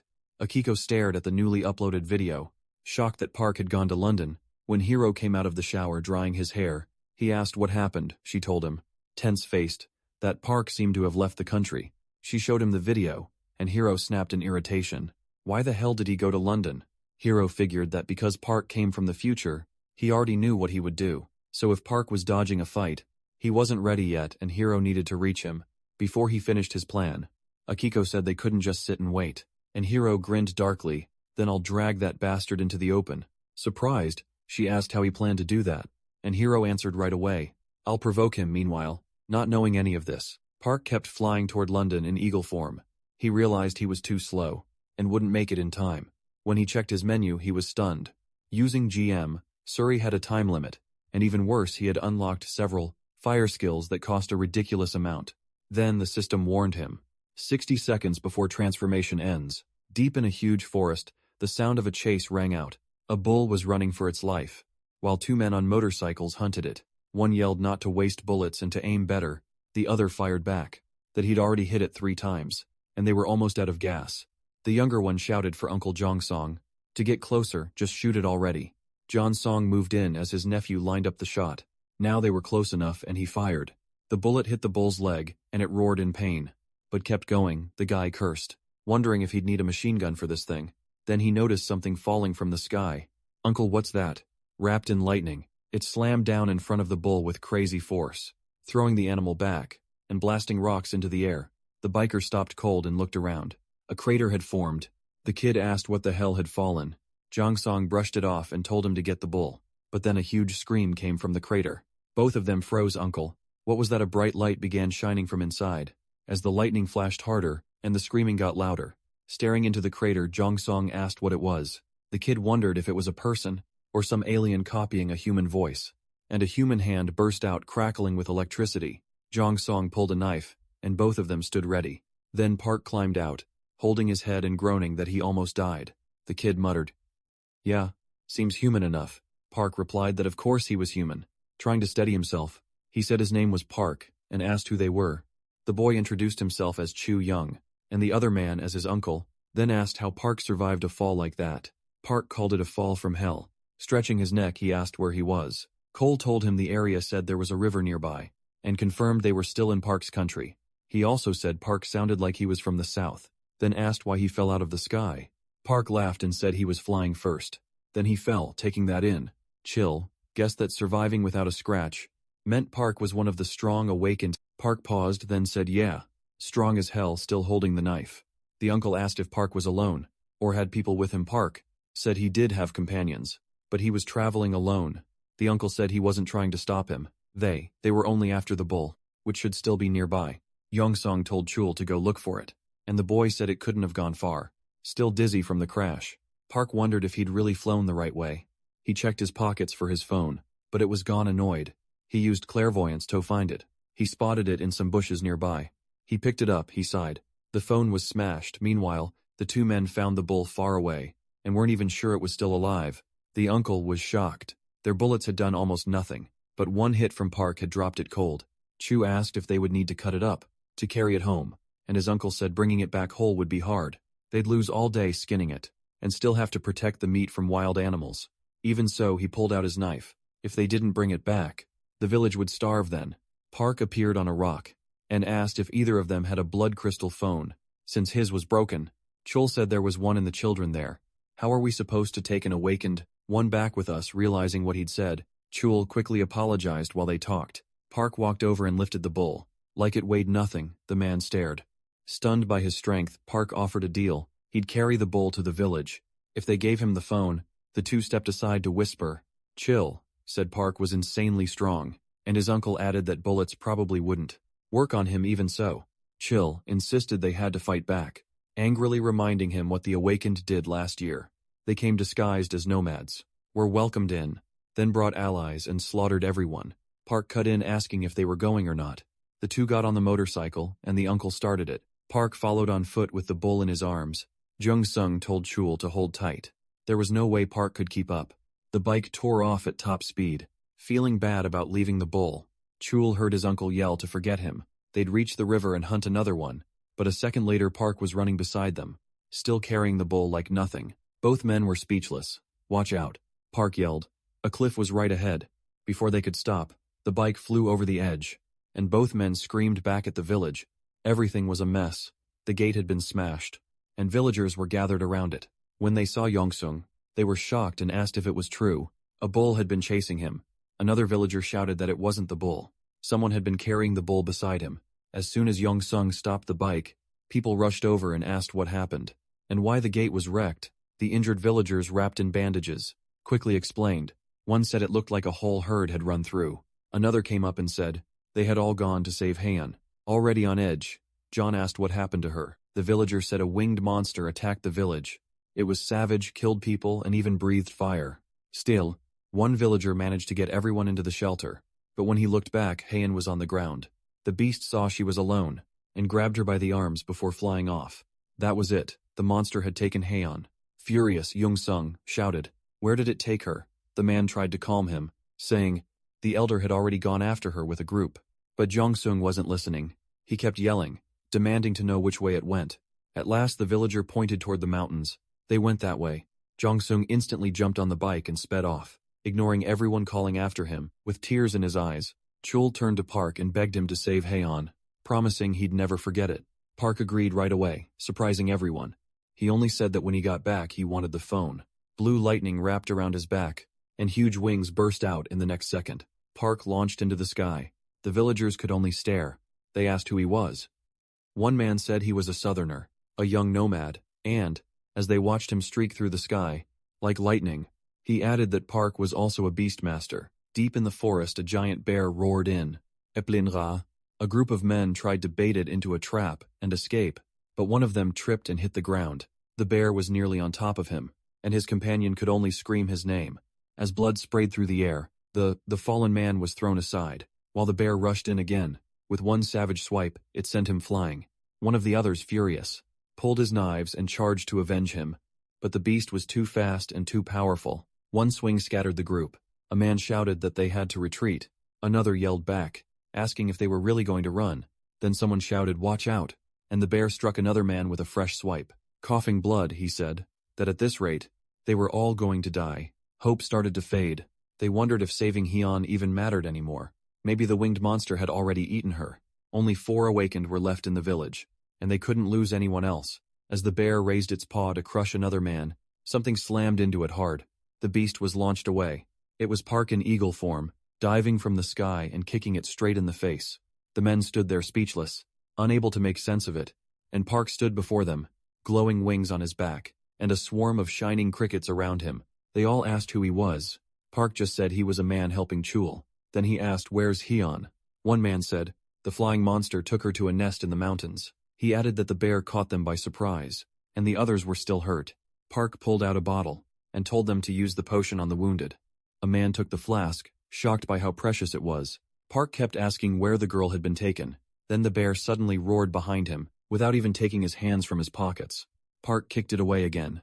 He followed with a hit to its stomach, then an upper kick to the chin, that sent the bear spinning. Park landed lightly as the bear slammed onto its back, but the system showed the bear was barely hurt. Park narrowed his eyes at it, playing dead.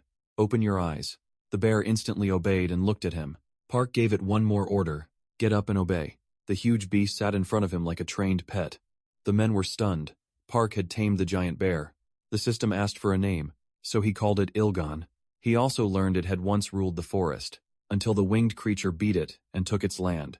Park smiled. Then you know where she is. Let's go get her in your revenge.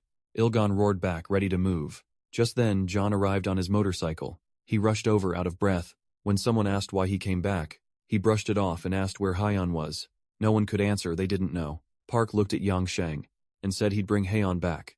But Yang Sheng had to keep his promise. Only then did John realize who Park was, and he was shocked. Park wasted no time and told Ilgan, "Take me there." The two left at once, leaving everyone staring as they moved. Blue light spread across Park's body. Lightning wrapped around him. His wings came back, and he leaped into the air toward the mountains. The men could only watch, realizing Park could command beasts and turn into one. Yang Sheng dropped to his knees. As Park vanished into the sky, he prayed with all he had that Hyeon would be saved. Elsewhere, strange sounds came from a cave. The winged creature was eating half a deer, on top of a pile of bones. In one dark corner nearby, Hyeon cried for her father. Her voice made the monster snap its head toward her. With blood and drool hanging from its jaws, it scared Hyeon so badly. She curled up and covered her face.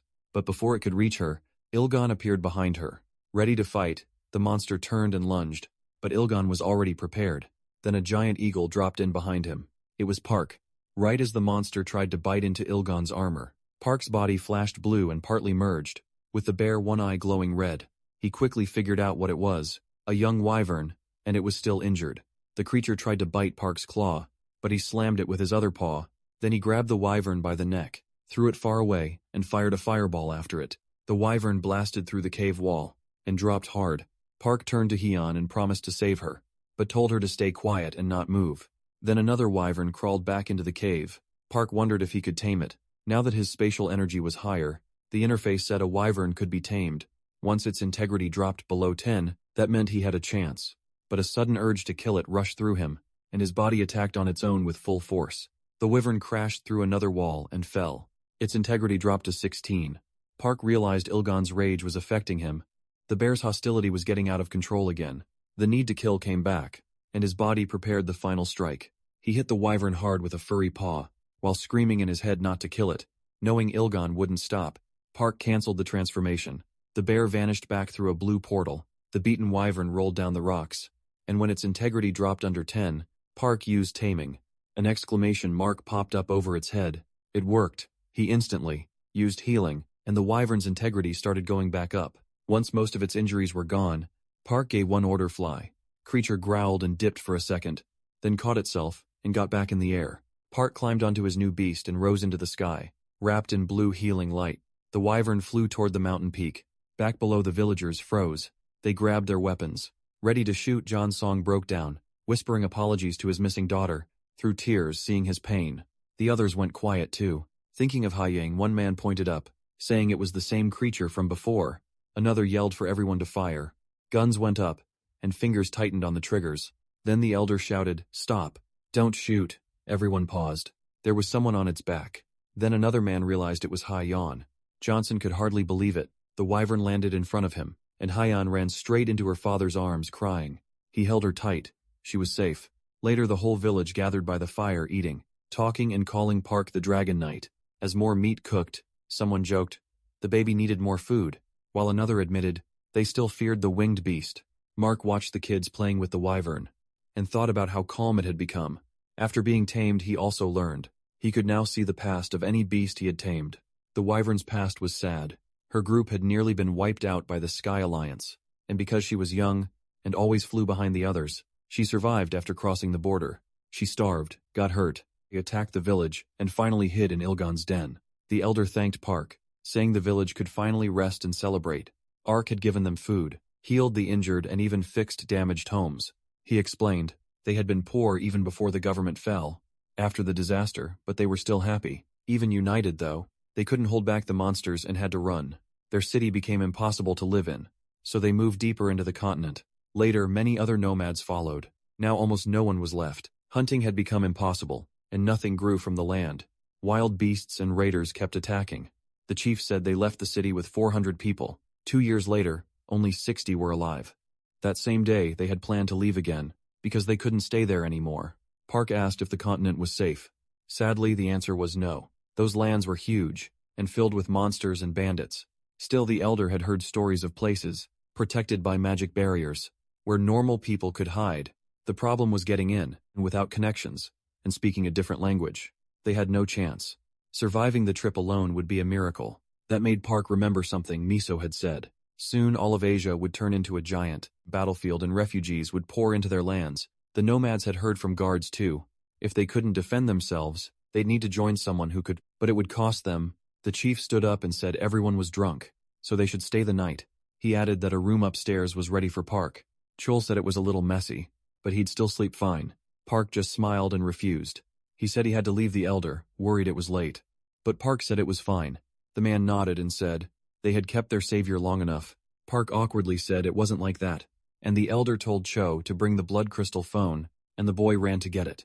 The villagers gathered to see Park off, while the wyvern behind him was ready to go.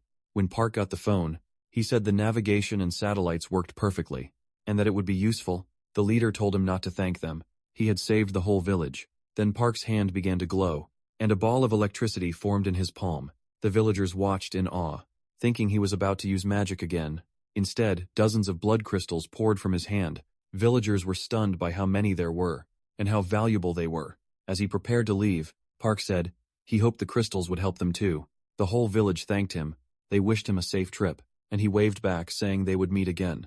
The wyvern spread its wings and took off, and Park shouted that they were heading to England. Jongsong held Haeyeon's hand, as they watched him disappear into the distance, and the story cut to a news report with breaking news. The anchor said a wyvern horde had been destroyed by the Sky Alliance, but that morning the Air Force found another wyvern. This time, though, it was different. The creature was being ridden by an awakened. The story exploded online, and people started praising an unknown dragon knight. The broadcast then showed a destroyed bridge that had just collapsed. 2 giant fire ants had come out of a portal and turned the place into an inferno, but something was now racing across the bridge. The anchor called attention to the screen, where a long-haired man appeared with 2 swords. The commentators were stunned. Was that the #1 hero? What was he doing in a nearby country? People everywhere started asking if it was really him. The match was too clear to ignore, and the news confirmed it. Strongest Awakened had suddenly shown up on that bridge, fighting with the Sela Guild. He cleared every monster in just 10 minutes. The commentators were split. Some called him a legend then. The Dragon Knight joined the army in a mission to wipe out the Scorpions. Now the top Summoner Awakened were gathering there, and everyone kept asking the same thing. Who is this Dragon Knight really? Over the last few days, more reports said the Dragon Knight came back to help the troops, this time against ogres. After checking everything, they finally confirmed it. The mysterious knight was Park. The commentators praised him without holding back. They called Park a god, listed his powers, and even said he might be the new No. 1. Then came a shock. Breaking news revealed that the current top hero had openly accused Park. The anchor said his sudden statement and his return to the country he once left behind caused a huge stir. He then told viewers to watch the interview. Reporters got right to it. They asked why he was targeting Park and why he came back. The hero didn't soften it at all. He said he came in person to expose the so-called godly tamer. As a fake press room erupted, and reporters demanded to know why he was calling Park a fraud. He claimed Park ran the moment he heard hero was coming. Too scared to be exposed, he also said. Park's videos and achievements were blown way out of proportion according to him.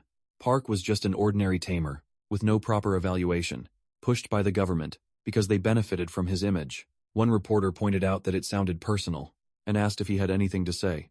Straight to Park, the hero stared into the camera, like he knew Park was watching, and issued a challenge: if you want to prove me wrong, meet me at SPFC station somewhere else. Han sipped his coffee and muttered surprised, "Damn." The media was flooded with stories about Hero, saying he'd beat Park with one hand. Another report showed Park with the Russian president, talking about how close they were. Seeing that, Junho wondered how Park, who was supposed to be heading to England, ended up in Russia. Then the phone rang. It was for Park's guild, and Junho answered. The caller asked if they'd reached Park yet, but they hadn't. Han asked if the agency director had called again, and Junho let out a sigh before saying yes.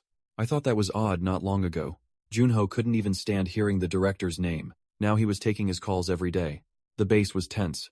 Nobody was finding much in the dungeons, and one guy even said they should stop chasing money and just take whatever loot they could get. Han sighed that now everybody needed Park, and Junho asked why it was different this time. A new report explained that Level 7 dungeons were appearing more often. People in the area were nervous and wanted Park's guild to take over the 13th district. Junho said many people wanted to move into that new part of the city, and Han said this was the perfect moment to act. A little irritated, Junho said the director had told him the same thing. That caught Han off guard. The offer was that, once the district was officially approved, the guild would protect it. The agency would collect taxes and handle the smaller dungeons themselves. Impressed, Han asked what Junho told them. Junho said they were still thinking about it, but Han felt they should have accepted it already. The agency also wanted the guild to build a special team to respond whenever new dungeons appeared, but Junho said clearly that with his brother gone, he couldn't decide that alone. I wasn't sure they could manage both level 7 dungeon raids and building a new district at the same time. Han thought about how becoming a special task force could completely change how people saw them, but it would also bring much bigger risks. He looked at a photo of Park beside the president. With the painted wyvern behind them, the whole country was already a mess. Because of Hiro's statement and the new district, and still no one knew where Park was. Han asked if they'd heard from him at all, and Junho just shook his head. At the same time, in a ruined city, a red car raced through the empty streets. A gray-haired driver called Park. Sounding nervous, he asked if Park could hear him, and said he was heading to the meeting point. Park answered by asking if he was the one in the red car. The man said yes, and welcomed him to London. Then he asked if Park could see the 3 stone golems chasing him. Park said yes, and that he'd deal with them now, from above riding his wyvern. Park dropped lower. He focused on the 3 golems, closing in behind the car. The nearest one lifted its huge hand and slammed the ground, blasting open a crater beside the vehicle. Before it could crush the car, a huge fireball appeared and smashed into one golem, throwing it into a building. The other 2 roared in rage, but Park flew past on his weaver and pulled their attention away. With a flick of his hand, he released tiny glowing fire fairies. Then he used a fire tornado, feeding it with bursts of wind. The attack was so strong, the 2 golems collapsed before they could fight back.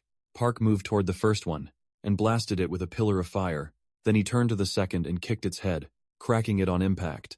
Its jaw flew off and tore through a wall. Looking over the damage, Park said they were weaker than they looked, probably just low level. His wyvern landed nearby. Then he heard clapping and excited praise behind him. Park turned and saw a gray-haired man taking pictures, saying he was just like the rumors.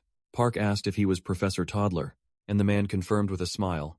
The wyvern flapped its wings, and the professor stared at it in awe. He asked if this was the famous wyvern, and Park said the Russians had painted it, so people wouldn't mistake it for one of the wild ones. Toddler thanked him, saying that even for a moment, he'd really felt the presence of the Dragon Knight. Park joked that the professor's translator worked great. The professor proudly showed it off, and said that once he heard about the meeting, he bought the most expensive one he could find. Park looked around a little doubtful, and asked if this was really London. The professor said all of England was struggling, but London was total chaos, and after sunset, it got even worse. Park understood and got ready to move. He opened a portal, and called his wyvern Biryong. Biryong slowly walked into it, while the professor watched in amazement. The portal LED to a place full of wolves. On the other side, they watched the wyvern come through. Before the portal closed, then they gathered around it. Biryong let out a roar, and the wolves howled back. Someone said, that had to be the same wyvern from the news. Another, said people claimed. She lived on a farm with other tame beasts. Total sweethearts, meanwhile. The red car kept moving, and the professor still looked stunned by what he'd seen. He said that, for a wyvern that big to pass through a portal, the place on the other side had to be at least level 3. Park said he was pretty informed. The professor replied that Park had been the main thing on the news lately. He added that he was really glad they'd finally met, but Park wasn't nearly as excited. To him, the man sounded like a scientist dying to run tests. As they drove through the ruins toward the coast, creatures swam in the river. Park asked if the lab was in London, and the professor said that city was basically the past now. England's new capital was New Dover, and that was where the lab had been built. Park asked why they hadn't met there from the start. The professor said he had to pick up materials here first, especially after the recent bombings left blood crystals scattered all over. He explained he was studying how to make instant teleport stations, portals that could summon creatures. He believed monster portals during rift events worked the same way. If humans could use that, he said, monsters would never be able to stop mankind's progress. Again, Park didn't seem convinced, but he politely said it sounded good. The professor kept going, saying rivers and air routes were blocked now. If nothing changed, humanity would become isolated, and survival would get even harder. The car crossed the bridge over the river. When the professor awkwardly admitted he might be talking too much, Park didn't answer. He was staring hard at the road ahead. The man asked why Park had been in such a rush to meet him, but Park cut in voice low and serious. Careful. In the next second, the bridge exploded upward, like something huge had burst through. From below, a giant sperm whale tore through the road, with its snout sending the car flying backward, ripping the wheel in panic. The professor shouted, "Is that a whale?" But Park saw more than that. He read its status right away. Level C, 2 integrity, 18. And then it got worse. A huge shark leaped from the water, and tentacles started rising nearby. Even while the car spun through the air, the professor kept hold of the wheel, and screamed in terror, "That's a megalodon!" Below the broken bridge, a brutal fight was already going on. Whale against megalodon. The car dropped toward the water, with the whale crashing down behind it. Military forces rushed in. Helicopters above. Soldiers skimming over the water on motorboards. One helicopter reported that a small car had been hit, and ordered an immediate civilian rescue. A soldier on a board asked who was coming for backup, and the answer came fast: David and Silva. The legendary pair, including the powerful muscle queen. David, a big man with a ponytail who liked guys, took command, and asked if the red car belonged to Professor Toddler. A soldier said it looked like it did. David dove in, his glowing eyes lighting up the water below, and he quickly found the car, but it was empty. The soldier spotted the megalodon chasing a whale. Much smaller than it, the shark was almost on it, but the whale twisted away at the last second and slipped free. A moment later it burst out of the water. A huge wall of water rose up, and the shark followed in a savage jump. Seeing the chaos from above, the soldiers got ready to fire. Then someone yelled to stop. There were people on the whale's fin. It was Park and Professor Toddler. Both alive. Park checked the shark's info. Level D, 3. Young specimen. He raised a hand and used tornado. Blue light wrapped around the shark. It got dragged into a spinning vortex. One soldier stared and said, "It looked like the tornado he once saw on this YouTube channel." Back on the surface, David muttered in shock, "It's him." The Dragon Knight Arc then called out his fire fairies. The tornado turned into a giant fire whirl. With the whale safe, the military moved in to end it. Helicopters rushed closer and opened fire on the burning shark. Meanwhile, the professor still clung to the whale's fin, too stunned by what he was seeing. In his mind, he couldn't believe it. Park had trapped a megalodon inside a fire tornado. Then Park looked at the whale and asked if avenging its mother made it feel better. The creature didn't answer, but its eyes showed thanks. Then it dived back into the deep. "Hello." A soldier watched the burning megalodon sink and shouted that it was going down. The shark slammed into the seafloor, and Park noticed he had leveled up, while his water affinity skill disappeared. Later, somewhere peaceful, they were at a small cottage by a cliff. Coffee and biscuits were set on the table. The professor asked if Park slept well. Park said yes, looked out at the sea and said the place was incredible. The professor agreed. Right then, a whale jumped from the water nearby. Professor Toddler said blue whales were getting rare because of monster attacks, but that one had survived by luck. Park smiled and said, "The village really felt like the end of the world." The professor nodded. English forces had been trapped by monsters for a long time with nowhere left to flee, so the country started building walls. No one could break through, but he admitted he still couldn't stop thinking about that night. He said he was amazed by how Park could control so many creatures, but what truly shocked him was the fire tornado. Seeing it in person felt unreal. Meanwhile, Park quietly sipped his coffee. Professor added that no awakened one had ever been able to control all 4 elements: water, fire, earth, and air. Curious, he asked, what Park's life had been like before awakening. Park said it was completely ordinary, until he ended up in the animal kingdom. That changed everything. Then Park asked if he had made the spatial energy meter. The professor proudly said yes and asked if he liked it. Park got right to it. What laws was it based on? Off guard, the professor asked why. Park explained that every time his energy was measured, he felt watched, an uneasy sense that something was observing him. The mood turned heavy. Professor Toddler looked uneasy, and Park went on. He said it was tied to the planet he came back from. That world had shattered, and now, pieces of it were showing up on Earth as dungeons, and those level 4 dungeons were only tiny fragments of what it once was. The friendly animals he knew were gone, replaced by lizard, men and other creatures he'd never seen. He asked what happened to his old friends, why he hadn't aged in 1,000 years, and who was watching him whenever his energy got measured. This time, the professor admitted Park was right. He said all those questions, even Park's sudden interest in languages and writing, were linked. Then, they opened a hatch in the floor and headed down the stairs. There, the professor revealed his real lab. Park noted how deep it was, and the professor said it was built to survive even a nuclear blast. Even though it was his personal lab, it actually belonged to the government, and Park was the first outsider ever allowed in. At the bottom, the professor entered a code and the door slowly opened. "This is it," he said, lighting the room with a flashlight. Park went silent as he looked around. The lab was huge and completely messy. Things were scattered everywhere. But the professor laughed and said it was fully stocked. He pointed out analysis gear, test samples, and even a robot that could rebuild projects from code and recognize voices.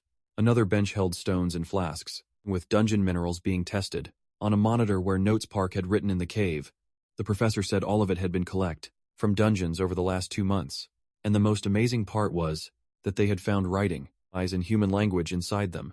Park's language, those inscriptions, had kept appearing for the last 21 days. In every dungeon they entered, Park was shocked. He asked if there were multiple versions of the same dungeon, and the professor said yes. Similar dungeons had started appearing in cities across the world, from level 2 to 5, and they showed up at different times. That reminded Park of something Misa once said. Dungeons open near awakened ones. Maybe they weren't just planet fragments. Maybe the dungeons were copying themselves. Park asked if the planet had been duplicated and broken apart. The professor said that was the best theory so far. Then Park asked about the animals living there. The professor admitted he wanted that answer too. Park asked if that was why he wanted this meeting. Exactly, the professor said. He grabbed Park's hands eagerly. He said he hoped Park could help him learn how dungeons appear and vanish. Someone had even contacted him recently, the person behind those inscriptions. Since getting Park's letter, he hadn't been able to sit still. He was desperate for answers and called Park the Dragon Knight. But Park felt disappointed. Deep down, he thought the professor didn't really know much. Sensing that the professor changed the topic and brought up the spatial energy meter, saying he could show it now, he dug through a box, suddenly shouted that he found it, and pulled out a strange stone, showing it off with a pleased smile. He let Park ask what it was. It was a memory stone, the professor explained, holding it out. He told Park to hold it and close his eyes. Park did it without hesitation. The stone instantly began to glow. As soon as Park shut his eyes, he saw those strange inscriptions again, and felt that same eerie gaze watching him. When he read that his data had been recorded, he opened his eyes at once, tense. The professor quickly asked what it felt like. Park said uneasily that he clearly felt something staring at him. While he held it, the professor said everyone reacts differently, but sensitive people often feel that. Park then asked if a meter could be made from that stone. The professor said yes, but added that he hadn't created the stone itself. Surprised, Park asked what he meant, and the professor calmly explained the stone had fallen near a portal on the day of the great catastrophe. Only later did they figure out what it could do. Park asked if it had literally fallen from the sky. The professor said Europe suffered badly, but it also received a gift, the divine stone. It appeared on the very day of the disaster. Thanks to the knowledge inside it, they began exploring space and creating many devices. Then he showed Park a box with several vials, and said it was one of those inventions. Inside was a holder, fitted with a memory stone. Park didn't look impressed, so the professor added that he had transferred all the stone's information into the device. He explained that the stone stores data from contact. It has a limit, but it still works well. Then he handed the box to Park and told him to touch it. Park put his hand on the device right away. Seeing the result, the professor got excited, saying Park had passed energy level B in only 3 months, something unheard of, even for someone like him. Park asked if that was really a portable meter, and the professor eagerly said yes, though he still wanted to make it smaller. He then brought out another device he had made, and showed it to Park, who asked if it also used the same stone. The professor said yes, and added that this one had extra features. He explained that the stone could hold a huge amount of data and show physical traits. Park, noticing agility on the screen, asked what kind of traits he meant. The professor said it could measure strength and dexterity too, helping build better teams, based not only on energy level, but also raw physical ability. Park stayed quiet, realizing that until now, no awakened person could see another's stats. Smiling with excitement, the professor asked what Park thought. Park pointed out that in practice, there had never been a way to view another awakened person's stats before. The professor said the prototype was ready, and invited Park to watch a demonstration the next day. Park handed the box back and agreed, but then the screen, showing his strength and agility, started flashing. An error message popped up, and the professor said, surprised that it hadn't done that yesterday. A little embarrassed, he asked Park to wait a moment. He called the director and said the demonstration had to be cancelled because of a device problem. While he did that, Park looked through an article about him and Song Yi, then got annoyed when he saw they used that cave. Quote, he hated after hanging up. The professor said he wanted to keep talking, but something urgent had come up. Park used the moment to ask if he knew where those stones came from. The professor answered right away. Memory stones are mined on the planet Aruka. Back at Park's guild, evening was setting in. Gunwoo and the young monks were playing in the sand. When a dark figure fell over them, it was Choi. He stood there with two swords covered in fresh blood. Gunwoo froze and one monk whispered that it was blood. Choi looked at the boys as they got to their feet. Gunwoo recovered first and asked who he was. With blood on his clothes and face, Choi asked if he was really Gunwoo elsewhere. Park knew nothing about this, and kept asking the professor about Aruka. The professor said, memory stones weren't all that rare. They matched the same wavelength, unless they were broken apart. If blood crystals were like batteries, memory stones were more like data devices. The high elves used them to stay linked. And Park asked who those elves were. The professor said they were high-ranking beings. He added that the energy scanner was only a side benefit. The real goal was to build a network for the elves, and later one for all of Earth. Smiling, he said, the elves who came to Earth told them all of this. On Aruka, the elves use these stones to read energy, class, and other traits, so nothing can be hidden from them. Park was stunned, and wondered if they saw the same status window. He did when he opened his own. He was shocked to see the professor's full info rank, class, job, and basic traits. Then the screen glitched and flashed no signal. Park clicked his tongue, thinking the system was bugging out again. The professor noticed Park had drifted off, and awkwardly said he needed to fix the box, even if he had to stay up all night. He said he wasn't leaving the lab until he solved it. Park only smiled and said he didn't want to be a bother. The professor asked him to wait a little longer, since a guide would arrive soon to show him around. As he left, he told Park not to wander far. The main street had plenty to see, and promised they would talk more tomorrow. Left alone, Park waited in the lab and looked around. On a screen, he read that time moved twice as fast inside dungeons, and that the rock markings were over 200 years old. The more he read, the more absurd it all felt. In front of him, a table held memory stones, and in many different shapes and sizes. Park picked one up, and again saw the message, saying they were watching him and recording his data. Then it hit him. Maybe the high elves knew who was observing him, and what caused the great disaster. He decided he needed to go to Aruka himself. Just then, a man came down the stairs calling his name. Park turned and asked if he was the guide. The man introduced himself as William, from Lawrence Corporation, and said he worked in measurement research. Park got right to it, and said there was somewhere he needed to go. Pointing at the screen, he asked if he could reach that place. William explained it was the south portal of London, inside the 11th Infantry Brigade zone. William asked if he wanted to join the dungeon sweep, and Park agreed at once, though uneasy. William said he'd take him there. At the same time, Professor Toddler was in his office, trying to find the source of the error. He checked everything, found nothing wrong, and couldn't understand why it only glitched on Park. And the door opened, and someone stepped in asking for the professor. It was David. He greeted him and asked where the Dragon Knight was. He didn't want to miss seeing him up close. The professor said there had been a problem, and the guide was handling things. David looked disappointed but kept pressing, asking if Park was really gone. The professor said yes, then asked him to put his hand on the scanner. While he was there, David did curious. The screen instantly showed his strength and agility. The professor brightened up. The machine was working fine. David realized the numbers were his physical stats, and stared at them impressed. The professor said he expected that from a rank C, awakened who had already hit the strength cap. David was pleased but said he'd only be satisfied when the numbers reached 4 digits. Until then, he still had to train, and that made the professor's eyes widen, like he just found the answer. David said he'd go look for the Dragon Knight, said goodbye and left. The professor stayed stuck on those words. 4 digits. He rushed to the keyboard, muttering that 999 had always been the top limit. Then he thought, what if Park's data went past that? He raised the cap to 999, and the moment he did, he stared at the result in shock, and swore under his breath. Outside the lab, a giant monster was being held down by heavy chains, tied to 4 war machines around it. As a black car passed, one man explained, the beast had been captured for research. It was going to die anyway, so the company bought it. William drove while Park silently watched. Then William said they had arrived. The head was a bright blue portal. Inside a military camp, William explained. It was a level 5 dungeon full of giant locusts, and it had only 18 hours left before bursting. Nearby, a video showed a famous comedian dressed like a locust, yelling that he'd kill some guy under a slogan. Forward, warriors, the crazy locust is waiting. William laughed and said, the soldiers were cashing in on the comedian's fame. Farther off, Park noticed aircraft battling a huge wyvern.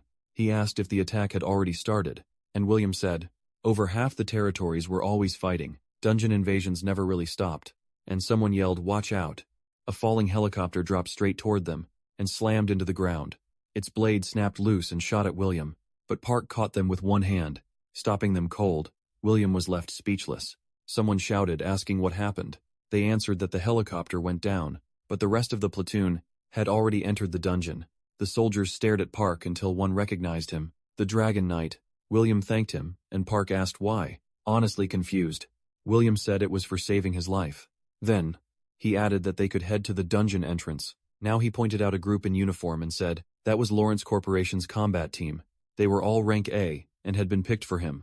He introduced the man in front as the leader of the Phoenix Squad. Robert greeted Park, and introduced himself as captain of the 2nd Phoenix. Park didn't care. He walked past them, and said he didn't need a team. He was going in alone. William was stunned and tried to talk him out of it, reminding him it was a level 5 dungeon. But Park ignored him. He told them not to follow, and stepped into the portal. Inside, Park opened his info window, and muttered that it still wasn't working right. Closing it, he grumbled that B-rank monsters didn't even hit 24 energy. Outside, William kept calling his name, but Park had already taken his golden eagle form, and vanished into the light. William let out a tired sigh. Robert said there was no point chasing someone who didn't want help. The soldiers muttered that Park was looking down on them, while others said they should still follow him anyway. William apologized to Robert, but Robert said it was fine. They were still waiting for the mission to officially start. Soldiers kept talking about Park's attitude, while William ran a hand through his hair, wondering what to do. Then a red SUV pulled up, and everyone looked over. David stepped out in a hoodie and waved at William. As he came closer, he said everyone was already there, and asked Robert why he wasn't out hunting locusts. Robert fired back, asking what the so-called hero meant to save the world was doing hanging around here. Instead, David defended himself, but Robert bluntly said he had every right to judge the 9th-ranked fighter in the world, and number 1 inch England with a slight grin. Robert said they should get ready for the mission, and that they'd meet again at the farewell party. David groaned, and asked if he really had to see that drunk face there. Too, in the back, some soldiers muttered that talks between old veterans were enough to make anyone sick. When that ended, William called out to David with tears in his eyes. David bent down with a laugh, and asked why poor William was crying, and where the Dragon Knight was annoyed. William said, Park had just gone alone into a level 5 dungeon. David's eyes widened. William added that Park moved so fast, he couldn't stop him staring at the ground. William mumbled that he had no idea what to do. If anything happened to Park, he'd probably lose his job. David suddenly burst out laughing, leaving William even more confused. He said that was exactly what you'd expect from a Dragon Knight. William just stared. David said he clearly didn't get Park, but William insisted it was still a level 5 dungeon.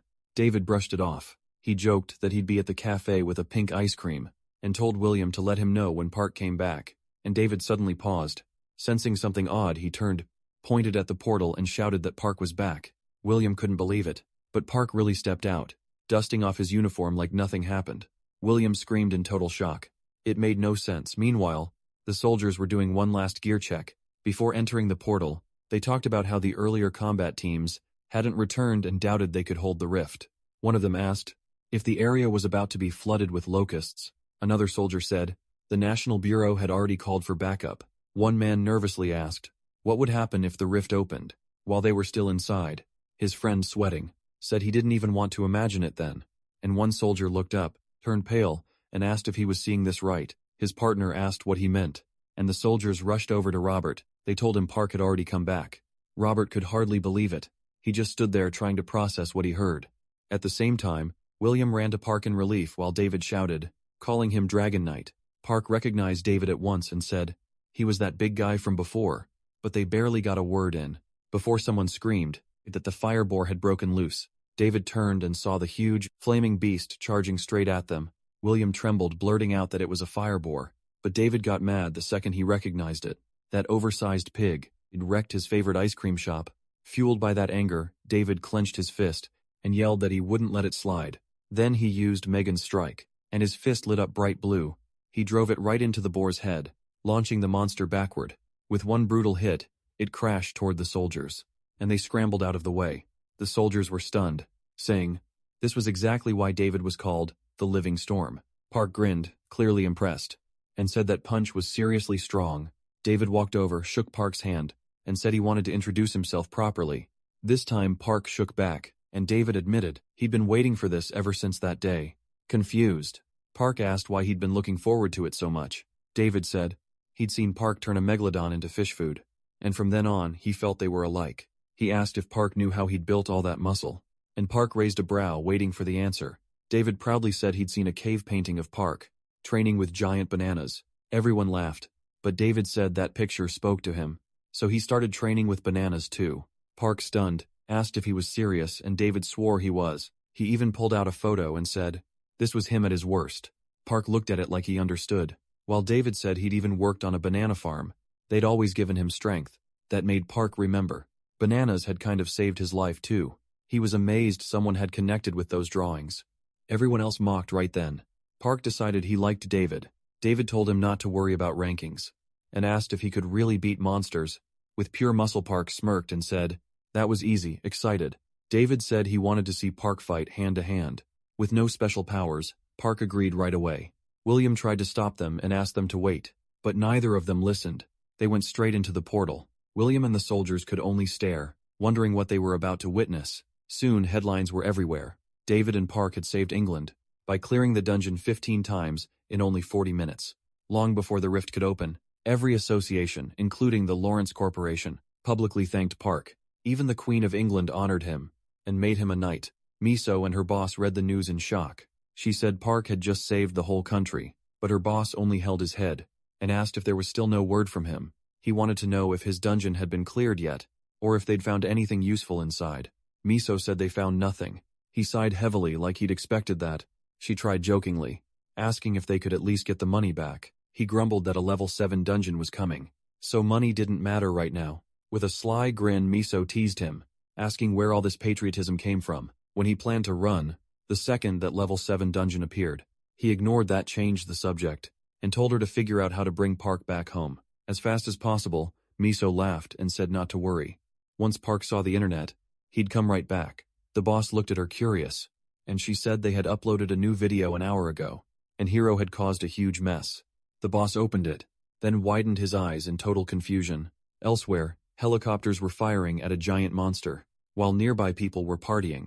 After clearing the dungeon, glasses clinked under exploding fireworks. As David told Park, this was the best day of his life, even better than the day he caught the tentacle shark. Park thanked him and said David's fist had done plenty, too. Then David asked if he'd met Sylvia in Russia. Park had no idea who that was, so David laughed and said she was a famous tamer. The second she heard about Park, she flew to Russia, and she wasn't the only one. Lots of tamers wanted to see him. Park asked why so many people wanted to meet him. David said it was because he was a dragon knight.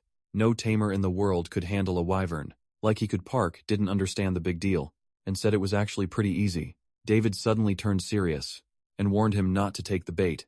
Park asked what he meant, and David asked if he hadn't seen the news. A recent article said Hero claimed he could beat Park without even taking a hit. Park just looked confused and asked who that even was. Surprised, David said they were from the same country, though Hero had gone off somewhere else. Park looked at the article and said he'd never even heard the name. David took a breath and explained that Hero was the world's #1. But behind that fame, he was a maniac and a killer. Park frowned and asked why people called him a psycho and a murderer. David said Hero had done a lot for the world. He was the best but completely unpredictable. David had even gotten the chance to fight him once. He lost, of course, but called it the best fight of his life. When David finally admitted defeat, Hero only laughed and said only the strong had the right to judge a fight, and fools like David needed to learn how the world worked. Then with a cold stare, Hero said he'd show him the price of arrogance. David said the beating that followed was brutal. He'd seen the devil in Hero's eyes, and raising his scarred hand, he said it took 8 major surgeries to rebuild it. Even after hearing that, Park still found it hard to believe someone could be that cruel. David added that plenty of people who challenged Hero ended up dead. Even surrendering didn't save them. That was how he got the name Killer Park. Asked why anyone would do that, David sighed and said no one really knew, but warned him again not to provoke Hero. Still confused, Park wondered what he'd done to make Hero target him. Then the news spread fast. Hero had crossed the line and attacked Park's territory. Hero even claimed he was acting in self-defense.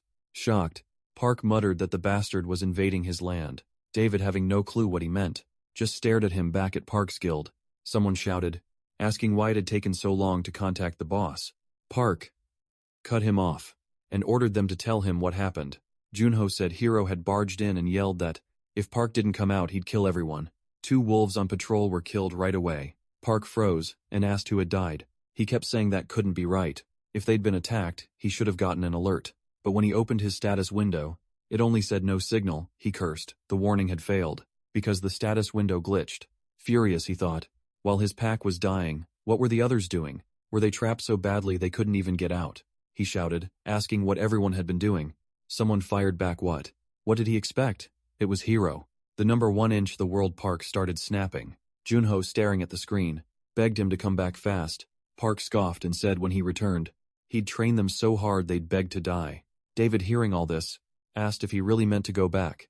Park said he had to, but David warned him that this was obviously Hiro's plan. He didn't know why Hiro was obsessed with him, but there was clearly a reason. It wasn't normal for a top-ranked champion to mock some unranked rookie. Like that, and in a real fight, an accident could happen easily. Park brushed it off, said it was fine, and told Toddler and William to say goodbye for him. David said nothing, and just watched him leave. Worried, Park raised his hand to summon his wyvern, but nothing happened. He just stood there waving his hand in confusion. Toddler, watching through the monitor, wondered why David had brought up the news. David quietly said he just wanted to keep Park there a little longer, and that Park would understand later. Meanwhile, Park stared at his skill window, getting more annoyed as he watched the countdown. At last the window came back. It showed Invasion 2 wolves dead. He read their names and quietly repeated them, full of grief. Then the summoning skill finally activated. A portal opened beside him, and a wyvern stepped out into the crowded hall, making everyone whisper. David watched in awe, grinning wide. While the professor followed everything on the monitor, the screen showed the skill wouldn't be usable again for 23 more hours. The professor held up a glowing blue stone, an artificial mineral, made by combining the memory stone with a takamite, the arukamite. He realized Park's powers worked, just like those of the superior elves. He figured out that when Park touched the arukamite, it glitched the status window and shut down all skills tied to spatial energy. For a full day, the professor thought that if humans kept advancing, like the elves had, there would be consequences. At the same time, high up in the base, a phone rang. David answered, and the director asked if he was still with Park. David said Park had already left, and that he saved all the data in the stone. Caught off guard, the director asked if Park left early, and told David to return to HQ. The professor was still watching the monitor. When his phone rang too, it was the director asking if the test had worked. The professor said, yes, everything went just as planned. The director smiled and said, if it worked on Park, then it should work on the people of planet Aruka too. The professor agreed, but warned them to be careful. Since the elves were close allies, the director coldly replied that alliances don't last forever, and the elves could betray them any time. The professor reminded him there were still many issues before the project could make real money, but the director snapped that awakened crime kept rising, and the alliance with the elves could break at any moment. Toddler tried to argue, but the director cut him off. He said levels would soon reflect true power, so they needed a way to control it. After hanging up, the professor thought about Park's power reaching 8,000, and wondered if that would be enough to stop monsters. Like him while they talked, Park was already flying home on his wyvern, focused on revenge, and clueless about the plot behind him. He kept wondering how Hiro dared invade his land, and swore he'd crush him back at Suho's guild. Han asked what was happening, but Yunho only sighed. Then he showed his phone, and said they were doomed. Everyone went pale, and Monk asked what the hell was going on. Junho held out the phone, and they froze. Park had sent one message: special training for whoever caused this. They grabbed their heads and screamed, asking what they even did. Han nearly cried, asking how they were supposed to deal with the no. One ranker when he could beat even a C rank with ease. Then a picture appeared on TV, showing the 3 of them standing before Hiro. The comments exploded, calling the guild pathetic and Monk a fraud. Some even said they should leave the country. Han said it was a clip from his video, and Junho added that the comments came from Hiro's guild forum, where they were all being mocked as weak. Jang muttered that people were awful. Junho, close to tears, said no one was taking their side, even though they were the victims. John asked Han why he uploaded the video, and Han said he only wanted to expose Hiro. Monk said it was too late now. The humiliation was already out there. Han shot back that maybe someone shouldn't have gotten drunk, picked a fight with civilians, and ended up dragged away by the bureau. Monk turned red and looked away. He grumbled that he was only trying to help small shop owners, but ran into monsters wearing human faces. John Ho said it didn't matter now. None of them were safe, because Park was truly angry. Monk said everyone else had already left the guild. To hide from the hate, Jang asked what the bureau said. Han answered that all they released was one short line. Sorry, they just stared. Unable to believe that was all. Yang exploded, saying a foreigner had entered. The country illegally invaded their territory, attacked them, caused damage, and still nobody held him responsible. Then Han suddenly shouted that a report said Hero had already gone. Back home, everyone panicked. They couldn't believe he was allowed to leave. Monk clasped his hands and started praying to the Buddhist god of mercy. Jiang said he was going straight to the bureau to raise hell. Junho tried to stop him, saying the bureau would likely pretend not to know anything and dump the problem on them. Jiang wondered if Hero had ties to some security agency, and if this would turn into a personal war. Punk sighed, saying the real losers were the regular people, forced to carry problems the officials dumped on them. Zheng said the worst part was watching everyone attack them when they were the ones who got hurt. Han read an article from the US saying Park's guild should move to a stronger country if they wanted protection. Junho said they had a point. It wasn't just that they were weak. Their country was weak, maybe they really should leave. Han said Park had to clean this up, then asked if they'd all seen that bastard's eyes. Even while bleeding, Hero had said that if Park wasn't brought to him, in 10 days they'd all die. They stood there, shaking, unable to move. Junho said they wanted to fight back, but they couldn't even contact Park. Jang admitted he was so scared he froze in place. Han said if they had resisted, they would have died instantly. Junho added that if they died fighting, it would have only made things worse for Park, so they made the right choice. Han asked about Gunwoo. Since the monks were still shaken, John Ho said the kid was fine, just quiet. Now he stayed in his room, watching TV instead of roaming around. He used to even chase off the wolves. Deep down, Gunwoo even seemed a little happy that he got to see Hero. Up close, Han said. All they could do now was wait for Park to return, because once he did, Hero was finished. Junho turned to Han and said they needed to do something before Park got back. Han didn't understand and asked what he meant. Soon they were walking through the farm area, and Han asked why he got picked for this. Junho said Han had less to do than the others. As they searched with metal detectors, he said they buried that stuff there before leaving. Han muttered that it was like hunting for a needle in a haystack. Then Junho's phone rang. Miso thanked him for the help, and said they only got to explore the dungeon because of them. Junho replied that they had a contract, so she didn't need to thank him. Miso asked them not to blame the government for what happened earlier. Junho kept his tone polite and ended the call. Then he went back to Han and suggested checking the animal farm, but Han refused right away. Junho said those people love planting bugs in important places. Anyway, Han told him not to be too hard on Miso, since she'd always supported them. Junho agreed, but said sometimes the enemy is closer than you think. Han admitted he was right. It didn't hurt to stay careful. The farm held all kinds of creatures. Seeing so many animals, Junho commented on it and Han nodded. Nearby, a huge bear and a giant black rabbit were fighting. Han asked if they were just playing. Junho stayed quiet, then said the family kept growing while the owner was gone. He wondered where Park was. Han recalled an article saying Park had been seen riding a humpback whale near China, and Junho said that if he was in the Sea of Japan, he must already be close to home. He asked if the farm even had a lake, but Han reminded him Park was taming animals before he ever had a farm. Clearly he'd sharpened that skill during his trip. He even frozen the sea to wipe out monsters. Suddenly, Junho stopped and stared ahead. Han followed his gaze and went wide-eyed. 2 small monkeys were sitting in a tree, watching them with curiosity. Han asked if they were Japanese monkeys. Then both of them realized the same thing: impossible. The news was now reporting that Park was attacking the city where Hero lived. They read the headline out loud in shock. A wyvern flew over the city as people looked up in fear. Park came down on its back, and people yelled as they recognized the Dragon Knight. The wyvern beat its wings and the crowd scattered, screaming that a monster had appeared. The livestream kept saying Park was attacking the city, and the comments were tearing into Hero. Park shouted for Hero to come out and face him.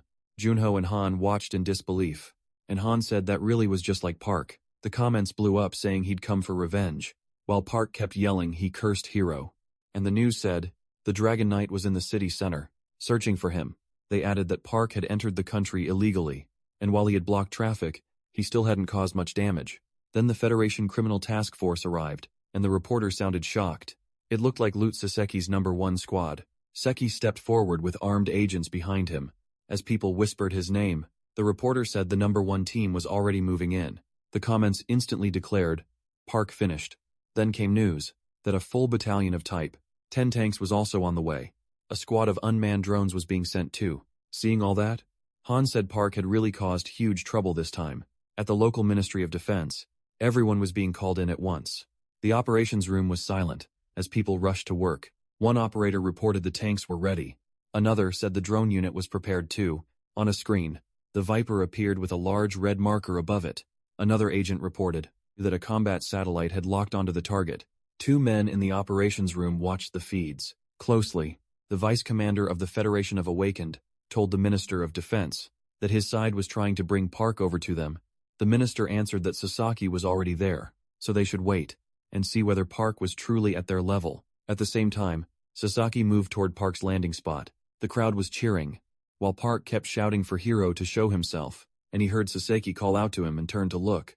Sasaki declared that Park was under arrest for trespassing, causing panic and other public order crimes. Park ignored all of it and only asked one thing. Was he Hiro? The man firmly said he was Sasaki from the police and ordered Park to get off the wyvern and surrender. Park looked down at him and said, "If he wasn't Hiro, he should move." The crowd gasped. He had just brushed off the famous Sasaki. Then black ropes burst from the red circles in Sasaki's hands and wrapped around Park and the wyvern. People shouted that this was Sasaki's legendary bind. Park glanced at the restraints and laughed in surprise. Sasaki warned him not to move, or they tighten more. Park calmly spread his arms and looked them over. Seeing that, Sasaki rushed in, saying he'd arrest him by force. The livestream host claimed Sasaki would finish Park in 1 minute, and were already saying goodbye to him. But the one who got punched in the face was Sasagi. Park hit him so hard he shot into the air, and the ropes around Park shattered. The crowd froze in shock as Park flew after him. Sasagi crashed down near Park flat on his back, but it was a setup, and he triggered another trap. Even then, he still couldn't believe what had happened. As blood ran from his nose, Park smirked and said, "Exactly when you're attacked, you defend yourself to the end." Then the wyvern beat its wings, snapped the vines and roared so loudly, everyone flinched seeing Park's strength. Sasaki admitted he was scared. This was what a Dragon Knight should be. If he hadn't used a debuff right when Park hit him, his face would have been crushed. Park told him that if he knew that already, he should leave, but Sasaki charged again, saying he'd now add assaulting a police officer. What a pain he leaped in, shouting for Park to die, and tried to stab him with a knife. At that moment, Park raised a hand and used air whirlwind, calling up a spinning gust that caught Sasaki off guard. The crowd that had been cheering went silent. Now they were just afraid. In the command center, the Minister of Defense and the Vice Commander of the Federation of Awakened stared at the screens in shock.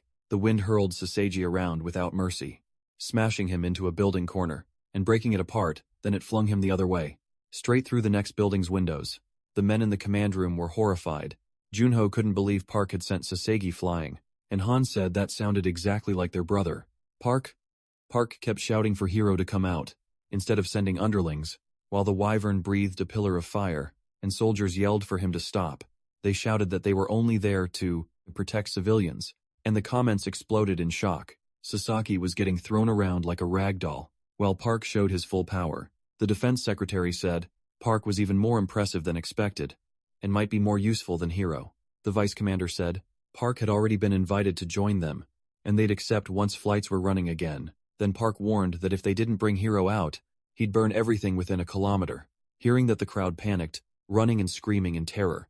In the command center, one soldier said civilians were in danger, and they should use the satellite to take out the Dragon Knight, but the minister just smiled and asked why everyone was so nervous. He asked the vice commander what they do next, and the answer was simple. Lieutenant Messi was already preparing. Then someone behind Park shouted for him to stop, and he turned around. A large officer stood there facing him without any fear. Park checked his info window and saw the man was just an ordinary person. Surprised, he asked who he was.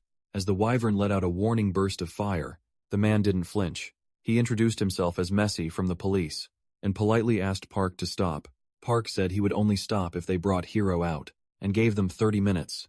Messi said Hiro couldn't come right now, which caught Park's attention. The lieutenant then explained that Hiro was inside a level 7 dungeon. Park repeated it, asking where exactly Hiro was. Messi said there was no way to see him now. Hiro would need 10 days to come out. Park was stunned. He'd been provoked by someone who needed 10 days to clear a dungeon, and Messi awkwardly reminded him it was still a level 7 dungeon. Park said he'd return in 10 days when Hiro was back. I see, agreed, but warned he'd still answer for today's damage. Park laughed and said this was their fault. Stealing pups or eggs while the leader is out hunting is what cheap thieves do. The lieutenant gave a small smirk and said he'd pass that on. The wyvern beat its wings and flew off. As the citizens watched in fear, back at headquarters, someone argued they couldn't let Park leave, or the whole world would laugh at them. But the minister said, using the military against one, awakened, would look even worse still. Since Park promised to return, he ordered the air fleet to follow him. As Park flew home, several helicopters trailed him from afar. Then he looked down in surprise when a huge, dark portal opened on the ground. Flying closer, he guessed it was the gate to planet Kuchin. While Park headed back, headlines were already spreading that he declared war on Hero. At Park's guild headquarters, the others raised bottles and celebrated, saying this was exactly what they'd expect from him. Making everyone pay the news also said Sasaki was in the hospital with a concussion. After one hit, the government treated it as a direct attack and demanded Park be extradited, or they declare war. Meanwhile, the ministers gathered for an emergency meeting, but still gave no official statement. In the comments, some wanted Park extradited. Others said he'd done nothing wrong, since Hero had killed the wolves. And many feared war, Han said. It really looked like the world might go to war over Park, and Junho excitedly asked what they'd do. The kid joked that they should go to the US.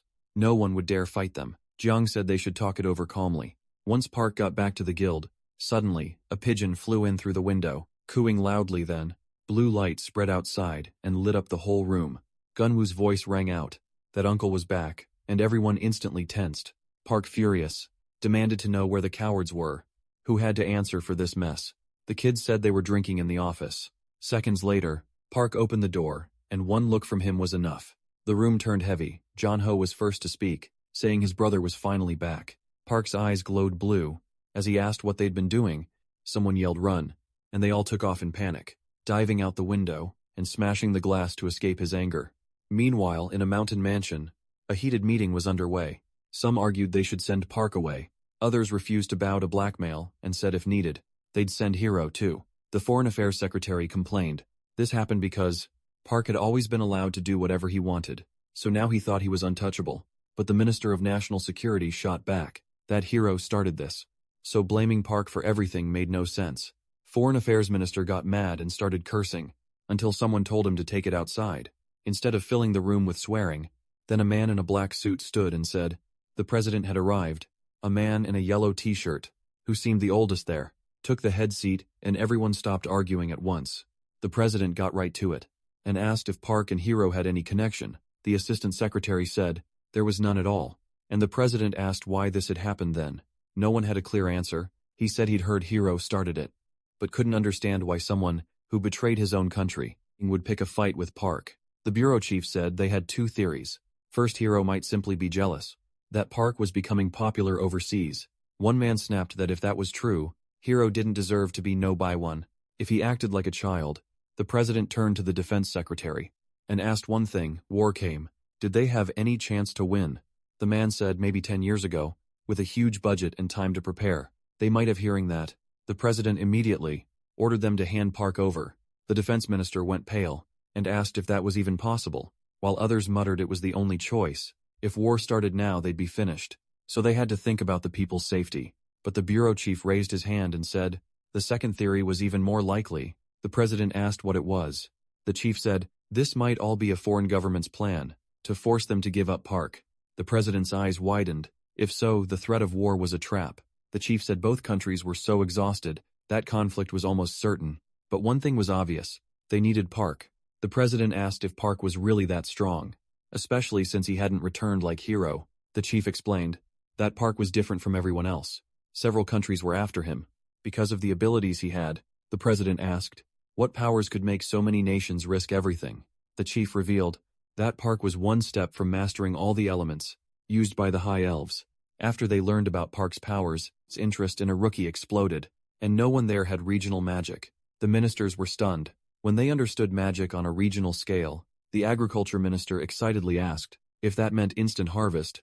The bureau chief said yes. Park was basically a winning lottery ticket, worth of fortune after that. The president and ministers agreed they would protect Park no matter what, even if it meant war. The president told the justice minister to put Park on the VIP list and make sure he couldn't leave the country. The chief thought where there's money, War follows soon. Headlines announced. The ministers had refused to hand Park over. Another report said the DGB wanted to build a huge grain warehouse on Park's guild land. In a speeding black car, the chief thought again that money was behind everything. He also wondered why Miso had said that. He reminded himself. He was the one who stopped Park from being deported. Miso asked if he'd spoken to Park, but he said Park had no reason to reject their offer. They were keeping him out of jail and helping him make money. He told her to inform Park that the guild would soon reach rank 6. So they needed to expand the farmland and turn the country into the world's top breadbasket. Beating Ruka, Miso said she had already arranged everything with Max, and they'd meet Park the next day. The chief was surprised it happened so fast. He said Park could smell money from far away, and trusted Miso to handle it. She shot back that she was always the one cleaning up. The chief said they deal with that later.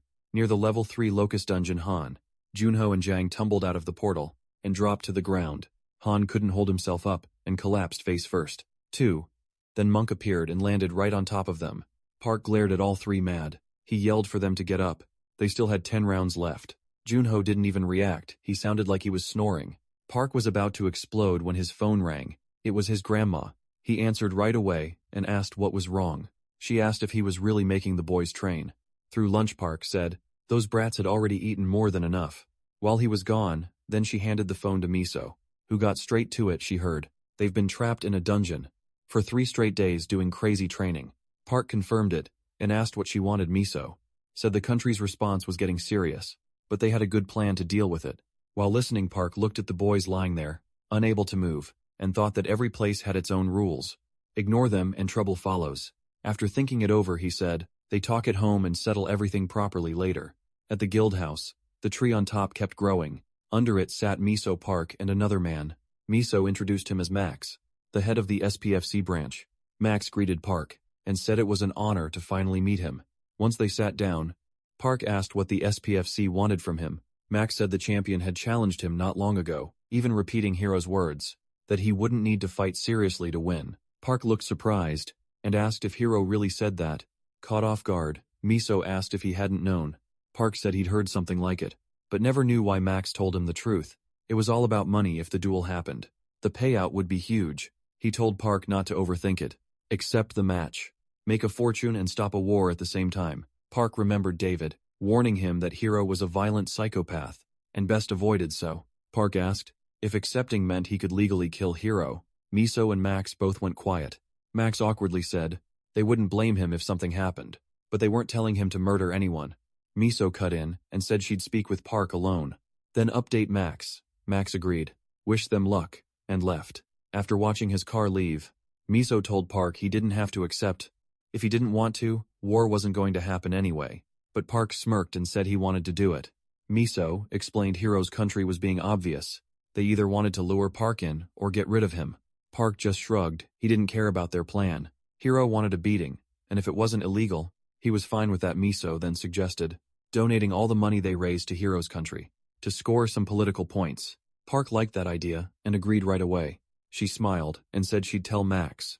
Then she handed Park an official government document. She explained that once a year, all guilds rank 6 or higher gather together. Park looked through the papers confused, and Miso said she planned to invite him. He pointed out that his guild wasn't ranked 6 yet.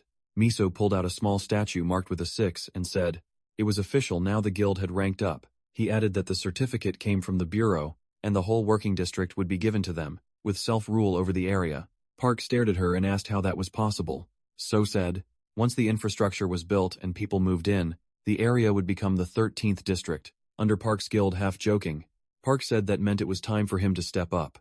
Back at the office, he explained everything to the boys, but all 4 hated the idea. To them, the government failed to protect anyone before, and now it wanted the guild to protect the land. Park argued the choice had already been made, and the government was going to build the city. Either way, Junho asked if Park had fallen for the bait. They might be using him. Park said they could treat it like a demilitarized zone and expand the farm little by little. Han grumbled that it sucked and said he'd rather take the money and move to the US.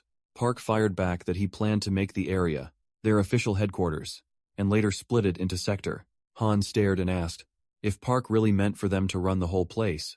Junho said each sector would normally have a mayor, but if Park picked the leaders himself, he'd basically be a lord. Han immediately loved that. and kept repeating the title like a kid. Meanwhile, Monk read an article saying Park's land could turn their country into the world's new grain center. The boys started wondering if they could rival Aruka's farming industry, even with its trade gates around the world, and insanely expensive goods. Han said if this worked, Park would become a real lord, with land worth a crazy amount of money. He even asked whether the contract was signed, and if Park kept 2 copies so nobody could cheat him. Park snapped that they couldn't even protect their own house, so how could they talk about running a castle? Then he said if they were done eating, it was time to train again.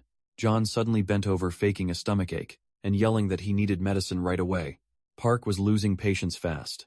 But before he could blow up, Yang broke in by reading a shocking headline. Hero had come out of the dungeon. The guys instantly started mocking him, yelling things like "Welcome to Hell, Hero." And he's finished now, the news said. Hero's team cleared the level 7 dungeon in only 8 days. Another headline showed Hero's answer to Park's taunt. "I'll teach you some manners." TV commentators were already talking about the coming fight between Park and Hero. One former world champion said, a face-to-face fight wasn't the same as clearing dungeons. An SPFC commentator added that Park had 0 experience in one-on-one fights against another awakened. Another article revealed that betting on Park's match had reached a record 240 million. The guys were stunned by the amount. Monk said even clearing the dungeon 100 times wouldn't get them that kind of money. Then Junho told Han to scroll so they could read more. Another article said Park had donated the whole amount to Hero's country. Han shouted, asking what was wrong with him. Why give away money he worked so hard for? Junho guessed it was to stop a war, but Han said that still hadn't stopped the angry comments. Monk reminded them there was also the winner's payout. Han realized the prize for winning was double, and Yang asked if that was true, and Park appeared behind them and coldly asked what they were doing. The guys hit him with questions, trying to understand why he'd give away that much money. When his own life was on the line, Park only told them that if they were done eating, they should come with him. He was going to inspect the new land elsewhere. The bureau chief told the president the amount had been adjusted. If they split 5 billion each, it would be more than enough as extra protection. They'd also signed an agreement, saying Park would donate the prize to national funds, which killed the war rumors. With a sly smile, the chief said this was only the start. And once Park made the farming project work, at the same time Park was already flying on his Wyvern to inspect his new territory. He remembered Miso saying there used to be an HQ building there, and if they repaired it, it could hold about 100 people. When he spotted the old buildings below, he realized that's what she meant.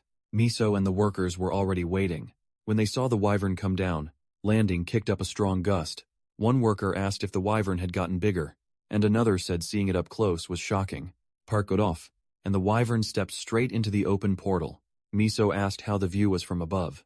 Park said it looked good, and that planting trees across a 4-kilometer radius would be perfect. He said once the area was marked, she'd send in the paperwork for approval. Park spread his arms and used his skill. Fireflies gathered around him, and within seconds, light started to shine from his body. The fireflies multiplied fast. A worker asked if this was some famous trick, and Miso said it was how he marked his land. Nearby, the Mohawk guy greeted martial arts fans and announced that Sidekick was live that morning. After a lot of searching, they finally found Hero's team outside the level 7 dungeon. A reporter asked how Hero was getting ready for the fight, and he said he had no time to train. Hero added that level 7 dungeons would soon appear everywhere, so humanity wouldn't get a break. But the headline twisted it, saying Hero didn't need to prepare for someone like the protagonist. At the same time, the protagonist team was eating. Junho said he couldn't remember his last hot meal. Monk reminded him it was Monday, and Jang told them to quit complaining. Then Sidekick came over and asked if they were the protagonist team, the so-called walking joke. He asked if they knew this YouTube channel, and whether he could interview the protagonist. Han told him to check job, since he was probably there planting trees. Not long after, an article claimed the protagonist had vanished, and was busy planting trees. The comments got nasty saying he was only planting them, so he'd have something to be buried under. After losing to Hero, meanwhile, Akiko sat in an office, staring at an access-denied message on her screen. She tried another password and waited. Then the Bureau of Awakened profile for the protagonist finally showed access granted. Smiling, she realized she'd broken in. She opened the confidential folders and began reading one file carefully. Second later, her face changed in shock. One note mentioned 1,000 years. In another report, betting experts said 85% were picking Hero to win. Another article said Hero, called humanity's hope, had cut dungeon clear time down to 8 days. One more report said The DGB had sent construction supplies to the city, and a warning sign about wolves had been placed at the entrance to the protagonist's land. The last report said 6 days remained until the fight, and the stadium was already sold out. A later article said the match was just 2 days away, and the protagonist was still on his land. Meanwhile, Hiro and Akiko sat in the city's best hotel, drinking wine after a sip. Akiko asked what he was thinking. Hiro said he was wondering how he'd kill the protagonist if he failed to show up, setting down her glass. Akiko said it wouldn't be that simple. Hiro asked what she meant, and she said she was talking about killing him. She explained she checked the Bureau's secret files and found a record saying the protagonist had returned after spending 1,000 years on another planet. Hiro looked surprised and asked if he'd used the regression stone over and over during that time. Akiko didn't think so, but Hiro argued no one could survive 1,000 years without it. She said the record showed he spent 10 years on a planet where time moved twice as fast, and since Hiro himself had spent 500 years on Earth through regression, it wasn't impossible. It also explained why Hiro had never met him. In those 500 years, Hiro asked if he'd found some secret to eternal youth, and Akiko said there was a rare item called the Red Divine Peach. Hiro repeated the name, waiting for the rest. He said, the fruit appears on a planet once every 1,000 years, and vanishes after 10 days. Whoever gets it gains immortality and eternal youth. Hiro said the man was getting more interesting, living 1,000 years without the regression stone. Impressed, even him, and Akiko admitted she was worried. Now that she knew the protagonist had lived longer than Hiro, Hiro stood and said it didn't matter who stood in front of him. He'd never let anyone block his path. Soon the news was full of one story. The protagonist still hadn't entered the country on fight day. Meanwhile, he was still tending trees on his new land.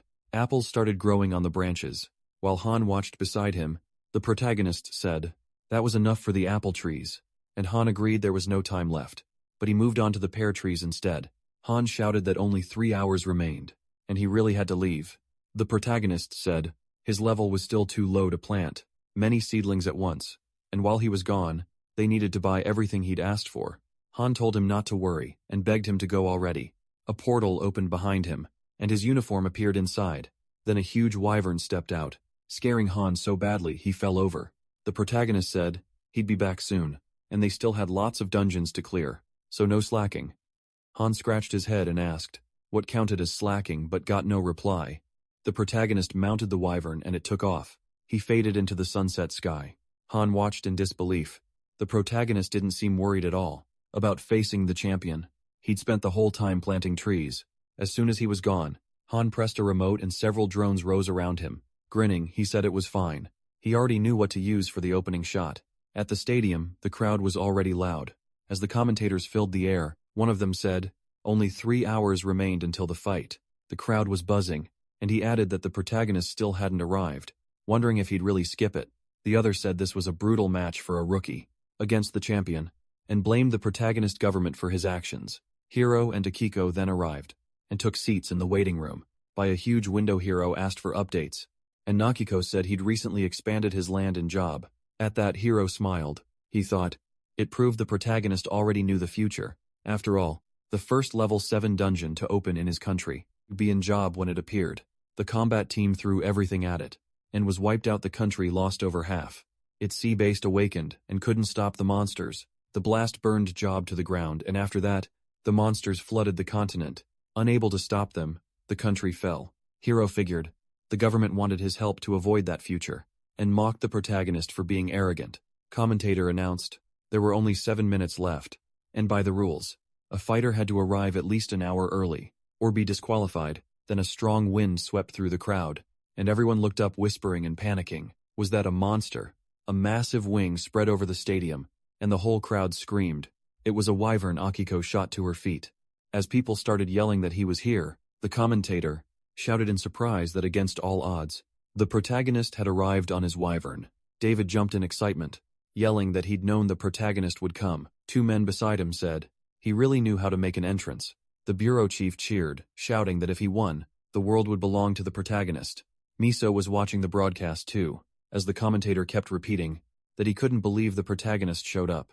Only 5 minutes before the match, at the field command center, soldiers cheered and yelled for him to crush everyone. The commentator announced that the Dragon Knight was finally coming down. After circling the stadium with the soldiers, Choi heard that title and quietly repeated it. The protagonist jumped off the now much larger wyvern. Without a word, it growled and stepped into a portal, vanishing before everyone's eyes. The crowd erupted at the summoning magic. The protagonist looked around, asked why so many people were there, and wanted to know where Hiro was. Then he yelled for Hiro to come out. The commentator said, the protagonist seemed to be hunting for Hiro. In the arena, as he called him out, the crowd answered by chanting Hiro's name together. Hearing it, Hiro stood and told Akiko he was going. She quickly grabbed his hand to stop him, but Hiro only smiled and told her not to worry. He'd win and return. Then white flakes began falling around the protagonist, and a bird passed overhead. He looked up. As the commentator yelled that Hiro had arrived, the long-haired man dropped from above and smashed into the arena floor. The stadium exploded with cheers for the champion, but the protagonist didn't look shocked or scared. Calmly, he asked if this was really Hiro. Hiro ignored that and said he had a few questions before killing him. He asked if the protagonist was a survivor of the apocalypse, but the protagonist had no clue what he meant, and asked what apocalypse he was talking about. Hiro narrowed his eyes and called it a bad act. Losing patience, the protagonist demanded to know what nonsense Hiro was saying. Hiro then asked if the regression stone still existed, and how far back it could send someone. Still confused, the protagonist asked what stone he meant. The commentator noticed they were talking, and asked his partner if he wanted to know what they were saying too. Second commentator joked that maybe Hiro was giving tips. As the more experienced fighter, the first said if so, they should hear it, and sent a broadcast drone closer. 3 drones quickly dropped into the arena. Hiro activated a skill and asked if the protagonist thought he owned the world. After returning from the past, the protagonist looked even more confused, and asked how he could return from the past. Then 2 blades appeared in Hiro's hands, and he said the protagonist brought this on himself. He rushed in, slashing with both blades, saying he'd beat the truth out of him. The commentator shouted as Hiro attacked. Then everyone froze. The protagonist's fist smashed into Hiro's face, catching him completely off guard, and launching the champion through the air. The packed stadium went dead silent, as Hiro slammed into the ground and left a crater. As Park walked toward him, the commentator shouted that Hiro was down, badly hurt, and not moving. Park cracked his knuckles and called him just another crazy guy. He yelled for Hiro to get up, and asked if he was dead already. Then Hiro's hand twitched. Park mocked the so-called champion for being this weak, and told him to stand. He still hadn't paid enough. Hearing that, Hiro opened his eyes and slowly pushed himself up. The commentator shouted that Hiro was back on his feet. The whole stadium watched in shock. As the champion swayed upright, the crowd screamed for Hiro to keep fighting. He touched the blood dripping from his nose, confused by what had hit him. Park muttered that things had to go the right way, and first Hiro needed to learn humility. That set Hiro off. He rushed in, yelling at Park to shut up, but Park stopped him with another punch to the face. Hiro froze, stunned that he hadn't even seen it coming. Then another blow crashed into his stomach, sending him flying again. Park instantly used his tornado skill, lifting Hiro in spinning wind and glowing fireflies. When it peaked, the blast hurled Hiro high into the air, inside wind, and water. Park jumped after him, forming a fireball in his hand. The fire fairy stream skill. He slammed the burning strike straight into Hiro, and a huge flash swallowed the arena. The crowd panicked, some ducked, others covered their mouths in shock. Flames spread everywhere. Under a towering pillar of smoke, the commentator choked out. That Hiro was getting completely crushed, then corrected himself. This was total annihilation. The second commentator couldn't even answer, just stared in horror. Some people cried, others screamed. As Park grabbed Hiro's limp body by the neck, the commentator gasped that he looked dead. But Park said Hiro could stop acting. He knew he was still alive. He could see the health bar after all. Looking into his rival's eyes, Park asked why Hiro was hunting him. As his health regenerated, Hiro growled that he wanted Park dead. Park frowned and asked why Hiro's eyes turned blood red, his health climbing higher. Full of hate, he said. Park deserved to die. Stunned, Park demanded a reason. Hiro's face twisted into something monstrous. As he revealed Park had ruined a 500-year plan, Park's eyes widened. What plan? But Hiro, now fully mutating, whispered monster break. Then he roared that he had to save Earth. As red light flooded the arena, Park shook his head and called him completely insane. Then the change finished, and Hiro released his divine rage. Space itself seemed to rip apart, blasting Park backward. The force pouring from Hiro was so wild that the stadium glass shattered into countless pieces that rained over the crowd. Red lightning tore through the sky, the walls and the ceiling. In the control room, the minister and vice commander watched tensely. The minister said, The potion that restored Hero was dangerous, and the vice commander feared another blast. This wasn't Hero anymore. It was a giant beast with huge horns and a long tail, stomping through the arena. Seeing it, the minister muttered, "That Hero must have learned something insane." On planet Kuchin after the blast, smoke covered everything. Survivors groaned through the stadium. People cried for help, and a little boy called for his mom. Under the rubble, many were already dead. Even Akiko was hurt in the waiting room. When the giant window shattered in the arena, "Monster," Hero snarled that it was time for his final move. The wrath of God. The power was too much for a human body, so he had to become this beast. He was shocked he had to use it on one man, when he'd saved it for the 8th level boss. Then the monster heard something and froze. Wide-eyed Park stepped out from the rubble, holding his head and cursing the pain. The beast stared in disbelief as Park, glowing green, walked toward him. Park grinned in anger and admitted, the bastard was really something. Hero couldn't believe. Park had survived the wrath of God as he came closer. Park mocked him and said he could transform too. Fear and rage filled Hero's eyes, as he demanded to know what item made Park this strong, and what he'd used to regress. Park calmly said, Hero had it all wrong. There was no regression item, just a skill called Forest's Blessing. Hero roared in disbelief, asking how a skill could beat an elixir. With a small smile, Park explained, it was basically an elixir-level skill that fully restored his vitality and mana in 5 seconds. That made Hero snap, he shouted, asking if Park was really smiling. Park only raised an eyebrow, confused. Getting ready to attack Hero, snarled, and asked if this all felt like a joke to him. Park glanced at his status window, which confirmed the monster in front of him was Hero, a Euronk hybrid. The monster suddenly lunged and caught Park off guard. As he attacked, Hero screamed that the world had died because of him, then slammed Park with his tail, and asked if he could still laugh. He raised his fist and asked again, throwing blow after blow. But it was like none of them mattered. Park scoffed that a U rank wasn't that strong. Then he drove a brutal kick into the monster's chin. Locking eyes with Hero, Park asked if that 500-year plan had failed, because of him, and if that meant the planet's destruction was his fault too. Was that why Hero wanted to kill him? Park stretched out his hand, and formed a green barrier against the wind. But Hero only raged that if Park understood, then he should die. Strange purple stone appeared in Hero's hand. He clenched it tight, and violet light wrapped around him. As he roared that Park had ruined everything, he demanded to know whether Park understood what Hero had done to reach this level, and how he dared look down on him. In the middle of it all, Hero remembered being a little kid, watching a superhero movie. The children cheered when the hero landed the final hit. Even then, Hero felt happy, seeing the hero save the world. But then, everyone gasped when the hero dropped to his knees, bleeding as the world burned. On screen, the narrator said the hero's soul stone would turn back time and erase him, but that was fine if his loved ones could live. The other kids cried. But Hero didn't. He smiled, thinking it was enough if the world remembered one hero. Right then, Park's foot smashed into Hero's face, and his eyes went wide. The hit sent the monster flying. Unfazed, Park repeated that Hero was just a lunatic. Hero hit the ground face first, and dug in his claws to stop coughing blood. He slowly pushed himself up, staring at Park, and admitting to himself that Park was strong, stronger than anyone he'd failed to beat before. Not even in this form could he win, and now he saw no sign that Park had regressed. Still, that didn't matter. He could always start over. But then Park hit him again, and asked what he was muttering. He said he wasn't the reason the plan failed, and from now on he'd teach Hero real wisdom. But the monster still wasn't truly fighting back. In his mind, Hero prayed for Park to keep talking. The purple copy stone in his hand had already reached 79%. It didn't just copy power. It took the soul too. Hero believed that in the next regression, Park's power would be his. To him, only he could save the world. But Park activated his reality skill. His hand glowed blue, black veins spreading across his face, and the hand smashing into Hero's face was no longer human. It was a beast paw, now a massive bear.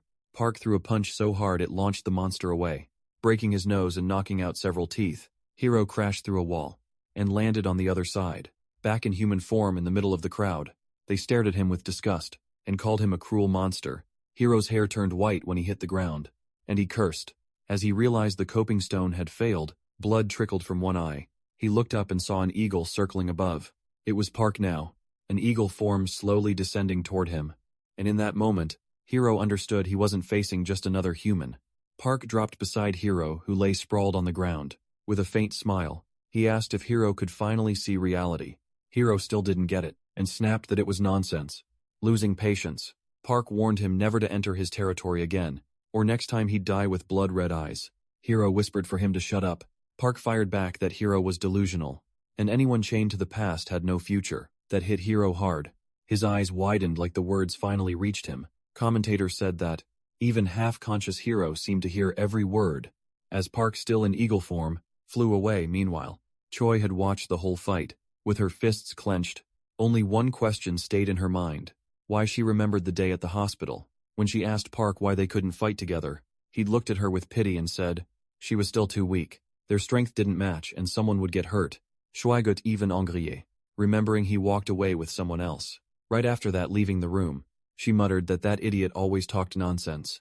Meanwhile, screens everywhere were filled with news about Park's overwhelming victory. Reports said more than 48 people had died in the stadium during the fight, and that the world's unofficial NOP won. Park had donated all his prize money to Hiro's country. Another article said the victims' families were preparing a class action lawsuit against Hiro that night. Hiro had a nightmare. Park appeared as a beast with claws, warning him never to enter his territory again. One line kept ringing in his head. For someone trapped in the past, there is no future. Hit him so hard it snapped him awake. Covered in sweat, alone in his room, Hiro looked around, trying to figure out how long he'd been out. He grabbed his phone and checked the news. Every headline was about Park's win, and the lawsuit against the former champion. As he scrolled through the hateful comments, Hiro gave a dry laugh and called them all hypocrites. Just then, Akiko came in. She looked relieved to see him awake with his phone, but she quickly took it away, and begged him to stop reading that trash. She told him people were just hurt and angry, and what he needed most was rest. Hiro knew she was trying to protect him, so he stayed quiet. He only let out a long sigh. When she asked if he was okay, he said he wanted to be alone before leaving. Akiko said she was keeping the phone. After she left, Hiro kept staring at the door. Then he got up, went to the window, and pulled back the curtain. Outside, a crowd was shouting for him to apologize and disappear. Hiro bitterly thought these people always chased him. No matter how much he gave them, they never changed. He opened his status window and stared at the copy. Stone. It showed the copy had been cut off. Hiro cursed, thinking if he'd lasted a little longer, he could have copied Park completely. Then he summoned a red stone, the regression stone, in front of him. Countless versions of Earth appeared and filled the room. That stone could send him back 20 years. And now Hiro saw no other path. He had to get rid of Park for good. He thought he could use it in 2 years. Maybe sooner if he raised it to level 3. But then 3 men walked in without knocking. Hiro recognized them right away, and greeted the man in the center, who asked if he was all right. Hiro said bitterly that he was fine enough, then demanded to know what this was about. The man said it came straight from the bureau. Hiro fired back that he hadn't received any notice. Man only shrugged, and said he'd just been ordered to escort him. Hiro looked at the other two, and asked why they were there too. One said they were called in, and the other muttered. They ran into each other on the way. In that awkward silence, Hiro understood what was really happening, and the 2 men couldn't even meet his eyes with all the awakened Marine ranks gathered. Hiro knew this wasn't any award ceremony. He looked at them and told them to wait outside. He needed time to get ready. The hooded man agreed, and started leaving with the others. But the tallest one muttered that they should stay quiet, since 2 more were waiting outside. The hooded man tried to stop him, but it was too late. The third man sighed and said, Hiro had already figured it out anyway. Smiling darkly, Hiro asked if those 5 really thought they could take him. The hooded man quickly said, this was only an investigation, and Hiro just needed to cooperate. Hiro's smile twisted even more, as he asked who exactly they thought they were investigating. The 3 men froze, and Hiro pieced it together. The agency must have recorded his talk with Park. After the fight, maybe they wanted the items hidden in his inventory. We asked them directly. Were they after his regression stone? Did they plan to jail him and torture him for it? The hooded man panicked and denied it, saying, this was only about items missing from the reports. Tallest man snapped that, if Hiro really had something like that, he should have used it to help people. That made Hiro's eyes glow red with fury. Energy gathered in his palm as he growled that those words crossed the line. Soon, he said, the whole country would learn what it had lost. The tall man tried to restrain him, but he was already too late. Small horns grew from Hiro's head. As his power burst out outside, the 2 guards saw light pouring through the door. Window a second later. Blood seeped through the cracks. They rushed to open the door, but an explosion blew them back with the door itself. Through the smoke they saw the aftermath. Hiro, now a monster, had skewered the tall man with his tail, and was lifting the other by the throat. Like he weighed nothing, he growled, asking if losing once made them think he was weak, and warned he'd break the neck of anyone who came closer. The hooded man reached out and called him Captain, but the monster snarled that he had no right to use that title anymore, and demanded to know who gave the order. The man stammered that it was the Commissioner Tucker, head of the Supernatural Bureau, a nationalist who only cared about bloodlines. He'd been waiting for Hiro to fail, so he'd have a reason to move, because he no longer trusted him. He claimed that, when Hiro's team cleared the 7th dungeon, level 9, people died, Hiro transformed to heal them, and then hid items and skills in the report. To Tucker, it all sounded like lies. He wanted to know what else Hiro was hiding. The hooded man repeated Tucker's order. Before any full investigation, they had to interrogate Hiro, but the monster just laughed. It was greed, he spat. Tucker wanted every item for himself, and probably would have offered him, captain of the first squad. If things had gone his way, the man hesitated, remembering Tucker's hollow promises. Hiro roared with laughter and called them fools. He'd watched this country fall 25 times, and wanted to rebuild civilization there, but human greed always got in the way. Then, still raging, Hiro asked about Akiko. Did she know all of this? The hooded man shut his eyes.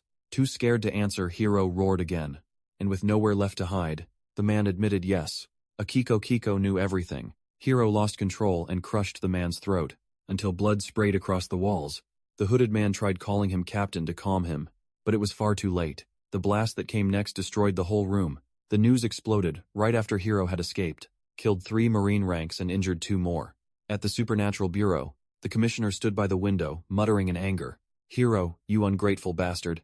To Tucker, this proved one thing. You should never help strangers, because they'll betray you. They took the boy and helped him, and he still turned his fangs on them. Tucker decided Hiro had always been a spy, sent by his home country. Now, he had enough to convince the Prime Minister. With this incident, he could wipe out several problems at once, and build new heroes to replace Hiro. He turned to the door and shouted for his assistant. A young man rushed in and asked what he needed. Tucker ordered him to call every network. In 2 hours, there would be a press conference about Hiro. Meanwhile, the news kept tracking everything. One report claimed the world's strongest man was now in job. Another covered Yang, training new recruits under the title, the guild is overflowing with fresh blood. Third said, the countdown for job to become the 13th district had officially started on YouTube. One video broke down Park's guild expansion and called it the job version. Another had a real estate expert saying, this growth was only natural. One more clip analyzed Park's fight under the title, The Dragon Knight Seeks Divine Powers. Han kept watching, amazed by how much coverage was pouring in. The 10 most viewed videos were all about Park printing. He whispered that this was a whole new level of fame. Then he spotted a headline saying, Hiro had escaped from the hospital. A TV anchor said Tucker had called a press conference and urged everyone to listen. There, the commissioner accused Hiro of being a spy and demanded an explanation for Park's so-called terrorist attack. The government spokesperson shot back, calling the claim ridiculous, and saying the country was furious over the insult. Han listened closely and let out a long sigh. Then a chill ran through him when he realized Hiro had vanished. How could someone nearly dead be moving again? And what if he came back while Park wasn't at the guild? Cold sweat broke out across Han's forehead. He ran out at once, determined to find Park. He rushed through the forest, grumbling that Park always vanished when things got bad, and asking why he could never just stay home. Then blue lightning started tearing across the sky. Han stopped, cold mouth open, fear crawling up his spine. This felt way too familiar. A huge bolt hit the ground, and screams rang out from the woods. Workers came running straight toward Han, yelling for him to run too. The second he saw that, he knew that lunatic was already there. Terrified, he kept saying, the madman was back in the chaos. Han shoved through the crowd, and nearly crashed into Yang, who appeared out of nowhere. They stared at each other, shocked and out of breath. Han quickly told him what he'd seen, that the crazy Hiro was back, but Yang frowned and said, he got a report that a portal had opened nearby, and came to check it out, Han repeated. A portal just as confused as the workers running past. Yang nodded. They turned and stared, as lightning kept striking the ground. Then a red sphere began forming inside the storm. Both men froze. Han swallowed, and whispered that the portal looked terrifying. A soldier walked over and said, it was a level 7 portal that would erupt in 42 days. Joy shouted, that was way too long, while Junho reminded them, a portal like this had already spawned 23 gates, and lasted 120 days. Everyone started panicking. There were too many people and not enough time, and Junho complained. They were so busy with the 13th district that they still hadn't checked the skills. of the people they'd recruited. If the gate burst, they couldn't promise anyone would live. Only Monk kept cool, he said. They had to face it and clear it before things got worse. No one answered. Then he wondered if Park would just let this happen. John let out a long sigh and said, they first had to survive getting in there. Shaking Han, asked if they really meant to walk into that nightmare. He admitted he was still only rank E. Yang said he was too, and Zhang complained that Park was missing. When they needed him most, Han said he'd keep searching. Junho decided to check the animal farm and left, while Monk went to scout the east side, and Yang headed for the entrance. They split up at once, but missed the tiny ferret sitting between them. It looked just like Park feeling its stare. They slowly turned back in ferret form. Park asked why they accepted that territory at all. Junho said they got blinded by the chance to become the 13th district. John admitted the manager title got him too, and the others agreed. Park cut them off. That wasn't the real reason. The land was a huge hunting ground. They all went still. As that sank in the ferret said, it should have been obvious why that place was chosen, and he liked the way they were thinking. He told them to feel the wild nature of that land for themselves. Monk even shut his eyes, took a deep breath and smiled. Still as a ferret, Park said, a huge reward was right in front of them. Shouldn't they hunt it with thankful hearts? Han said they were grateful, but at their levels right now, Park cut him off. The prey was practically offering itself, and they still wanted to run. He warned that if they kept living that way, they'd spend their whole lives running, back to the misery they came from. That struck Monk hard, and Park asked them again. Did they really want to go back to their old lives? They all shouted no at once. After everything they'd done, none of them would go back. Han rolled up his sleeves, ready to rush in, and Monk said he'd scout ahead. Then the ferret glowed blue and everyone stopped. Park's human shape appeared where it had been smiling. He warned them this was their first level 7 dungeon, so they'd probably need time to prepare. The group instantly changed their tune, saying they needed to get organized, and at least pack hot food. Park said someone also had to train the rookies, and watch construction, so Yang and Monk would join the first run. Everyone shouted that they got it, and rushed off to prepare. Han pouted upset. His name wasn't on the roster for the nation's first level 7 raid team, but Park said Han was going too, which somehow didn't cheer him up. Park walked to the dungeon entrance, and said they were heading in now. Han tried to stop him and begged him to wait, but Park ignored him and stepped through the portal. With no choice, the others followed. Han coming in last, excited. Zhongyu asked if it was really fine to charge into a level 7 dungeon. Like this monk right behind him only shrugged. Park and Yang were already inside, under a faint pink glow, with Han running after them and yelling to slow down. Their figures appeared on the other side. Park came out first and checked the area, with Yang and Han close behind. Hence, and ready, a skeleton suddenly jumped at them, reaching with a bony hand. Han panicked so badly, he couldn't even form words and just screamed. A message appeared on the screen. They had entered the land of the undead. Outside, the monitors showed the same thing, and everyone watching went still with fear. On TV, an anchor announced this was the first level 7 dungeon in Park's country, and only the 8th in the world. He added that people expected the worst, and the airport was already packed, with those trying to escape. The live feed showed the panic. One man yelling that tickets were sold out, and a woman begging for a sea route to open. The reporter said the country's panic was only starting. Meanwhile, Park's guild was already inside the dungeon.